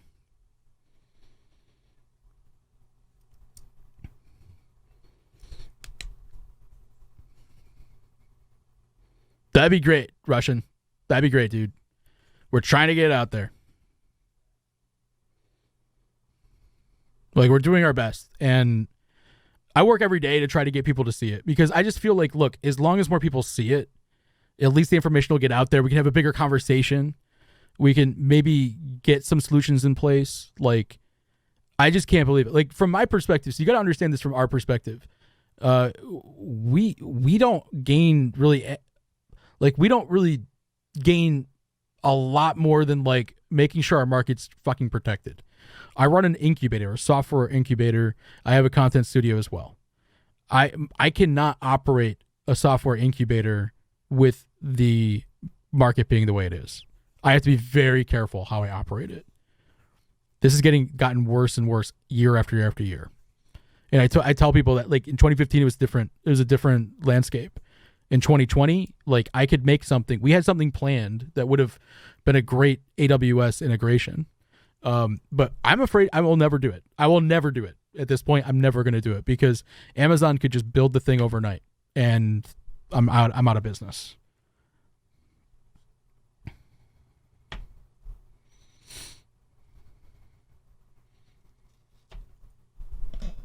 Well, the things I have to be careful about is if I do something that potentially could make a lot of profit, if I go after too big of a market, apparently one of these big tech giants is going to step in and steal it. Amazon got caught doing this. They stole an idea. Someone had went to them, they had pitched them for funding. It was like Series A funding, maybe B. It was not like a trivial amount of funding. They already had a product and they gave them a confidential presentation, and Amazon straight up stole the thing. Copy, acquire, or kill. And that's crazy. I wouldn't, if you guys are entrepreneurs and that's what you do and you're involved in venture capital stuff, I think it's about time to start asking your VC firms who in the world they get their money from, because Facebook does back and Amazon does back several venture firms. Google has their own venture firm. So that's an easy one to avoid. I don't know if Microsoft does or not, but that's crazy. Like, that they basically back VC firms. VC firms say, hey, this thing looks competitive. This baby thing that's in stealth mode looks competitive. They get it up to the teams. They take their pitch deck. They fucking steal it. They launch it.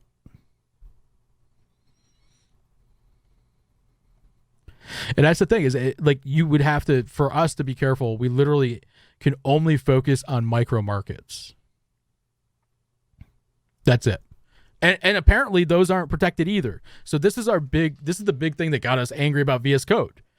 That's a tiny market. It's not super tiny, but it's tiny. And Microsoft decided to buy it. They straight up bought it. All right. I think we're getting back to it. Can we get a gavel?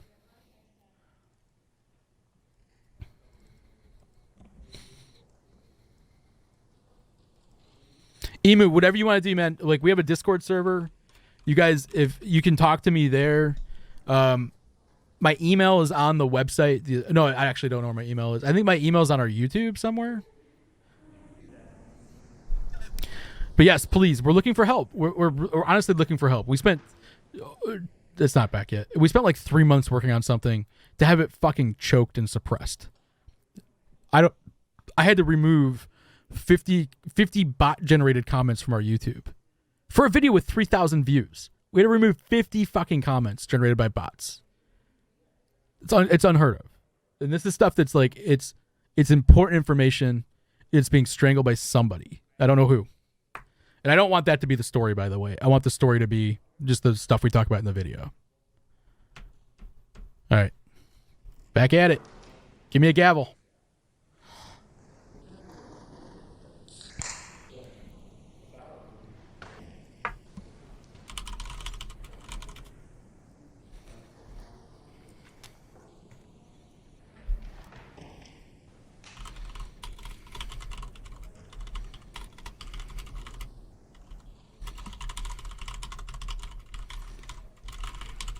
Where's my gavel? Gavel it, baby.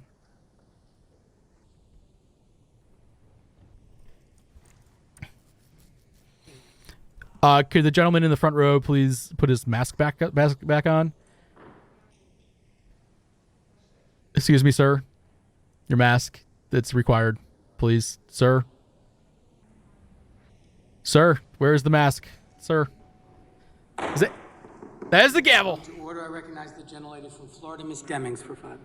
Yeah, Right? Miss Demings. Recognize the gentleman from North Dakota, Mr. Armstrong, for 5 minutes. Thank you, Mr. Chairman. Mr. Bezos, earlier my colleague brought up what I think is an important issue, and they were discussing Amazon's stated policy against using third-party seller information to inform business decisions regarding Amazon's private label brands. Ms. Jayapal specifically noted that possible loophole that allows Amazon to review non-public aggregate data to inform private brands, even in instances where there are only a few third-party sellers. I just want to drill down on that just a little more. Where exactly does Amazon draw the line? I'm sorry, aggregate data. Yeah, what be, question? In more than one seller. Okay. And of course, you have to remember that the person seeing the report would have no way of knowing how many sellers are inside that group or what the breakdown would be between those sellers. So, and I would remind you that it's not that different from perhaps a bestseller list or a product ranking, which we do make public for all. And I just want to be clear, does Amazon allow the use of aggregate data to inform private label Amazon brands when there are only 3 sellers for a product? Yes, sir. Of course they do. Does Amazon look at aggregate data when there are only 2 sellers of a product? Yes, sir. And am I correct in my understanding that Amazon is conducting an internal investigation on the use of third-party data? Yes, we're basically trying to understand some of the anecdotes that we saw in the Wall Street Journal article. Will you commit to informing this committee on the outcome of that investigation, including on the exact circumstances of when Amazon is allowed to view and/or use aggregate data? Yes, we will do that. Now I want to move, just really quick, music can be used to drive revenue, and obviously there's a reason it's important, and I want to talk about Twitch for a second. Whoa! News reports have indicated that Twitch users are receiving notice and takedown requests pursuant to the Digital Millennium Copyright Act. My understanding is of course they are. Is that Twitch allows users to stream music but does not license the music. Is that correct? Oh! I'm going to have to ask that I could get back to your office with an answer to that question. I don't know. Okay, and then, well, so that would be great. And then, so I just have 2 more questions related to that. If Twitch is responding to DMCA notice and takedown requirements, should Twitch consider proactively licensing music instead of retroactively adhering to those notices? Of course it should. These are the questions we're interested in. I'm primarily concerned about small, up-and-coming musicians, different people that aren't necessarily labels, to make it as easy for them to at least get cease and desist notices out as well, and as we continue to move forward there. Yes, Congressman, that's an important issue, and I understand it, and I will get back to you. The music on Twitch is of paramount importance. Earlier this year, Google announced plans to retire third-party cookies that websites attach to users' browsers, and this allows users to be tracked across the internet. A consequence of that change is that it will put other digital advertising market participants at a disadvantage because they can no longer track users. And at the very, very danger of being pro-cookie, because I'm not when I use my computer as well. And I understand that there are legitimate privacy concerns with third-party cookies, but I do want to focus on the competition aspect. Did this asset action also place Google at a disadvantage, or does Google have alternative means of collecting that user data to inform its digital advertising activities, Mr. Pichai? Congressman, as you rightly pointed out, this is an area where we are focused on user privacy, and users clearly don't want to be tracked with third-party cookies. In fact, other browser vendors, including from Apple and Mozilla, not about small business, have also implemented these changes. So this has been the strategy all day with these guys. Thoughtfully giving time for the industry to adapt, because we know publishers depend on revenue in this area. But it's an important change, and I think we have to be focused on privacy to drive the change forward. But you have other ways of collecting that information, correct? On our first-party services, we don't rely on cookies, and obviously when people come and type into search... I'm not asking you if you rely on cookies. I'm asking you if you have other ways of collecting it through Gmail or consumer-facing platforms, right? We don't use data from Gmail for ads. Bullshit! But to the extent... That's bullshit. You can buy them right now. Provide ads, and You can buy those right now. They're called intent ads. Yes, we do have data. Oh, I can buy those right now based on what is in your fucking email. Gentleman yields back. I now recognize the gentleman What a from liar. Florida, Ms. Demings, for 5 minutes. Thank you so much, Mr. Chairman. Mr. Zuckerberg, during discussions of changing Facebook's platform policy in 2012, you said that, and I quote, "In any model, I'm assuming we enforce our policies against competitors much more strongly." It sounds like Facebook weaponizes its policies to target competitors. Why would Facebook enforce its policies against competitors more strongly? Congresswoman, when we were a much smaller company, we saw that... This is 2012 now. This was in 2012, so please go right ahead. Sure. We've had policies in the past that have prevented our competitors, which at the time we were primarily worried about larger competitors, from using our platforms to grow and compete with us. So we had Team No those Mess. policies. We continually review them over time, and Okay, Mr. Zuckerberg, in 2013, All right, a Rob's senior gonna take it for a Facebook couple minutes. employee identified MessageMe as a fast-growing app on Facebook and said that we will restrict their access. Was this another example of enforcing Facebook's What's up, y'all? policies against competitors much more strongly?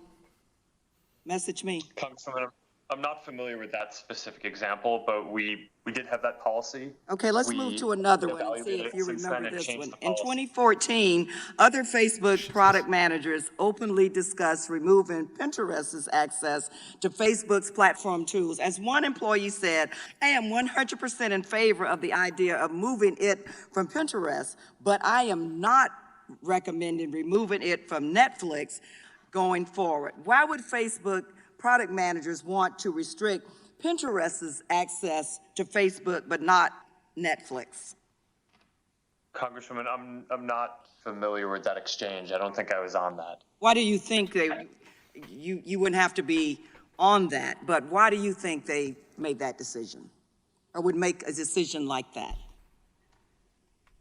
Well, Congresswoman, as I said, we used to have a policy that restricted competitors from using our platform, and Pinterest is a social competitor with us. It's one of the many competitors. It's a competitor they couldn't buy. Okay, Mr. Zuckerberg, these examples and supporting documents strongly suggest that Facebook does weaponize its platform policies, enforcing them selectively to undermine competitors. But let's move on. Mr. Cook, I am concerned that Apple's policies are also picking winners and losers in the I really like the strategy of just calling them out and just being like, okay, let's move on. We all know the answer. Always win. Mr. Cook, in 2019, Apple removed from the Apple Store certain apps that help parents control their children's devices. Do you remember what justification Apple cited? Yes, Congresswoman, I do. It was that the use of technology called MDM, mobile device management, placed kids' data at risk. And Greg's so we taking a were worried break. about the safety of kids. Okay, all right. So you were concerned about that the app basically undermined kids' privacy. But another app that used this same tool was Apture, an app owned by the Saudi Arabian government. Do you recall what Apple's position was towards this app? I'm not familiar with that app. Okay, Apple allowed this Saudi app to remain. So there are two types of apps. They use the same tool. Apple kicks one out. Torres right. We're actually the exact same one that person. was helping parents, but keeps Don't the tell one anybody. owned by a powerful government. If that is correct, Mr. Cook, that apps that supposedly did the same thing, why would you keep the one owned by a powerful government? I'd like to look into this and get back with your office. It sounds like you applied different rules to the same apps. Ooh. We apply the rules to all developers evenly. Despite To the what she fact just that said. Apple had its own, Mr. Cook, let me just ask you this. To the fact that Apple had its own parental control apps that were competing with these third-party apps contribute to Apple's decision to kick them off the Apple Store. Mr. Cook, what do you think about that? It did not. There's over 30 parental controls on the App Store today. Insomni lad, I got a haircut. Competition in this area, and I would point out That's it. that this is not an area where Apple gets any revenue at all. We do this Mr. Cook, because I didn't ask parents anything were- about revenue. That was not my question, but I'm out of time. And thank you so much, Mr. Chair. I yield back. Thank the gentlelady for yielding back, and now recognize the ranking member of the full committee, Mr. Jordan, for 5 minutes. Thank you, Mr. Chairman. I would yield to the gentleman from Florida, Mr. Gates. I thank the gentleman for yielding. Mr. Zuckerberg, Oh, it's just this as guy. Mr. Pichai gave prior testimony to Congress saying there wasn't editorial manipulation on their platform, you have previously given testimony to the Congress saying Greg's that taking there a is break. not editorial manipulation. Thanks for following that me, though. disadvantages conservatives, and just like You in the too, case I can't of read your Google, name. there have been whistleblowers from Facebook that not only have offered evidence indicating your testimony was not truthful, but there's even video that suggests that content moderators that you employ are out there disadvantaging conservative content.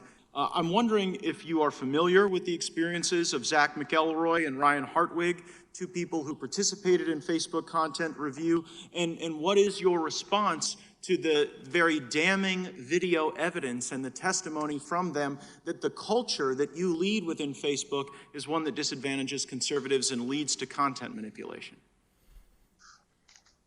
So, Congressman, I'm somewhat familiar with the concerns that they've raised, and as I've said, we aim to be a platform for all ideas. We got into this because we want to give everyone a voice. I certainly do not want our platforms to be run in a way that has any ideological bias, and I want people to be able to discuss a range of issues. All these conservative voices on a live broadcast are just being suppressed. We do look into them to make sure that that everyone in our operation is behaving and upholding the standards that we would like. And if the behavior that they cited is true, then that would be unacceptable in our operation. And following the release of those videos and that evidence from Project Veritas, will you then describe the investigation that Facebook undertook to root out these very corrosive effects on your platform? Congressman, I'd have to get back to you with more details on that, but I know that we have ongoing training in what we do, and we certainly will look into any complaints that come up, and we want to make sure that and how we run the content review teams, that it's done in a way that reflects the values of the company around giving everyone a voice and being a platform for all ideas. I'm concerned that the content review does reflect the values of the company, but those values don't. Zuckerberg's always going to give the exact same response to this guy and anybody else that's just about their voice. He's just going to keep saying that he's about letting them talk. And they're going to try to get something out of him, but that's all he's going to keep saying, is that he's passionate about giving people a voice, and that's it. Admitting on video that they disadvantage conservatives, that they label people who support the president as a way to push down their content and limit the reach of that content, for you to then come to us many months later after that was all over the news and the internet and say, well, you know, you'll get back to us and you do a little training. It seems to suggest that you don't take these allegations and this evidence very seriously. And so I'll ask the question perhaps in a different way. Would you revise your prior, in your prior testimony to Energy and Commerce? I'll ask the question in a different way. It does not happen. It cannot happen. It's going to get the same answer. Would answer. you at least be willing to acknowledge, based on the irrefutable evidence before us that you don't seem to have investigated, that it is possible that at Facebook, your employees do have the power to disadvantage conservative viewpoints, and that they in fact have used that power in ways that we need to root out? Congressman, my testimony in the past and today is about what our principles are as a company and what we try to do.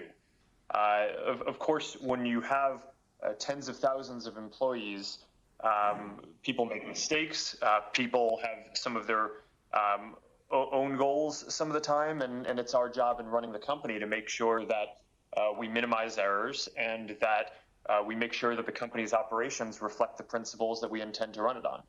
And when you fire people as a consequence of their politics, do you think that that impacts the culture and perhaps empowers some of the content moderators to also treat people worse as a consequence of their politics? Congressman, I'm not sure what you're referring to, but exactly, I'm not aware of a case where we have Mr. Terrible. on behalf of their politics. Oh, that's what. Okay, yeah, Mr. Terror. Yeah, that's a good point. Like, for us to do. why tell them that you're just gonna ask the same question? Like, Congressman, I'm not sure it's. You're just setting them up to answer the same question the same way. Publicly. I mean, I could just tell you but that I can Palmer assure you Luckey's that it was NDA not- with you, I only have 10 seconds, but Palmer Luckey's NDA with you doesn't allow him to talk to anyone except government officials. I'm a government official. I've seen the messages where you have specifically directed Mr. Luckey to make statements regarding his politics for the benefit of your company. So I think both in the case of these content moderators and in the case of the testimony you just gave regarding Mr. Luckey and firing people over their politics, there is serious question as to whether At this point, I'd rather just have that Jim guy back, because at least then it's like, you know, interesting, and not the same question 3 times. It's just a guy that's really angry. Gentleman yields back. I now recognize the gentleman thank from God. Pennsylvania, Ms. Scanlon. Thank you, Mr. Chairman. Mr. Pichai, I wanted to focus a little bit on Google's acquisition of YouTube and some of the consequences of that move for consumer privacy and competition. YouTube time. Now, Google purchased YouTube in 2006 after identifying it as a potential rival that could eventually draw business away from Google. And it's my understanding Google paid $1.65 billion for that acquisition, nearly 30 times its original bid of $50 million. So could you tell us why Google was willing to pay so much more beyond the initial proposed bid? And was this as a result of any analysis on the harm Google would suffer if a competitor had purchased YouTube? Congresswoman, we acquired YouTube in 2006, and this was well before my time there as CEO, and I wasn't directly involved. But you know what I do recall at the time is that we saw it as a new emerging area, and our mission is to help users with information. Right. We saw an opportunity, and it wasn't clear. YouTube only had 67 people. Okay, was Mr. Page in charge of that decision? Congresswoman, I wasn't directly involved, but I'm pretty sure our senior leadership team at that time definitely looked into it. Okay, I would encourage the subcommittee to take the steps necessary to have us hear from whoever was in charge of that. Moving on, Google is now by far the top online site where Americans watch videos, including children's videos. And as I'm sure you're aware, federal law prevents companies from collecting data on children under 13. However, just last year, the Federal Trade Commission found that Google had spent years knowingly collecting data on children under 13 on YouTube and offering advertisers the ability to target those children directly. Snuck up on me. Mr. Pichai, did YouTube use the data it illegally acquired to improve its ability to target ads to children? We are, this is an area, I take it very seriously. I'm a parent too. We are committed. We have invested tremendously. We have a dedicated product for kids in YouTube Kids. On the main YouTube platform, we make sure we have clear policies. We enforce them rigorously. Just in Q4 of 2019, we flagged and removed almost close to 1 million videos, potentially for concerns around child safety. So it's an area we are investing rigorously, and See my brother. we'll continue to do so. Well, I'm more concerned about the fact that you're investing rigorously in luring in advertisers like toy makers, Mattel, and Hasbro by telling them that YouTube is the #1 website regularly visited by kids. So that sounds like you're targeting the kids and then targeting advertisers to bring them on board. Is that correct? Today, in the main site of YouTube, we don't allow anyone under 13 to create accounts. There are scenarios in which there could be family viewing, and today there are creators who create content oriented towards families, and as part of that, there are advertisers which are interested in connecting with those users. But everything we do here, we obviously comply with all the applicable regulations. Okay, well, let's look That's at the CEO of Google. some of the content that is specifically for children. A couple Yes, I mean, yes, I mean, he's CEO of Google, yeah. Illegal to target those kids, but we've got an issue where content creators are in a very difficult position now. Yeah. So if a show like Sesame Street doesn't want to show ads for junk food on YouTube, does YouTube allow it to make that choice? No, not at all. You don't have any choice. Today, we do, we have choices both for creators in terms of tools Bullshit. and preferences, and we have extensive, that's bullshit. You have to manually exclude every advertiser. Okay, I can go and I have a content channel about developing. We can buy ads on other developer channels. The only thing we can't do is say like watch our channel instead of theirs. It is of utmost importance that YouTube is a place where people come to learn, and we find increasingly small and medium businesses use YouTube to thrive, especially even during COVID. Particularly Let's go back to content that's designed for children. So, if there's an organization like Sesame Street that wants to provide child-centered content, but they don't want that content to be sullied, shall we say, with junk food ads or something, my understanding is that you say that the content creators can do that, but we've got a recent report from the Wall Street Journal that says YouTube hasn't been honoring those requests. And it's been making it difficult for independent auditing companies like OpenSlate to independently audit that and then report back to those content creators about whether or not YouTube is honoring those. Is that correct? Look at that shot. I'm not familiar with the particular report, but I'm happy Google to Counsel. Did you guys see that? Did you guys see that? Office follow up with your staff, Congressman. That like their lawyers are just like, yeah, you better put us on the Cisco call. The gentlewoman yields back. The chair would I recognize himself for 5 minutes. Mr. Bezos, thank you for being here today. In your opening statement, I reviewed your written testimony. You indicated, and I'll just quote, that Amazon accounts for less than 1% of the $25 trillion global retail market and less than 4% of retail in the U.S.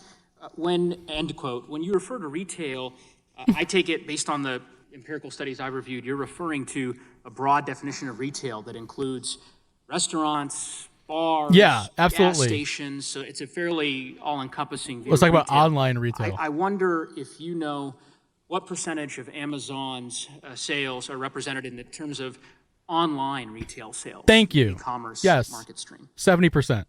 I'm guessing. The figures I've seen for, I don't, with all respect, I don't accept that e-commerce is a different market, but as a different channel, what I've seen is 30 to 40% is the outside studies that I've seen where Amazon's share of that e-commerce channel. Oh, are you including Pornhub? That's consistent with the data that I have seen. The latest figure I saw was 40%. And so in terms of how we define it, whether it's a stream or a channel, nonetheless, I do think that, just factually, it's important. It's an important distinction that I want to make sure we clear here.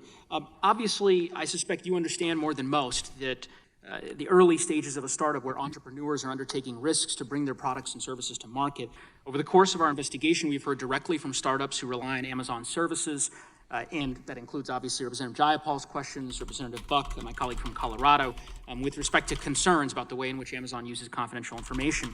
But we've also heard that not just with respect to the marketplace, but Amazon's cloud computing arm, AWS, the notion that that computing arm essentially identifies startups' best technologies and rolls out replica products and services. So, Mr. Bezos, does Amazon use confidential information that companies share via AWS to build competing services? No, sir, not that I'm aware of. AWS does often, they do keep expanding their services.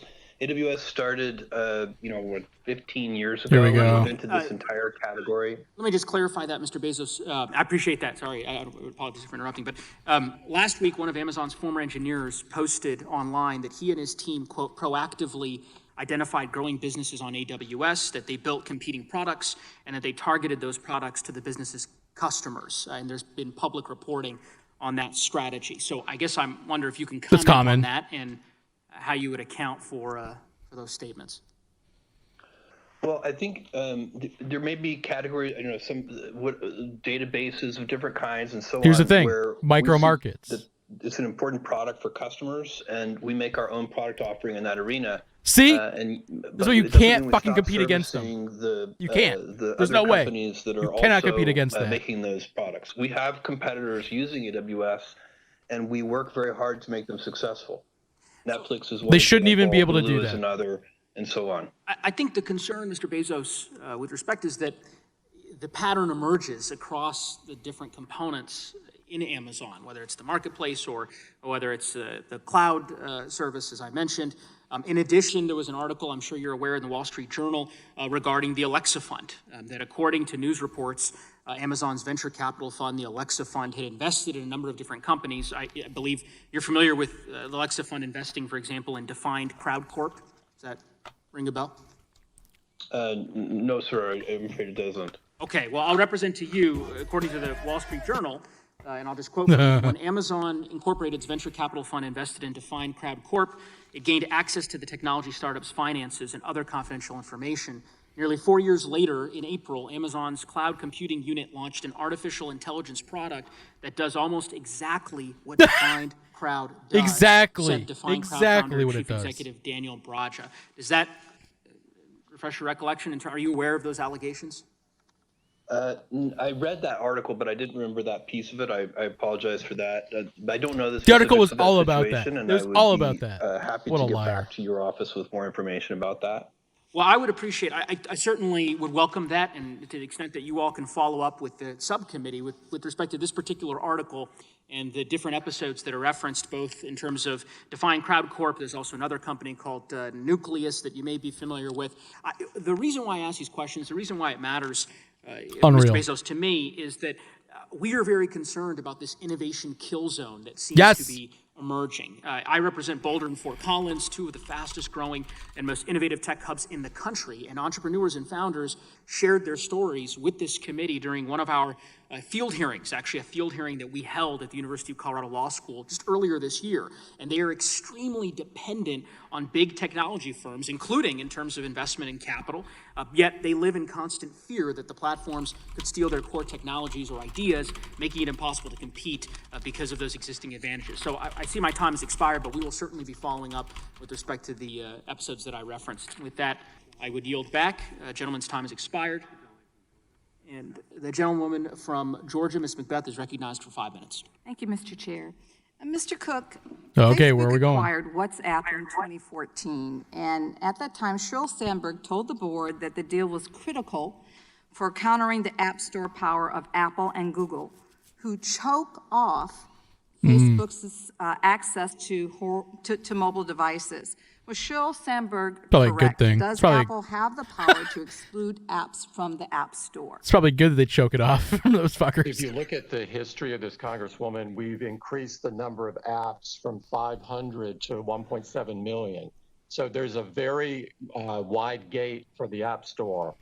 And there's fierce competition for developers, and we want every app we can on the platform. Okay. Of course but they Mr. do. Cook, then what you're saying is that Apple can exclude apps from the App Store. In fact, it has. In 2018, Apple introduced an app called Screen Time, which helps people limit the amount of time they or their kids spend on their iPhones. Is that correct? It sounds right. Okay. But before Screen Time existed, there were other apps in the App Store that gave parents control over their kids' phone usage, apps like Our Pact and Kids Locks, and parents depended on them. Soon after you introduced Screen Time, however, you removed these competing apps from the App Store. One mother wrote to Apple saying, and I quote her, "I am deeply disappointed that you have decided to remove this app and others like it, thereby reducing consumer access to much-needed services to keep children safe and protect their mental health and well-being." Mr. Cook, why did Apple remove competing apps right after you released Screen Time? Oh, well, that's obvious. We were concerned, Congresswoman, about the privacy and security of kids.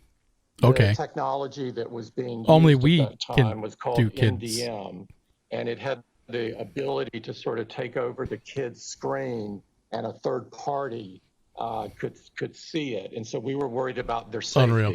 Okay, thank you. I appreciate Today that. we have- I appreciate that, but the timing of the removal seems very coincidental.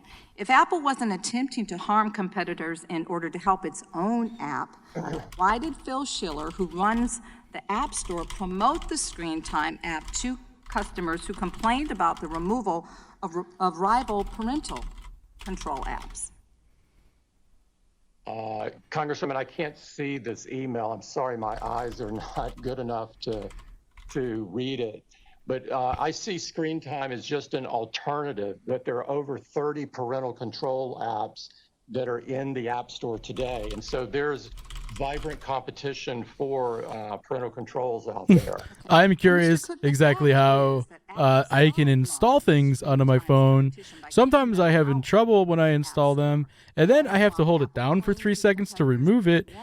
Is there a reason I have to hold it down for 3 seconds? Yeah, it's a bullshit questions. Say that you admitted them back in 6 months later without requiring significant privacy changes. And, of course, 6 months is truly an eternity for small businesses to be shut down. Even worse, if all the while a larger competitor is actually taking away customers. And, you know, this is not the first time something like this seems to have happened, Mr. Cook. Let me give you another example, you know, of the harm that's been caused to your competitors. In 2010, Apple introduced an online bookstore called the iBookstore, where it offered ebooks.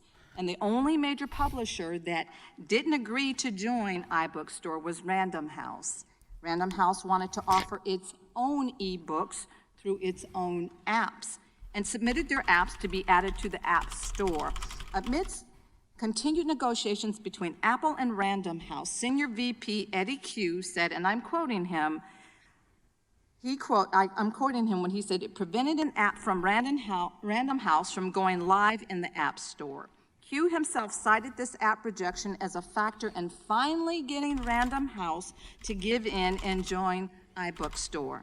Mr. Cook, is it fair for Apple to use its power over the App Store to pressure a business to join Apple's own app?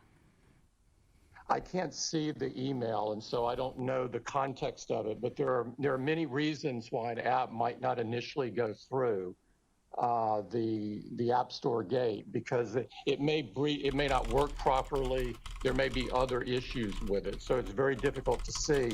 What I would say, though, on a macro basis, the gate to the App Store is very wide. We have 1.7 million apps in it. It's become an economic miracle with over $138 billion of commerce just in the United States. Mr. Cook, I really, really appreciate that sentiment. But, you know, I want to say to you that Apple enjoys enormous power to control which apps can reach consumers. Even some of the largest companies in the country fear your power. Absolutely. Our evidence Look at suggests DHH. that your company has used He's its lucky power he's got to a big harm audience. your rivals and boost your own business. This is fundamentally unfair. It harms small businesses that rely on you to reach customers. Thank It you. stifles Yeah. innovation that is the lifeblood of Yes. our economy. Ultimately, it reduces the competition and Yes. choices that are made available to consumers, and that is a great concern to all of us. And This I is yield all about small business protection. Generally yields Okay, to all about that. That concludes that round. In light of the request of Mr. Gates for a third round, and because many of my colleagues would like to get more fulsome answers on a number of issues, we'll proceed to a final round. And my Bonus expectation is round. we will conclude within the hour. Okay. And I'll recognize we get the myself for bonus 5 round. minutes. Mr. Yes. Zuckerberg, we've seen the dominance of several of the companies appearing before us today, that it's not just harmful to our economy and competition, but it's harmful to the founding principles of our democracy. Facebook and Google are designed to keep users on their platforms, whatever the cost. Because disinformation, propaganda, and hateful speech are good for engagement, they're good for business. But over 100 years ago, the Supreme Court Justice Oliver Wendell Holmes Jr. wrote, "The most stringent protection of free speech would not protect a man in falsely shouting fire in a theater and causing panic." My first question is, Mr. Zuckerberg, do you agree with that principle, that there are limits to harmful and false speech, and that are particularly important when it comes to the health and safety of the public? Congressman, I certainly do, and I actually think that our policies go further than just limiting those types of things. Well, Mr. Zuckerberg, you have 1 billion users and almost 50,000 employees, and so you agree you have a responsibility to remove harmful lies from your platform, correct?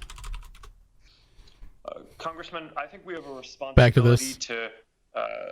To limit the spread of content that's going to be harmful for people. And also, if you, I'd like to add that I do not believe that we have any incentive to have this content on our service. People don't like it. Except that, Mr. Zuckerberg, with all due respect, except that it is often the most engaging. It's the most, it brings the most likes, or it brings the most activity, which of course produces great profit. So you do have an incentive. The more engagement there is, the more money you make on advertising.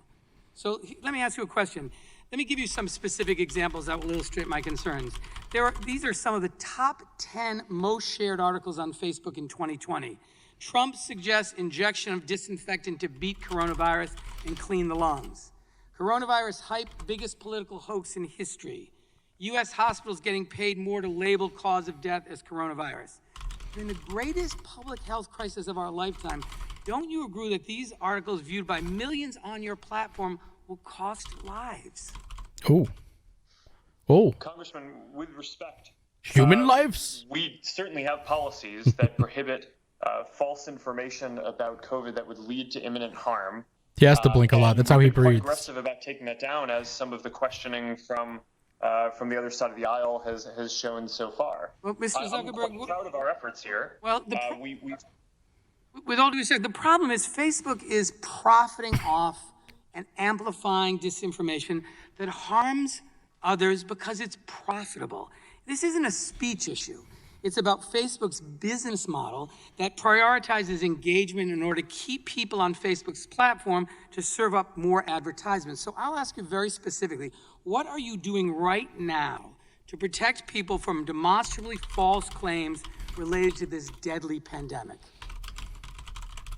Congressman, I'll certainly answer that, but I have to disagree with the assertion that you're making that this content is somehow helpful for our business. It is not what people want to see, and we rank our what we show in feed based on what is going to be the most meaningful to people and is going to create long-term satisfaction, not what's just going to get engagement or clicks today. That's Sir, a common misconception about the company. If that's true, Mr. Zuckerberg, how do you explain that on Monday, the second most popular post on Facebook was a Breitbart video claiming that you don't need a mask and hydroxychloroquine Guys, is a cure this is for not COVID. the thing to be talking In the about. first 5 hours after being posted on Facebook, Yeah. it racked up 20 million views and over This is 100,000 what they comments. keep. This is the problem. Is they're trying to lump. This is like they're trying to lump like 2 or 3 different issues into this conversation they're having, and the privacy concerns require new law. Okay, like that's not clear cut. That the whole idea of censorship and moderation requires new laws to be created. That's a much harder thing to do. It's going to take tons of people to figure this out, thousands upon thousands of people to figure it out. What they really should be talking to them about is like, hey, you've got all this money. How did you get it? How did you get all this money? That you've sequestered all these billions of dollars from other innovative companies. You're discouraging people to start new companies. And unfortunately, like the end game of what they're doing means that like either people like us are going to have to go and raise a fucking buttload of money, or we're going to have to go work for them. It's absolutely, it's a devil's choice. And there is no third option 50 years from now. That decide how you will disseminate that, which is a business decision, not a First Amendment decision. And it's hard to understand why Facebook shouldn't be responsible for those business decisions. Congressman, in terms of political ads, we've modeled a lot of our policies off of the FCC guidelines on broadcasters and their requirements to run political ads equally from all different sides. Well, I cable think networks, this, of course, have more. Yeah, I think these examples, unfortunately, Mr. Zuckerberg, are just the tip of the iceberg. It's not just about COVID. Facebook hosts or enables countless pages and ads that are dedicated to conspiracy theories and calls to violence, including content that led to the white supremacist rally in Charlottesville in 2017. And Facebook gets away with it because you're the only game in town. There's no competition forcing you to police your own platform, allowing this misinformation to spread and lead to violence. And frankly, I believe it strikes at the very heart of American democracy. And with that, I now recognize the gentleman from Florida, Mr. Gates, for 5 minutes. This can't go well. He's from Florida. Thank you, Mr. It's this guy Chairman. Mr. again. Pichai, in 2016, there was an internal Google meeting. You attended that meeting along with Sergey Brin A video of that meeting was leaked to Breitbart, and at the meeting, top Google executives, including Kent Walker, lamented Trump's victory. They compared Trump voters to extremists, and it was discussed that there was an intent to make the Trump win a blip in the populist movement in American history. Now, I know you've testified today in response to my questions and Mr. Jordan's questions that you don't intend this time to engage in electioneering on behalf of the former vice president. But given the video evidence of senior members of your team in your presence saying that they had the intent to make the Trump victory a blip, I'm gonna turn this down because all this guy is talking about is just like his own selfish political things. I think it's abhorrent that these people have a platform in which they should be pushing for enforcement of law, and they use it just as their personal way to like get an answer out of this guy on anything they want to get it out of him for. The idea of political suppression is completely separate from what's really damaging. I mean, politicians are always going to be suppressed. They're always going to have people that don't like them. There's always going to be newspapers that favor one candidate or another over another. There's always going to be content places where one candidate over another. It's an important issue, but the more important one is the $750 billion sitting in the coffers of these companies that should be in small business, and it should exist as part of the collective wealth of the world, because we've got to. I guess that's the question. Either you're on the side of small business and innovation, lots of choices, or you're just on the side of like 3 or 4 choices, right? You can pick your side, but I would rather be on the side of independence and letting all these different companies come up with different solutions than only having like one or 2 choices for things, and I don't know what that looks like. I don't know what the solution is there. I wish I did. I think it's very nuanced, but we're in a bad world when there's people and organizations which wield this much power.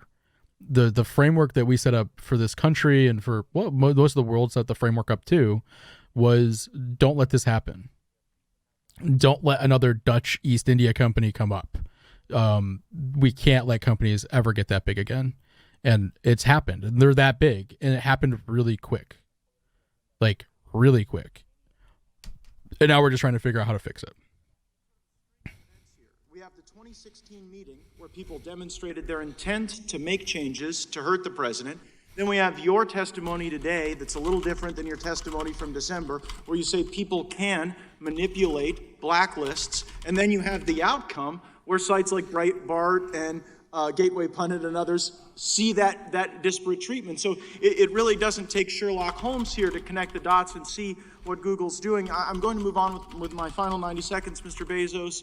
I am deeply moved by your personal story. I am not here accusing you as someone who would ever traffic in hate, but it seems you have empowered people who do. And I'm particularly talking about the Southern Poverty Law Center. The Southern Poverty Law Center, which you allow to dictate who can receive donations on your Amazon Smile platform, have said the Catholic Family News, Catholic Family Ministries, the Federation for American Immigration Reform, the American Family Association, the Family Research Council, the Jewish Defense League, and even Dr. Ben Carson are extremists and should be treated differently. Dr. Carson is on the cabinet and is one of the most renowned minds in America. I'm just wondering why you would place your confidence in a group that seems to be so out of step and seems to take mainstream Christian doctrine and Thanks, label it as Tatis. hate. I appreciate you hanging out, man. Sir, it's a good question. We have Spread the video, brother. Amazon We'll get it out Smile there. It's a program that allows customers to designate a certain fraction of their purchases to go to charity that we then pay for. And they can select from any one of millions of charities. And we use the Southern Poverty Law Center data to say which charities are extremist organizations. We also use the U.S. Foreign Asset Office to do the same thing. But Those why? two together. Since they're calling Catholics and these Jewish groups hateful Okay, groups, why would you so call he's sliding this again. Something you guys should really understand is that because this is a great issue, if you're interested in it, to almost be a bit a bit on top of, because this isn't a political issue. This isn't like there aren't two sides to this, right? There really aren't. There really aren't two sides to the argument. So what that means is what needs to happen is a strong public signal that we need to do something about it. And a video like ours we were hoping to help send a strong public signal out there by getting a lot of people to watch it, maybe having conversations with more people about it. The beauty of non-political issues is they tend to actually get dealt with really quickly. Oh shit, this guy's talking. Hold on. Of application programming interfaces, or talk about APIs, bitch. Mr. Zuckerberg, these tools provide Facebook with insights into its competitors' websites and apps. Isn't that correct? Is that how an API works? Congressman, I think broadly the answer to what you're saying is yes. Right. We, like every other company here, do market research to understand what people are finding valuable. All right. Okay. So you're going beyond the scope of my question. I appreciate that answer, though.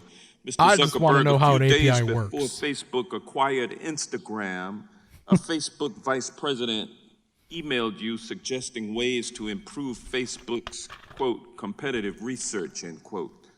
By building a custom model, Facebook could improve its understanding of its competitors and, quote, make more bold decisions on whether they are friends or foes, end quote. Mr. Zuckerberg, how does Facebook improve its competitive research to distinguish friends from foe? Congressman, I'm not sure exactly what he was referring to in that email there, but he is one of the people involved in running our analytics organization, and I think it's natural that he would, as part of his responsibility, be focused on market research and understanding more there. And certainly, isn't it true that Facebook, after that conversation, purchased the web analytics company Onevo in 2013 to give Facebook more capability to monitor its competitors? Congressman, I think you have the timing correct. After we purchased Onevo as part of our broader market research capacity. And that would give you the capability to monitor your competitors, correct? Congressman, it gave aggregate analytics as to what people were using and what people were finding valuable. Sort of like the type of product you would get from Nielsen or ComScore or some of these other third-party companies that provide similar data. Well, Mr. Zuckerberg, that acquisition gave you non-public real-time data about engagement, usage, and how much time people spend on apps. And when it became public that Facebook was using Onevo to conduct digital surveillance, what data your they company have. got kicked out of Apple's App Store. Isn't that true? The NDA stuff. Congressman, I'm not sure I'd characterize it in that way. I think this was part of the Onevo did get kicked out of the App Store. Isn't that true? Congressman, I believe we took the app out after Apple changed their policies. And it was because of it was because of the use of these surveillance tools. Congressman, I'm not sure that the policy was worded that way. Or that's exactly the right characterization of it. But okay, well, let me ask you this question. Let me ask you this question. After Onevo was booted out of the App Store, you turned to other surveillance tools, such as Facebook Research app, correct? That's what they called it. Congressman, in general, yes, we do a broad variety of market research, as do and also, isn't it true, Mr. Zuckerberg, that Facebook paid teenagers to sell their privacy by installing Facebook Research app? Congressman, I'm not familiar with that, but I think it's a general practice to be able to that companies use to have different surveys and Facebook understand data from how people are using different products and what their preferences are. Facebook Research app got thrown out of the App Store too, isn't that true? I think they should let Tim Cook and him just battle it out. Okay, well, Zuck over nearly versus a Tim Cook. decade, Mr. Zuckerberg, you led a sustained effort to surveil smaller competitors to benefit Facebook. Facebook.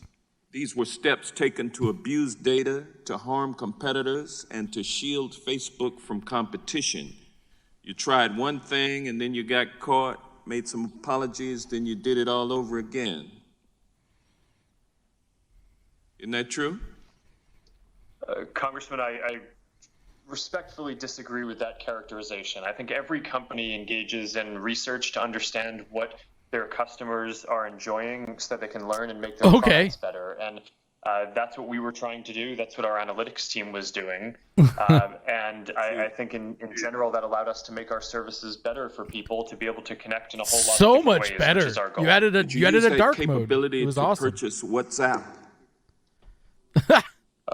Congressman, it was one of the signals that we had about WhatsApp's trajectory, but we didn't need it. Without that, it was pretty clear that WhatsApp was a great product.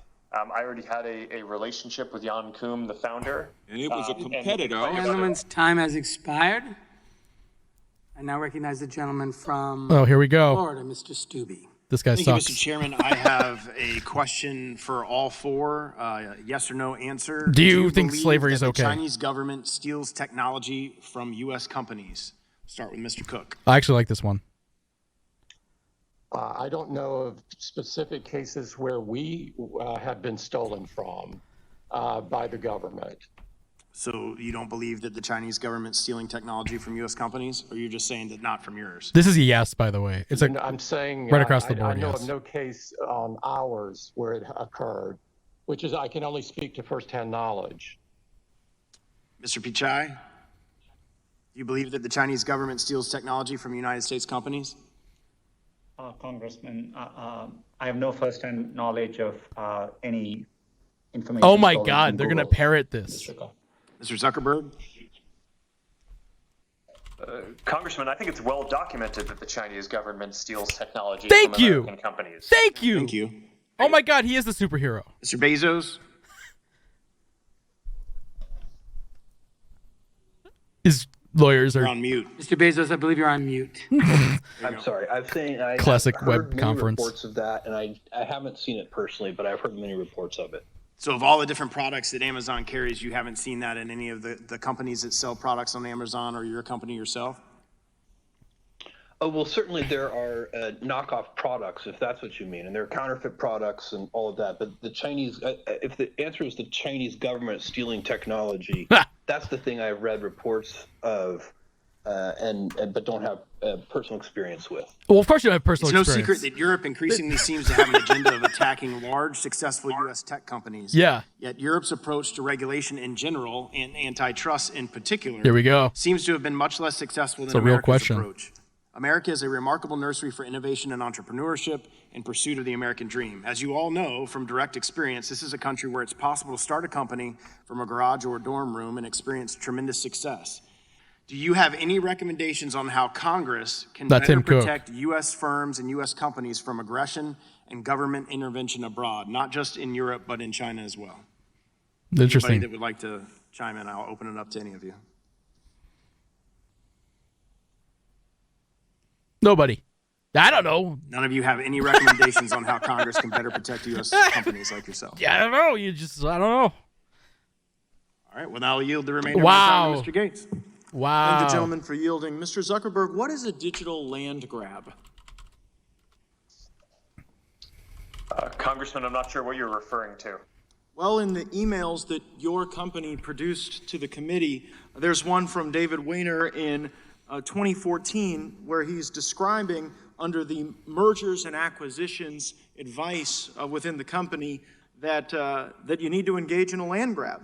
And he says, I hate the word land grab, but I think that's the best convincing argument, and we should own that.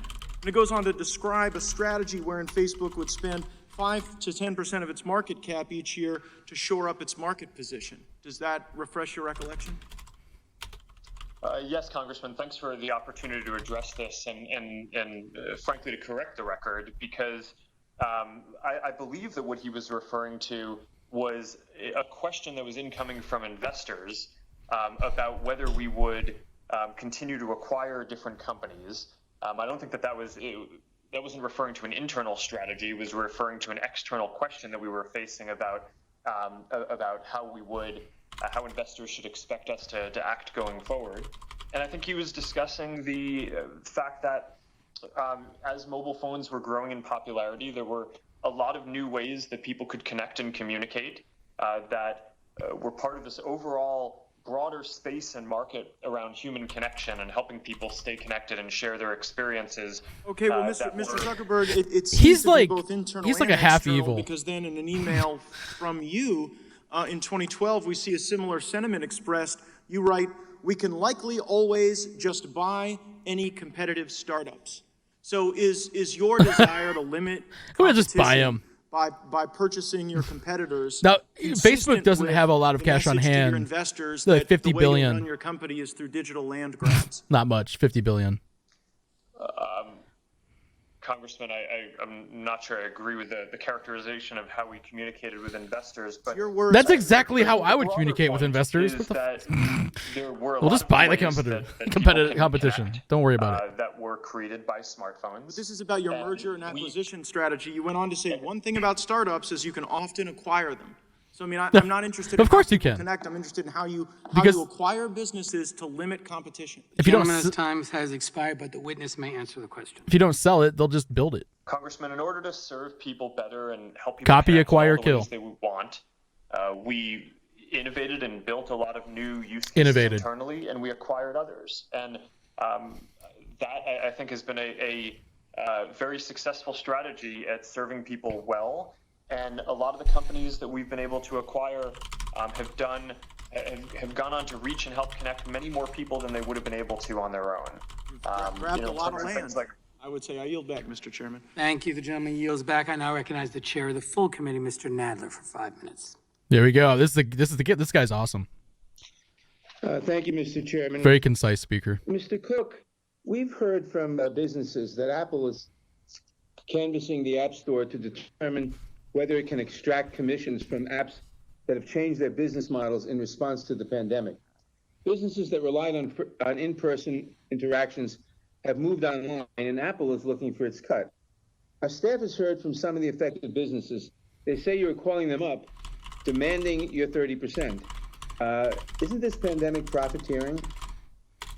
We would never do that, Mr. Chairman. The We would pandemic never is a tragedy, make profit. and it's hurting Americans Come and on. many people from all around the world, and we would never take advantage of that.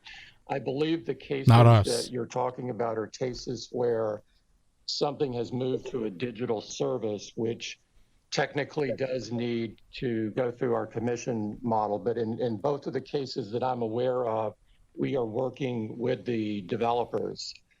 To sort of zoom out and to give you some historical context on this, when we entered the App Store market, the cost of distributing software was 50 to 70%. And so we took the rate in half and to 30%, and we've held it in that same level over time or lowered it. It's now responsible for 2 million jobs across America, and 84% of the apps on the store are distributed for free, where 100% of the proceeds go to the developer. Only that 16% is subject to a commission of either 15 or 30%. 30%. And school For is what? about to start around the country, and millions of For parents file and students serving? will attend school online. They will rely on apps to talk to teachers, tutors, and virtual learning tools. Are these online learning tools next on Apple's? Are they on Apple's list to monetize? They're not, Mr. Chairman. We would. Not yet. We're very proud of what we've done. That's in a Google education. Play or a Microsoft We are Play. serving It's on that Apple market Play. in a significant way, including tons of donations. And we will work with the people that happen to move from a physical to a virtual world because of the pandemic. We've done a lot to address COVID in general as a company.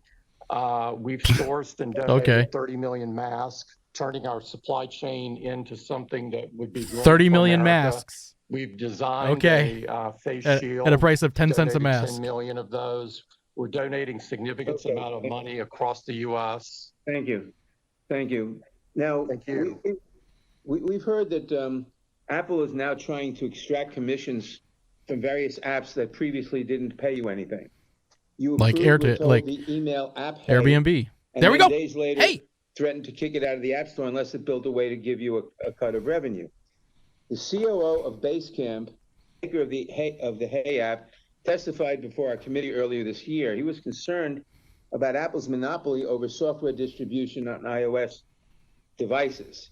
And he's good for him. He seems to have been right. Apple says services like Hey have always been required to cut Apple in, but you previously didn't interpret your rules that way. You didn't enforce your rules this way. So would you comment on this, please? Yeah, Mr. Chairman, I would. Hey is in the store today, and we're happy that they're there. I believe that they have a version of their product is for free, and so they're not paying anything on that. No, that's not how it works. I would also say the 30%. It's a pay to play. It's a pay only thing. This 15% should have done his homework. Lots of different services, from programming languages to compilers to 150,000 APIs.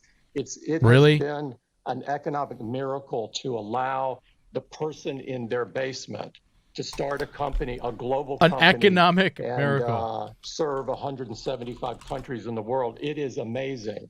Likely as a miracle for them. Highest job creator in the last decade. That's cash on hand. I see. That's not how much money they made. That's how much they have piled up in a corner somewhere. In such a way as to make $200 billion. Paying before. Unreal.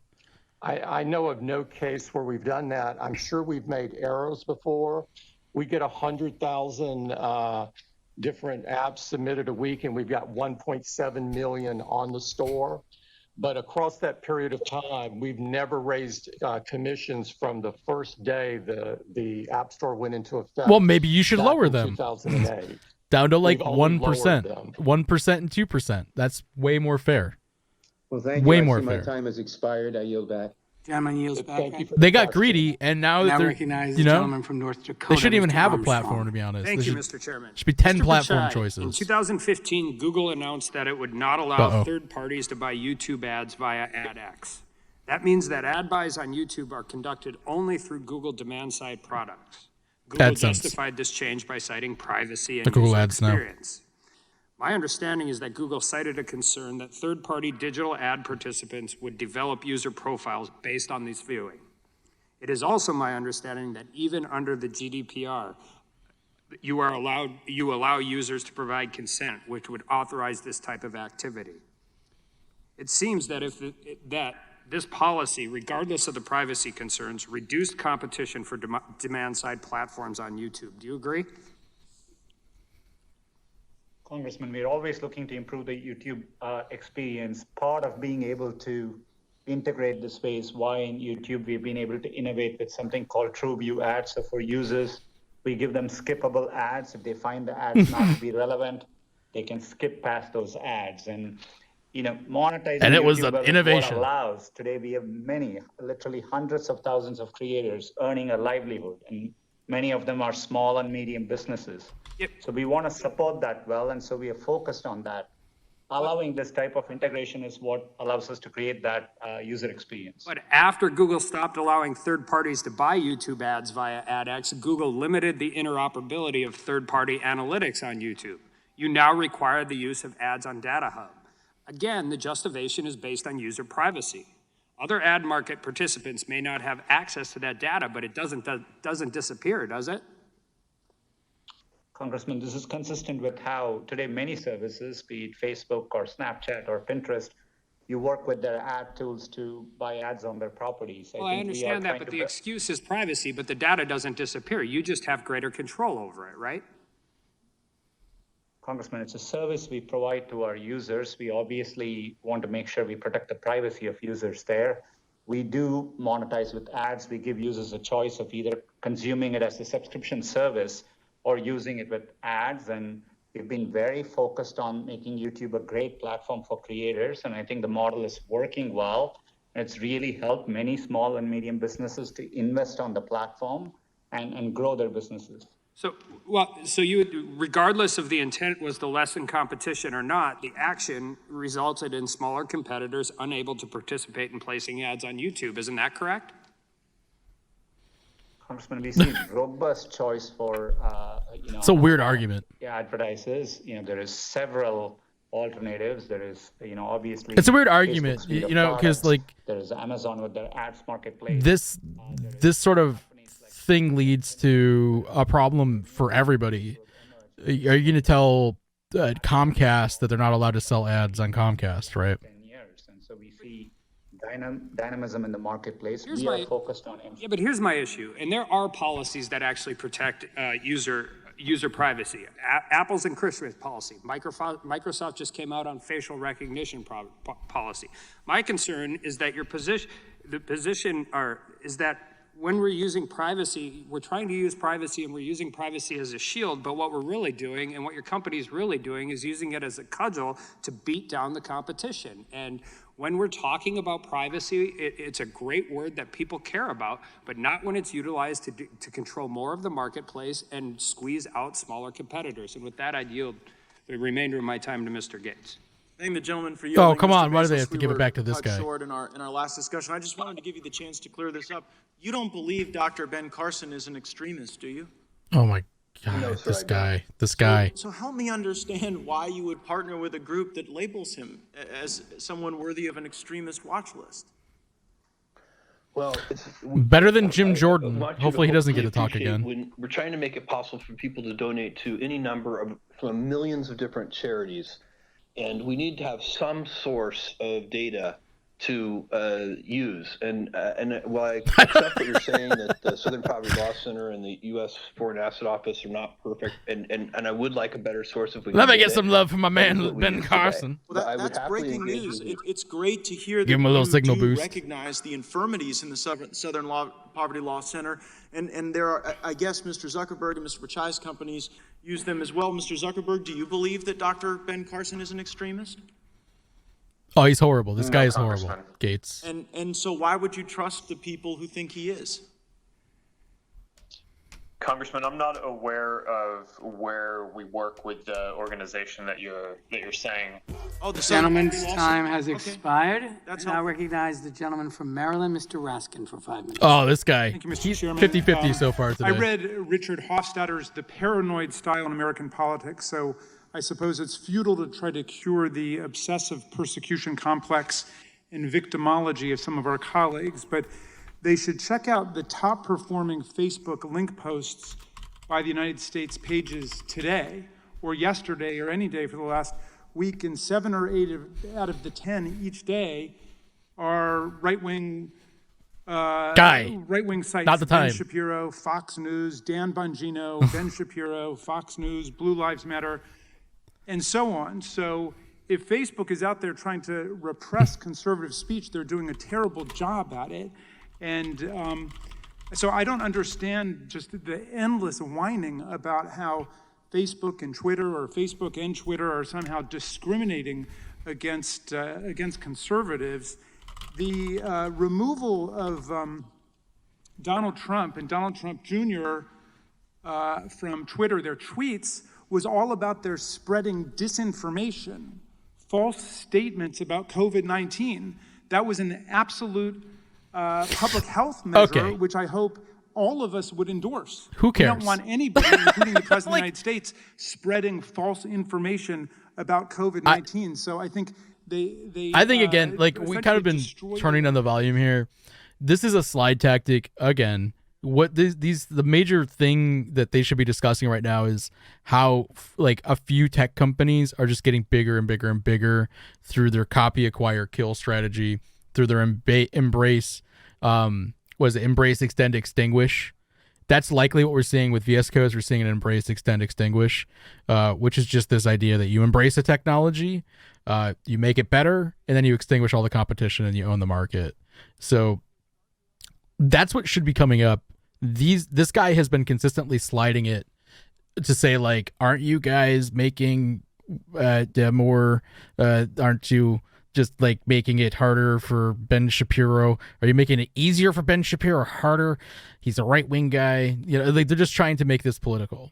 And again, just keep this in mind. The argument's easily shut down because every one of those corporations is completely allowed to have a political identity.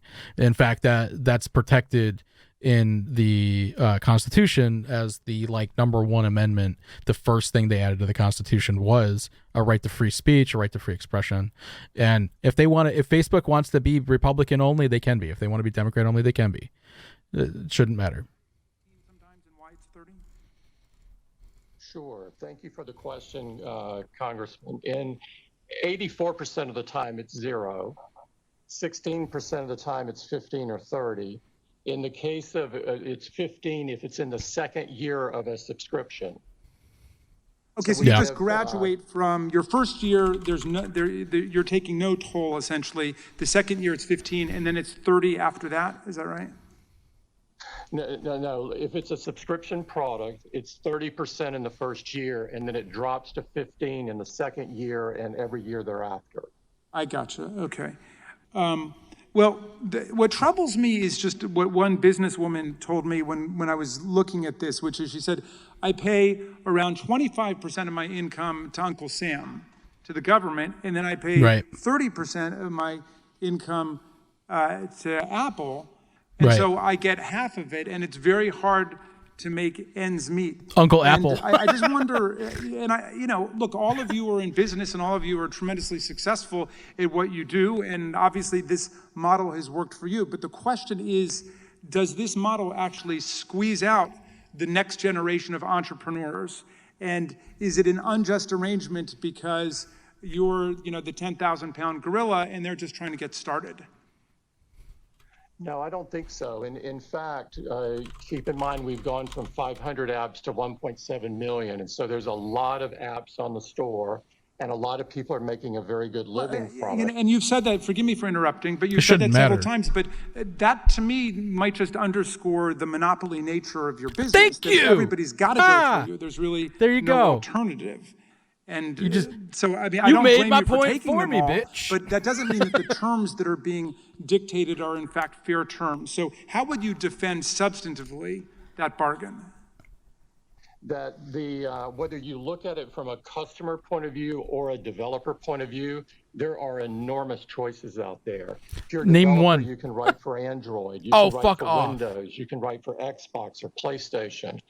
If you're a customer and you don't like the setup, the curated experience, what a of the App bullshit Store, argument. You can buy a Samsung. Okay, I appreciate that. Forgive me for cutting you off. I got one more final question for Mr. Zuckerberg. You spend a lot of your time speaking to our conservative colleagues who have this persecution complex that you're somehow going after them. Will you have time to meet with this broad coalition of civil rights groups that are engaged in a boycott because of what they think is the proliferation of hate speech and Holocaust revisionism and other affiliated topics on Facebook? Congressman, yes, I already have taken the time to meet with them. I think that the topics that they're pushing on are important. On a lot of the goals, we agree. These are issues around fighting hate that we have focused on for years, and we are committed to continuing to improve the way that our company works and just continually getting better on these issues. I appreciate that, and I will tell them of your answer. Thank you. Thank you, Mr. Zuckerberg. I now recognize the gentleman from Ohio, Mr. Jordan, for 5 minutes. Thank you, Mr. Chairman. Mr. Cook, is the cancel culture mob dangerous? It's something I'm not all the way up to speed on, but if you're talking about where somebody with a different point of view talks and they're canceled, I don't think that's good. I think it's good for people to hear somebody said it of view and decide for themselves. Where's Jack? Yeah, I agree with that. I want to just reference. I can't believe this guy's back though. This is the worst guy. Mary Weiss, who resigned as an editor at the New York Times, she wrote a letter explaining why she resigned. And I'll just read 3 sentences for all of you actually. She says, first of all, my own forays into wrongthink made me the subject of constant bullying by my colleagues who disagree with my views. She then says later in the letter, everyone lives in fear of the digital Thunderdome. The online venom is excused so long as it is directed at the proper targets. This is the worst guy. Those targets aren't just conservative. In fact, Ms. Weiss is actually center-left. She's not conservative. The targets are anyone who disagrees with the mob. Are the rest of you concerned about the cancel culture mob and what it's up to? What do you even do about that, though, as these platforms exist? That's human nature. Congressman, I'm sorry, I had momentary difficulty hearing. But he's like, I didn't think we'd be talking about this today. We've built platforms which allow for freedom of expression, and we take pride in the fact that across our platforms, including YouTube, there are more diverse voices than ever before. It is something we have committed. I'm just saying, I'm concerned about it. And again, I'm concerned about it not just because conservatives get attacked. I'm concerned when anyone gets attacked for expressing a viewpoint. I thought we had a First Amendment, and yet they constantly get attacked. How about you, Mr. Zuckerberg? Rob, Yes, Rob just cracked me up I with that believe one. strongly in free expression. Giving people a voice is an important part of what our services do, and I'm very worried about some of the forces of illiberalism. And sometimes that voice I says, see, unfollow the in guy. this country that are pushing against free expression. I think that this is one of the fundamental democratic traditions that we have in our country, and it's how we make progress over the long term on a number of issues. And our company is committed to doing what we can to protect people's voice. Thank you, Mr. Zuckerberg. Mr. Bezos? What does Bezos have to do with any of this? He's like, what the fuck? I run Amazon. Yes, sir. I am concerned in general about that. You do. What I find a little discouraging is that it appears to me that social media is a nuanced destruction machine. Yes. And I don't think that's helpful for a democracy. I agree with the term she used, Ms. Weiss used, digital Thunderdome. I see that, yes. Yeah, I see it too. And I guess my point is, you were four pretty important guys leading four of the most important companies on the planet. And What it the would fuck sure just be helpful happened? if you Hold on. spoke out against us. What the fuck just happened? I'm gonna turn that off.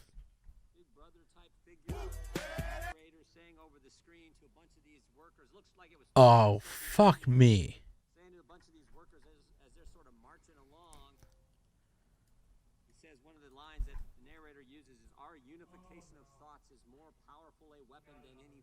Who the somebody keeps doing, yeah, somebody just follow about it us. Gotta be kidding me. This is the second time this has happened.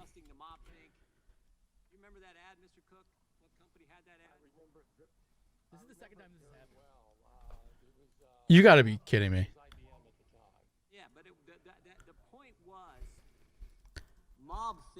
We just went from somebody just follow-botted 4,000 fucking followers.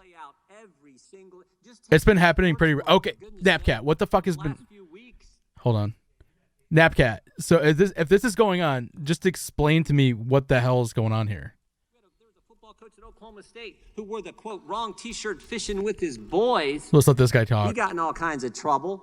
James Harden wears a mask saying back the police, help the police, support the police. He gets attacked. Why don't we just let the First Amendment work? That's all we're asking. And you are four individuals who have so much influence. It would sure help if you're out there criticizing what the cancel culture mob is doing to this country. And people see it every single day. He's about to get the gavel. He's gonna get the gavel. You all said you disagree with it. I hope you'll really give the speak man out the gavel. against He wants and it. Be fair. Give him the gavel. With all viewpoints, I yield back. Oh my God, he Gentleman yielded. yields back. I recognize the gentlelady from Washington, Ms. Jayapal. Dude, you gotta put your mask on, Gatesy. Thank you, Mr. Chairman. Mr. Pichai, Well, I was a little zoomed in direct there. my questions to you. Many of us feel a deep urgency to protect independent journalism, and I wanted to talk a little bit about ad revenue and independent journalism. Google makes most of its revenue through selling advertising, and Google's advertising exchange is a, quote, real-time marketplace to buy and sell display advertising space, correct? Yes, Congressman, that's correct. And over 2 million websites, including online newspapers, use that exchange, correct? We are very proud to support publishers, and I don't have the exact numbers, but yes, that seems to. Well, that's an estimate put forth by tech expert Dina Srinivasan, and your own website for Google Display Network says you have access to over 2 million sites. What is Google's share of the ad exchange market? Congressman, I'm not exactly familiar. I've seen various reports, but we are a popular choice. Great. Let me put it up for you. If you look at the screen, you will see that 50 to 60%, Google has 50 to 60% according to the Online Platforms and Digital Advertising CMA market study that was just released. And in order to buy and sell on these exchanges, websites and advertisers go through a middleman like Google's DV360 and Google Ads. If you look at the slide, Mr. Pichai, you can see that the share of this buy-side market that Google has is 50 to 90%, according to the same study. And I just want to simplify how these exchanges work. So say in Seattle, Dee's Electronics, a mom-and-pop business, wants to buy online ad space in the Seattle Times. Dee's Electronics would need to go to a middleman like Google Ads, which would then bid for ad space. Who would be interrupting this guy? He had to hand somebody away. The problem is that Google controls all of these entities. So it's running the marketplace, it's acting on the buy side, and it's acting on the sell side at the same time, which is a major conflict of interest. It allows you to set rates very low as a buyer of ad space from newspapers, depriving them of their ad revenue, and then also to sell high to small businesses who are very dependent and this targeted on ad shit is on bullshit. Your platform. It sounds a bit like a stock market. Yeah. Except, unlike a stock market, there's no regulation on your ad exchange market. If there were regulation, it would actually prohibit insider trading, which means that the broker can't use the data in the broker division to buy and sell for their own interests. Instead, brokers have to serve their clients. Does Google have a similar obligation to serve its clients, the businesses that are selling and buying ad space? Congresswoman, if I could explain this for a minute, we paid over $14 billion to publishers. We're deeply committed to journalism in this area. On an average, we pay out 69% of the revenue when publishers use Google's buy and sell side tools. And it's a low margin business for us. We do it because we want to help support publishers in this area. I understand that, Mr. Pichai. What I'm trying to get at is when any company controls the buy and the sell side, I worked on Wall Street a very long time ago, there are reasons that insider trading is regulated, and this ad exchange is essentially the same thing. And without accountability, it's really easy meaningful to just care about the newspapers. We're seeing them die all over, and ad revenue is a big reason. Let me put up a graph here that shows that Google's ad revenue is increasingly coming from ads on Google-owned sites and less so from other websites. Can you explain that trend? I can't quite see whether this is net revenue or gross revenue. Obviously, when it comes to non-Google properties, we share the majority of revenue back to publishers, whereas on our own properties, we obviously, we have the inventory. So, but I would need to understand more. I just quickly looked at it. I'm not sure if we can send it. We can send it to you and make sure you have it. Google has not made its search traffic volumes public in years, so there's no way for us to know exactly what's happening here, and there's no way for businesses to verify whether they've been treated fairly or left behind in favor of Google-owned companies. Is Google steering advertising revenue to Google search? Of course. Why wouldn't they? Congressman, users come to Google search. It is that traffic, and that's where our source of revenue comes from. So we are focused on providing users the information they are looking for. We work hard to earn their trust. We know competition for information is just a click away. Thank you, Mr. Pichai. I just want to make the point that independent journalism is incredibly necessary to our democracy, and we want to do what we can to protect it. I want to just ask one last question of Mr. Zuckerberg. Over 1,100 companies and organizations pulled their advertising business from Facebook as part of the Stop Hate for Profit campaign to protest the spread of hate speech and disinformation. But you had a staff meeting earlier this month where you told employees we're not going to change our policies or approach because of a threat to any % of our revenue. My guess is all these advertisers will be back on the platform soon enough. Mr. Zuckerberg, are you so big that you don't care how you're impacted by a major boycott of 1,100 advertisers? No, Congresswoman, of course we care, but we're also not going to set our content policies because of advertisers. I think that would be the wrong thing for us to do. We've cared about issues like fighting hate speech for a long time, and we've invested billions of dollars. And I've talked about today how we have tens of thousands of content reviewers. We've built AI systems that proactively identify the majority. We're now at 89% of the hate speech that we remove before anyone even reports it to us. We're going to continue getting better at that. And I think that those investments over time and the results that we put up will be recognized by people, since I do believe that they are industry leading. And I think that our advertising also is, for a lot of small businesses, the most effective or among the most effective ways that they can find and reach new customers. Thank you, Mr. Zuckerberg. My time has expired, but I would just say that I know you've commissioned your own civil rights audit. I don't think that you've implemented all those recommendations yet. I hope you will move quickly to implement those. This is a critical time as we watched the body of John Lewis leave us here in the Capitol. Oh, back to John Lewis. Civil rights. Thank you, Mr. Chairman. I yield back. Before I call on the next witness, I want to recognize Mr. Pichai, who I think wants to make a correction for the hearing. Mr. Who? Oh, Pichai. Keep forgetting this guy. Thanks, Mr. Chairman. There was a question earlier. He is an interim CEO if I've ever seen one.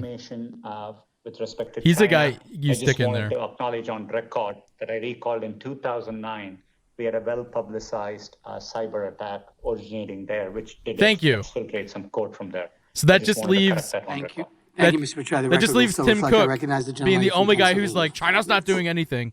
Don't worry, China's not doing anything. Tim Cook, 2020. In March 2020, on the record. Amazon announced that it was going to start delaying shipments of non-essential products in order to better serve customers and meet need while helping to ensure the safety of their warehouse workers.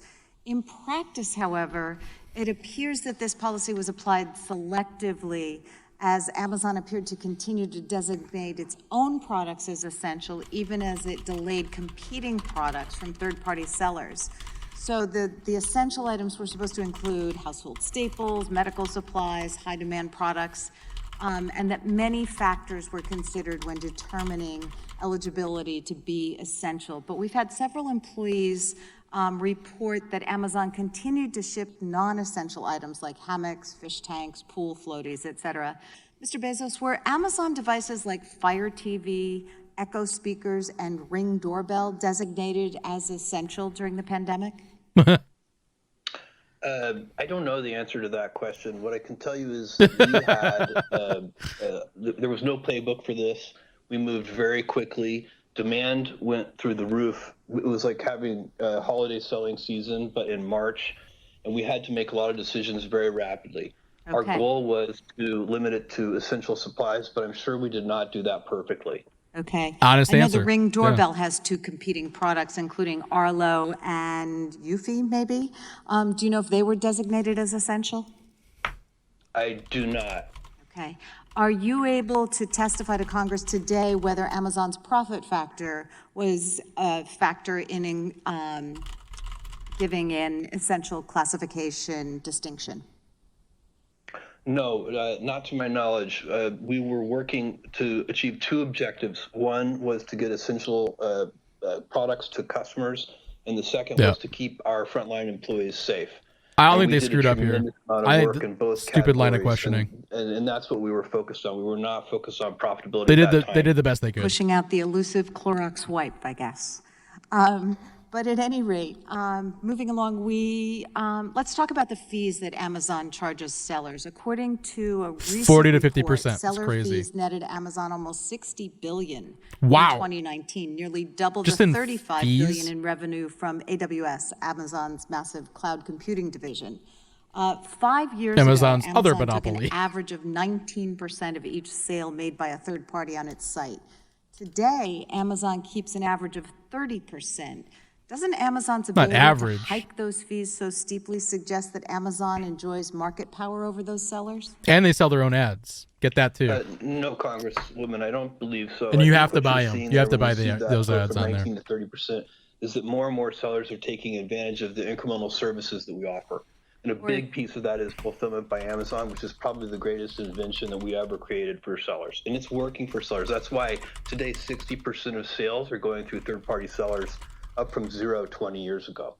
Right, but I think a little more concerning is the 11% hike. Since 2014, Amazon's revenue from seller fees has grown almost twice as fast as its overall sales. So seller fees now account for 21% of Amazon's total revenue. Mr. Bezos, aren't seller fees now effectively subsidizing Amazon's retail division? Congresswoman, no, I don't believe so. I think what you're seeing there, when you see these fees going up, what's really happening is that sellers are choosing to use more of our services that we make available. They are, previously perhaps they were shipping their own products from their own fulfillment centers, so they would have had costs doing that. He's talking about your own seller-fulfilled Prime. It's really hard to do. Buying transportation, but you can break away from it through the postal service or through UPS. You can do it. Whoever it would be. Okay, let's talk a little bit about the fulfillment centers. And Amazon has insanely low shipping rates too. We've got fulfillment by Amazon, and a year ago we asked whether a merchant who was enrolled in fulfillment by Amazon, also known as FBA, is a factor in whether they can be awarded the buy box. And at that time, Amazon said no. But the evidence is indicating, and your own documents showing, that being enrolled in that program is a major factor. And I'll show you what Amazon looks like. Hold on. Sellers to pay for fulfillment services from Amazon if they want to make sales. Mr. Bezos, has Amazon's big buy box algorithm ever favored third-party sellers who buy fulfillment services from Amazon over other sellers? Whoa. I think effectively, we're good now. Maybe directly or indirectly, I'm not sure if it's direct, but indirectly, I think the buy box does favor products that can be shipped with Prime. So especially if you're a Prime member, the buy box is. I can't find a good chart on this. Offer. If we have multiple offers from multiple sellers for the same item, customer wants to buy that item. The buy box is trying to pick the offer that we predict the customer would most like. That includes price, it includes delivery speed, and if you're a Prime member, it includes whether the item is eligible for Prime. Thank you, Mr. Bezos. I think my time's expired. It's expired. Before I recognize our last two colleagues, I think Mr. Zuckerberg would like to clarify something for the record as well. Chairman, thank you. In response to Congressman Johnson's question before, I said that I wasn't familiar with the Facebook research app when I wasn't familiar with that name for it, but I just want to be clear that I do recall that we used an app for research, and it has since been discontinued, and I would be happy to follow up with his staff on any more details that he would like on that. They're making sure they don't purge. They don't perjure. From Colorado, Mr. Neguse. Thank you, Mr. Chairman. Good afternoon, Mr. Cook. I wanted to direct a few questions to you, and wanted to talk a little bit about the App Store and app development. So, just taking a step back, my understanding from your testimony today is that essentially Apple has to operate by the same rules that the app developers operate by in terms of being able to access the App Store. Is that correct? We have 60 apps on the App Store. They go through the same rules that the 1.7 million do. Okay, I'm sure they do. Kind of why I asked that question. My understanding is the App Store guidelines do that, you idiots, tell app developers not to submit copycat apps. Is that correct? I'm not totally familiar, but I believe that's the case because we were getting a number of apps that were essentially the same thing, a sort of a cookie cutter. And I can represent to you, Mr. Cook, we've reviewed, our subcommittee staff has obviously reviewed the guidelines, and they say that app developers should have original ideas, that copycat ideas aren't fair, and Apple's customers don't want those. On the other hand, the app developer agreement, which you require every developer to agree to, does give Apple the right to copy other apps. And so the question is why one rule for the developers that compete with you. Oh, Tim Cook, look at him. He doesn't know what to do. Look at him. Congressman, I'm not familiar with that, but I could follow up with the office on it. Well, I would appreciate if you could follow up with our office. My understanding, again, is that the app developer agreement explicitly says that Apple can use any information that an app developer provides to Apple for any person or any purpose. And so obviously you have complaints from any number of app developers who have testified before our committee. As I said, representing the state of Colorado, we heard from a company called Tile, which said that Apple had access to confidential that wasn't supposed to get out, distributed by the App Store. And given that, juxtaposed against this language in the exclusive agreement, you can understand why we would have concerns about anti-competitive conduct. Yeah, Congressman, we run the App Store to help developers, not hurt them. We respect innovation. It's what our company is built on. We would never steal somebody's IP. But I will follow up with your office on more detail on this. Well, and I appreciate that, Mr. Cook, because I think to the extent that Just trust Apple us. were willing to commit, Trust us. and We won't do anything. Mr. Just Pichai, trust us. similar line of questioning, because I believe this is consistent across multiple different platforms. To the extent Apple was willing to commit within the developer agreement to say that while you have access to that data, that you are not going to use that data and are not permitted to use that data to replicate your own app, a copycat app, if you will, that would certainly, in my view, be a reflection of a step away from any type of anti-competitive conduct. And it sounds like you'll follow up and we can learn more with respect to that issue. Mr. Pichai, similarly, there was an article just today, or excuse me, yesterday, from The Verge. The title is "Google Reportedly Keeps Tabs on Usage of Rival Android Apps to Develop Competitors." And I'll quote from the article.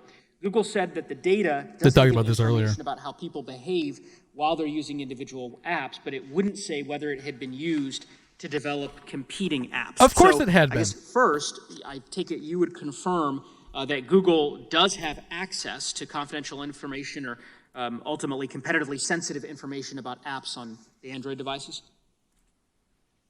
Congressman, if I could clarify this. Today, we have an API which is available for other developers as long as users consent. This gives us system health metrics. This is how we can launch digital well-being features on Android. This is how we understand which apps are using battery. And yes, we do. A dashboard which shows, maybe for crashing or quality control, or for battery usage, or for digital well-being. Yes, so at a high level, this data is available through a public API, and other developers can avail as long as the users give consent to it. So, Mr. Pichai, I just want to clarify. What a confusing answer. Quote from this article. The article refers to this data as sensitive data about other apps, including how often they're opened and for how long they're used. I'm not asking. Of course, they have that information. I'm just asking whether or not you can get a permission for that. Is correct. It's totally true. Yeah. Data. You and I can get that. With user consent and the APIs exist, yes, we do. User consent. And it's critical for us to hit a button. have access to that so that we can maintain the, this is how we understand and we can, improve resource usage of applications. Understood. Wait, excuse me? My time's limited, sorry. They just called that required. I just want to get to this core question. Given that Google does have access to that data, does Google use that data to develop competing apps? And if your answer is no, will Google commit to making the necessary changes within its Android developer app agreements to ensure that developers have that sense of clarity, that in fact the data will not be used for Google to be able to develop a competing application? Congressman, like other businesses today, we do look at trends, and we, in fact, in Play Store, we do publish the number of installs of application, and we give ranges. And so there's a wide variety of way by which we try to understand what's happening in the market. But I appreciate your concern about making sure there's clarity in this area, and we'll continue to invest and give more clarity. Yeah, I must, I guess, want to follow very quickly, Mr. Chairman, if you're willing. So I guess I'm wondering if you can just answer that fundamental question. Does Google use that information? Just answer. It's a yes, a no, or a lie. Apps? I understand the purposes you've described in terms of how you use the information. I'm just asking if one of those, in fact, is... Yeah. He's the worst. He is number one on my evil list. Gentleman's time has expired, but the number witness one. may answer the question. Absolutely number one. Congressman, because we try to understand what's going on in market, and we are aware of, popularity of apps. I don't want to, I want to be accurate in my answer, but in general, the primary use for that data is to improve the health of Android. But, and any I'm going to count that as a yes. We have user consent for it, and we make it available through an API to other developers as well.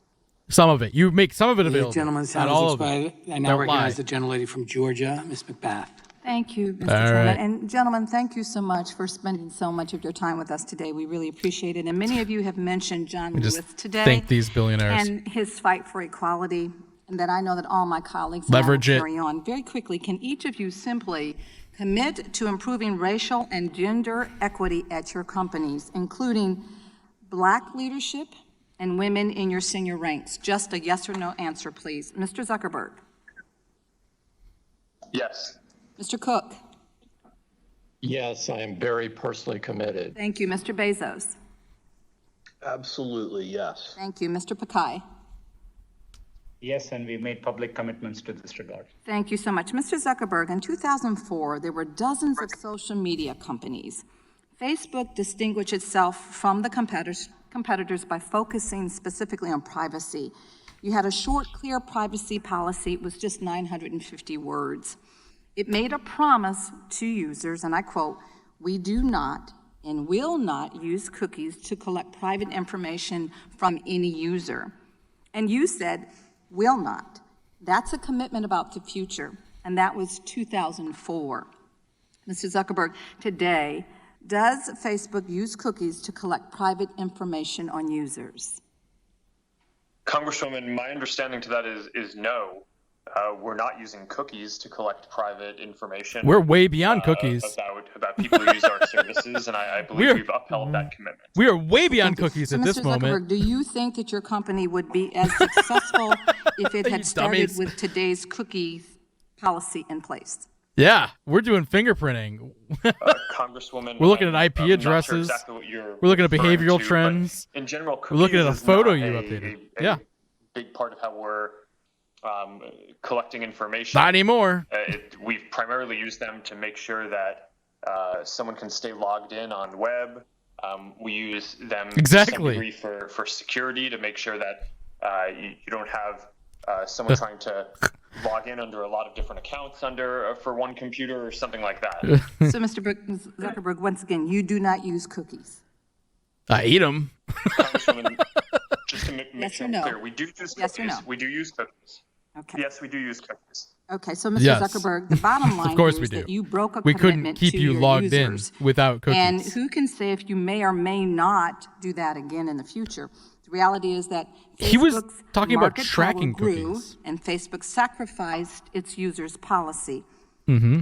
Mr. Bezos, my colleagues have touched on counterfeit goods, and I share their concerns very deeply. I'm Counterfeit also goods concerned again. about stolen goods. Oh, what Mr. are you Bezos, talking about? Are stolen goods sold on Amazon? Yes, of course they are. Like, why was this his problem? Congresswoman? No, she not doesn't. To my knowledge. She doesn't know although, technology at all.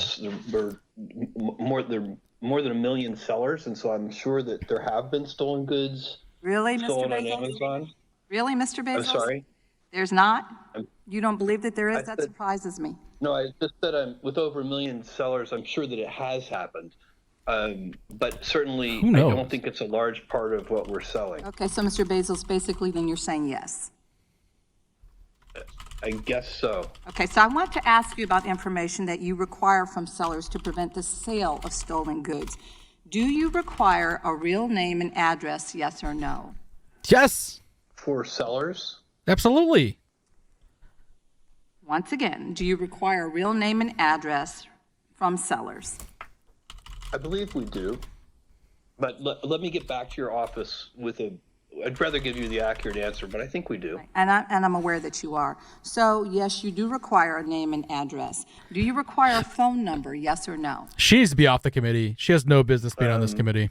Absolutely I don't none. know if No it's business. required. I think we often have it, but I don't know. So briefly then, how do you verify that I each of want to these just I just pieces want to of make it really clear. information is She has a accurate? staff. She has a group of people that all agreed. That was a good question. I don't know the answer to your question. So you don't know how many people work on verifying seller verification before the seller is allowed to sell on Amazon? No, Congresswoman, I don't. Okay, then I'm going to ask you, sir, will you commit to reporting all sales of stolen and counterfeit goods to law enforcement and to victims to track large-scale offenders engaged in organized retail crime? Oh my God. To the degree that we're aware of it, we will. What do you even certainly do pursue about it. In that? fact, How does Sir, can you just make a Walmart blanket know? commitment? Can you just make a blanket commitment? Whether she's- you're aware of it or not. Let's go after the thrift stores Blanket next commitment to- and the to pawn what? stores. Sorry, Congresswoman, I'm trying to be helpful. Reporting all sales of stolen and counterfeit goods to law enforcement and to victims to track large-scale offenders engaged in organized retail crime. Unreal. I see no reason why, if we're aware of stolen goods, we wouldn't report it. We would want the correct law enforcement authorities to be involved. Okay, thank you so much. I yield back. my time. Thank the gentlelady for yielding. Get back. her I out of want there. to thank the witnesses for their testimony today and my colleagues on both sides of the aisle. I also want to acknowledge the extraordinary work of our team, led by Slade Bond, Lena Khan, Amanda Lewis, Phil Barron. Lena Khan. Anna. She follows me on Reinhardt, Twitter. And Joe Venoy, who have done an extraordinary job and throughout this Big shout out. investigation and Big shout out to preparation Lena for our Khan. hearing today. Huge antitrust Today we had the opportunity to supporter. hear from the decision makers at 4 of the most powerful companies Okay, in the world. so this is all going to be, This hearing has you know, made one fact clear pulling to it down. me. Let's see what he says. These companies as they exist today have monopoly power.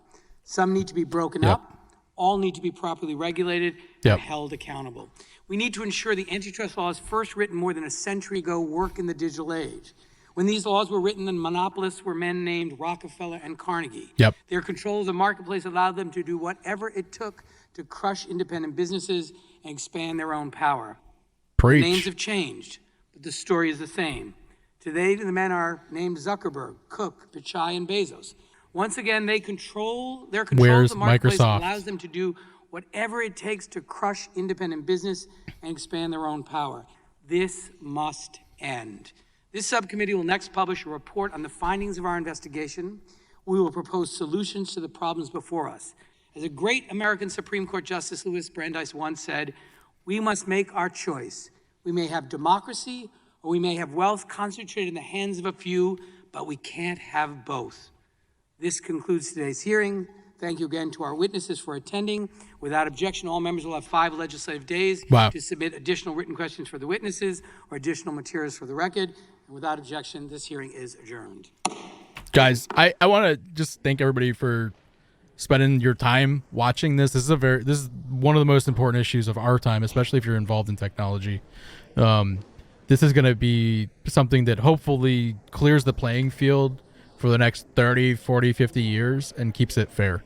It's a really important issue to us. I'm really glad you guys all showed up. I think if you're interested in more information on how this works, the reason we're here and doing this is we made a video about Microsoft and we're trying to get that some public attention. We want to prevent this happening at a micro scale just as much as we want to prevent it from happening at a macro scale. And so Rob just posted the video, share it with your friends. We're trying to, hopefully, the next time these guys talk is in September. We're trying to get enough public support behind it so we can, so we can be there with a voice or just have a voice, Crace, there's no knowing where this is going to turn to, like what it's going to turn into, rather. There's no knowing. You got to keep fighting, man. You can't just sit back and say nothing's ever going to happen. Nothing's ever going to change, because it does. They dismantled massive monopolies and trusts 100 years ago. There's no reason it can't happen again. There was strong enforcement up until the big tech revolution. The problem is that it just kind of stopped being enforced about 30 years ago. So these guys, I mean, they're in Congress. This doesn't happen. This hasn't happened for the past 30 years. They're there now. Something's going to change. It just takes Congress a long time to move. Yeah. So, guys, again, I'm just I'm really, really glad that you all showed up. Like, it means a lot to me. If you're looking for more content on this, we're gonna keep the conversation going on our Discord if you want, or on my Twitter. We have a video that you can share. We'll if there's enough, whatever, we'll try to make more videos around it. Again, thank you all so much. Hit that follow button if you want to see more of this. Is there anything that you guys want to talk about? I think I know something I want to talk about.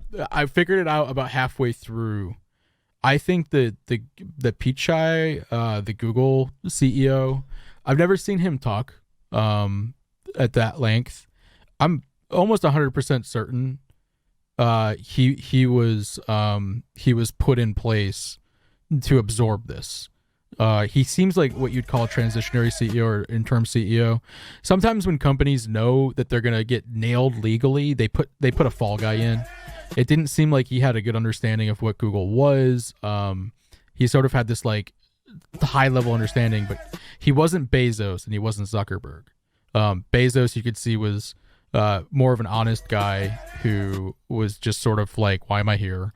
Zuckerberg was an extremely honest guy who was sort of like trying to figure out why he was there. Because I don't know if Facebook really is the same animal that like Tim Cook has in Apple and Pichai has in Google. But you can see the difference, the stark difference. And I would say Tim Cook's somewhere in the middle. That Cook may as well be an interim CEO, that they stick there to absorb the blow. And when they do some legal action, he's out, and they replace him with somebody else. You know, you have to have a fall guy, basically. How long has he been CEO? I'm not sure. What's this Bezos status? Was he just happy to be out of here? So weird. That was a risky click. I gotta not do that again. I don't know. I think like Pichai's been in Google. I think he's been there for 5 years, which is about when they wanted to start breaking the company up. Yeah, so 5 years. That was right. That was like right when they wanted to start breaking the company up. I don't know how long Tim Cook has been in, but he might not be a transitionary CEO if he's been there for that long. It seems about right.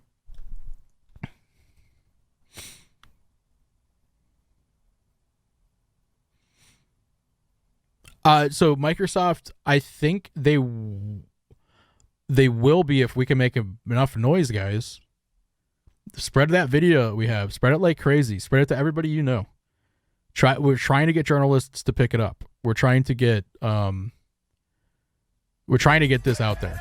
And the reason we're trying to get it out there is that if we can stop this. It's going to be really hard to undo a Play Store or an app store, because they have billions of dollars that they're going to try to spend to defend it. They're literally going to look at like, oh, if we lose the Play Store, we lose $50 billion a year. But if we can shut it down in this one little tiny market, they're not making anything there yet. So they won't, from a corporate standpoint, want to put as much defense about it behind it. It won't affect you as a consumer because they're just going to move ownership over to something where they can't make money. And that'll be the end of it. And then, wow, we've actually saved a market. We can do that. We can save a market. It's happening right now.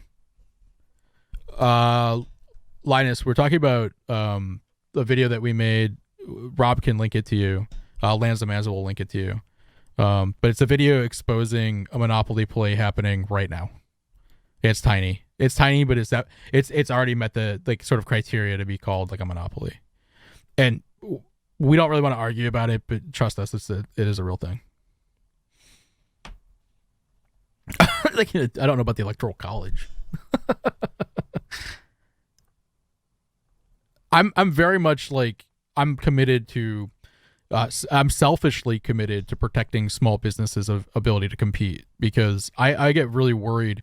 I'm not kidding. Like, it's sort of like a midlife crisis for our business, because realizing just a lot of news has come over the past couple of weeks just talking about how these companies, they do a copy, acquire, kill strategy where they'll just be like, well, it looks like a successful startup, and maybe if I say I don't want to sell to you, they just make it. Like, they make their own version of it.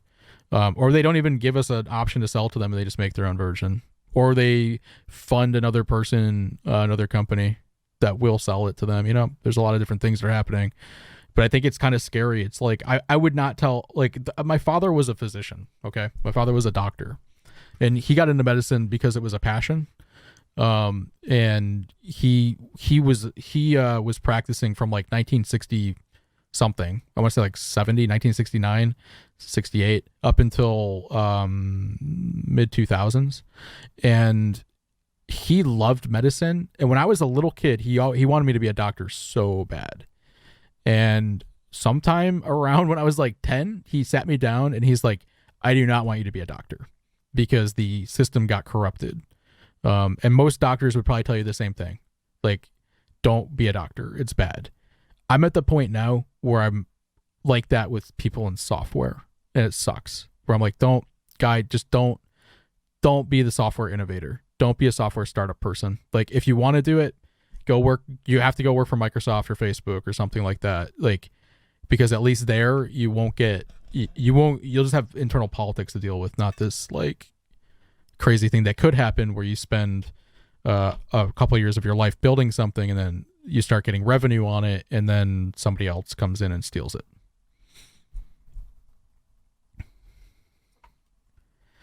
Yeah, so our video started to trend, and then it was suppressed. It was absolutely crazy. We saw clear marks of what you'd call negative narrative actors, not real people. They're bots that are programmed, not programmed. They're bots that are probably being talked. People are talking through them. They came in and slid a post on us. It was insane, absolutely insane. We've been watching the dislikes come off that video, which is also insane. Meaning the YouTube algorithm, it picked up that it got tampered with, and we had something like 30 or 50 personal negative attacks because of it. Because us exposing this, it's dangerous, and we never thought about that before. But it's a dangerous thing that we exposed it. So keep that in mind. Yeah, whatever your opinion is on the points we make in the video, they're valid enough to get these companies to pay attention to try to snuff it. And the way you can kind of think of it is like, oh, you might say, oh, the video is so small, why would they do that? Well, without a doubt, if you have a fire in your house, in the kitchen, don't you want to put the fire out when it's like tiny before it spreads to the kitchen walls and takes down the house? They were watching it get big. They were watching this fire spreading. I've never seen traffic on a video that quickly. It was insane. It was insane. We were watching here. It was like, blah. It was just like, it was this big, hockey stick, and then just boop, nothing. And even after the traffic died, we were still getting all these negative comments with no traffic behind them and all these dislikes, just complete bullshit.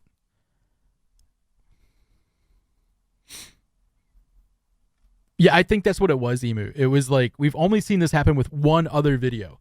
Only one other video, and it was a video about LinkedIn. Can you believe that? I can. LinkedIn, a Microsoft product, triggered it too. Oh, Edith Porter, you saw it. You saw it happen. It was insane, man. It was insane.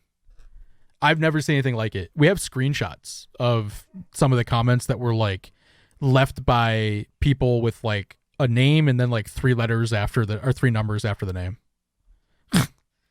Absolutely crazy. So, I mean, if you want to think like, what is the outcome of this? Like, why is it important to me? It's so we can have a stronger middle class. It's so we can have more people owning more businesses. Because at this point, it's just like a small section. All this stuff is consolidating, and what you really want is just this big amount of choices everywhere. And if you give these guys enough time, they'll come after a market that you work in. That's the outcome. Like, they have to. It's their nature. They're not being stopped. Nobody's stopping them. So today, right now, we're watching Microsoft do a VS Code play. 2 years from now, we're going to watch Microsoft, or like, you could just guess. Like, maybe they're going to go after what would be like a tiny market. They're going to go after and make completely uncompetitive something. Like I can't think of one off the top of my head, but you get the idea. Well, they're doing it with GitHub already, right? So GitHub is that's clearly predatory pricing, without a doubt. They already do. They own for software, for cloud-based version control. They own 70% of the market with GitHub. 70%. It went from 30% to 70% because they made it free. For like the majority of users, right? You don't want this. You don't want this. You want as much competition as possible. Oh, OSP, you got to watch our video, man. So this whole thing is about keeping competition safe for everyone. Microsoft owns 70% of the cloud version control market, Nick. Microsoft owns GitHub. They own GitHub, okay? So, but, keep that in mind. They bought GitHub a few years ago. As the these companies, like, they could even be making the best products in the world, but you don't want that. You don't want it only being one company. GitHub acquisition. Let me see. That's a good question. $7.5 billion in 2018. It was a big buy. I mean, it's like it's a really nuanced issue because you'd have to be like, well, it's okay to have some whatever consolidation here, but not there. And the thing is that they try to trick you with is they try to say that like software in general is one giant market, but software is actually made up of hundreds, if not thousands, of smaller markets. And having 50% share in any one of those markets counts as a monopoly. You don't have, there's no like, idea where you have to, it's got to be a market over a certain size. If it's a globalized market, you could make the argument that it can be monopolized. When it's one thing when you have a natural monopoly, okay? Natural monopoly would be like this one company makes all of the fidget spinners. That can happen because you could have been the inventor of the fidget spinner, right? Right? And you can have a patent on it. So like that's a natural monopoly, but it's a little bit different when you take markets that are competed in. Like let's say like Evernote. Okay, that's a good one. So you say like Evernote, bookmark manager, or whatever you want to call that thing. God, they probably own it. As I say it. Oh my God, who acquired them? Okay, so maybe they acquired something else. But it'd be like something like that where, oh my God, they own by Google?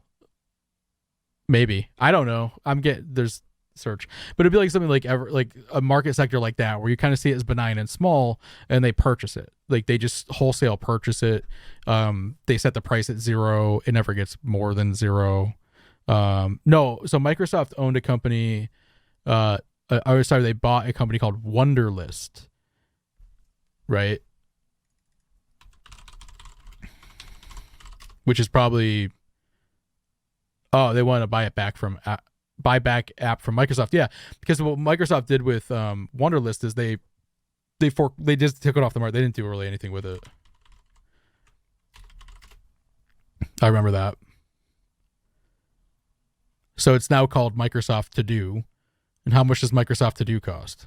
It's got that great phrase, get. Just get it. It's yours now. It's yours now. You don't need to pay. Why would you have to pay for this? Why would you have to pay for software? You don't. Microsoft, Papa Microsoft, just give it to you. This is the bullshit. Like how in God's name are any of us supposed to exist when that button works? Free and get. How are any of us supposed to make a fucking living? Because free doesn't put money on it. Doesn't like put money on the table. How are you going to tell me that? Like, so if I want to go and make a to-do list, don't even bother. Like, don't even bother. You could try to do it better. Unreal. Yeah, guys. Well, again, I'm glad you all showed up. I think we're kind of in the territory though. Like I've been streaming for, I don't know, like 7 hours, 6.5 hours, with a couple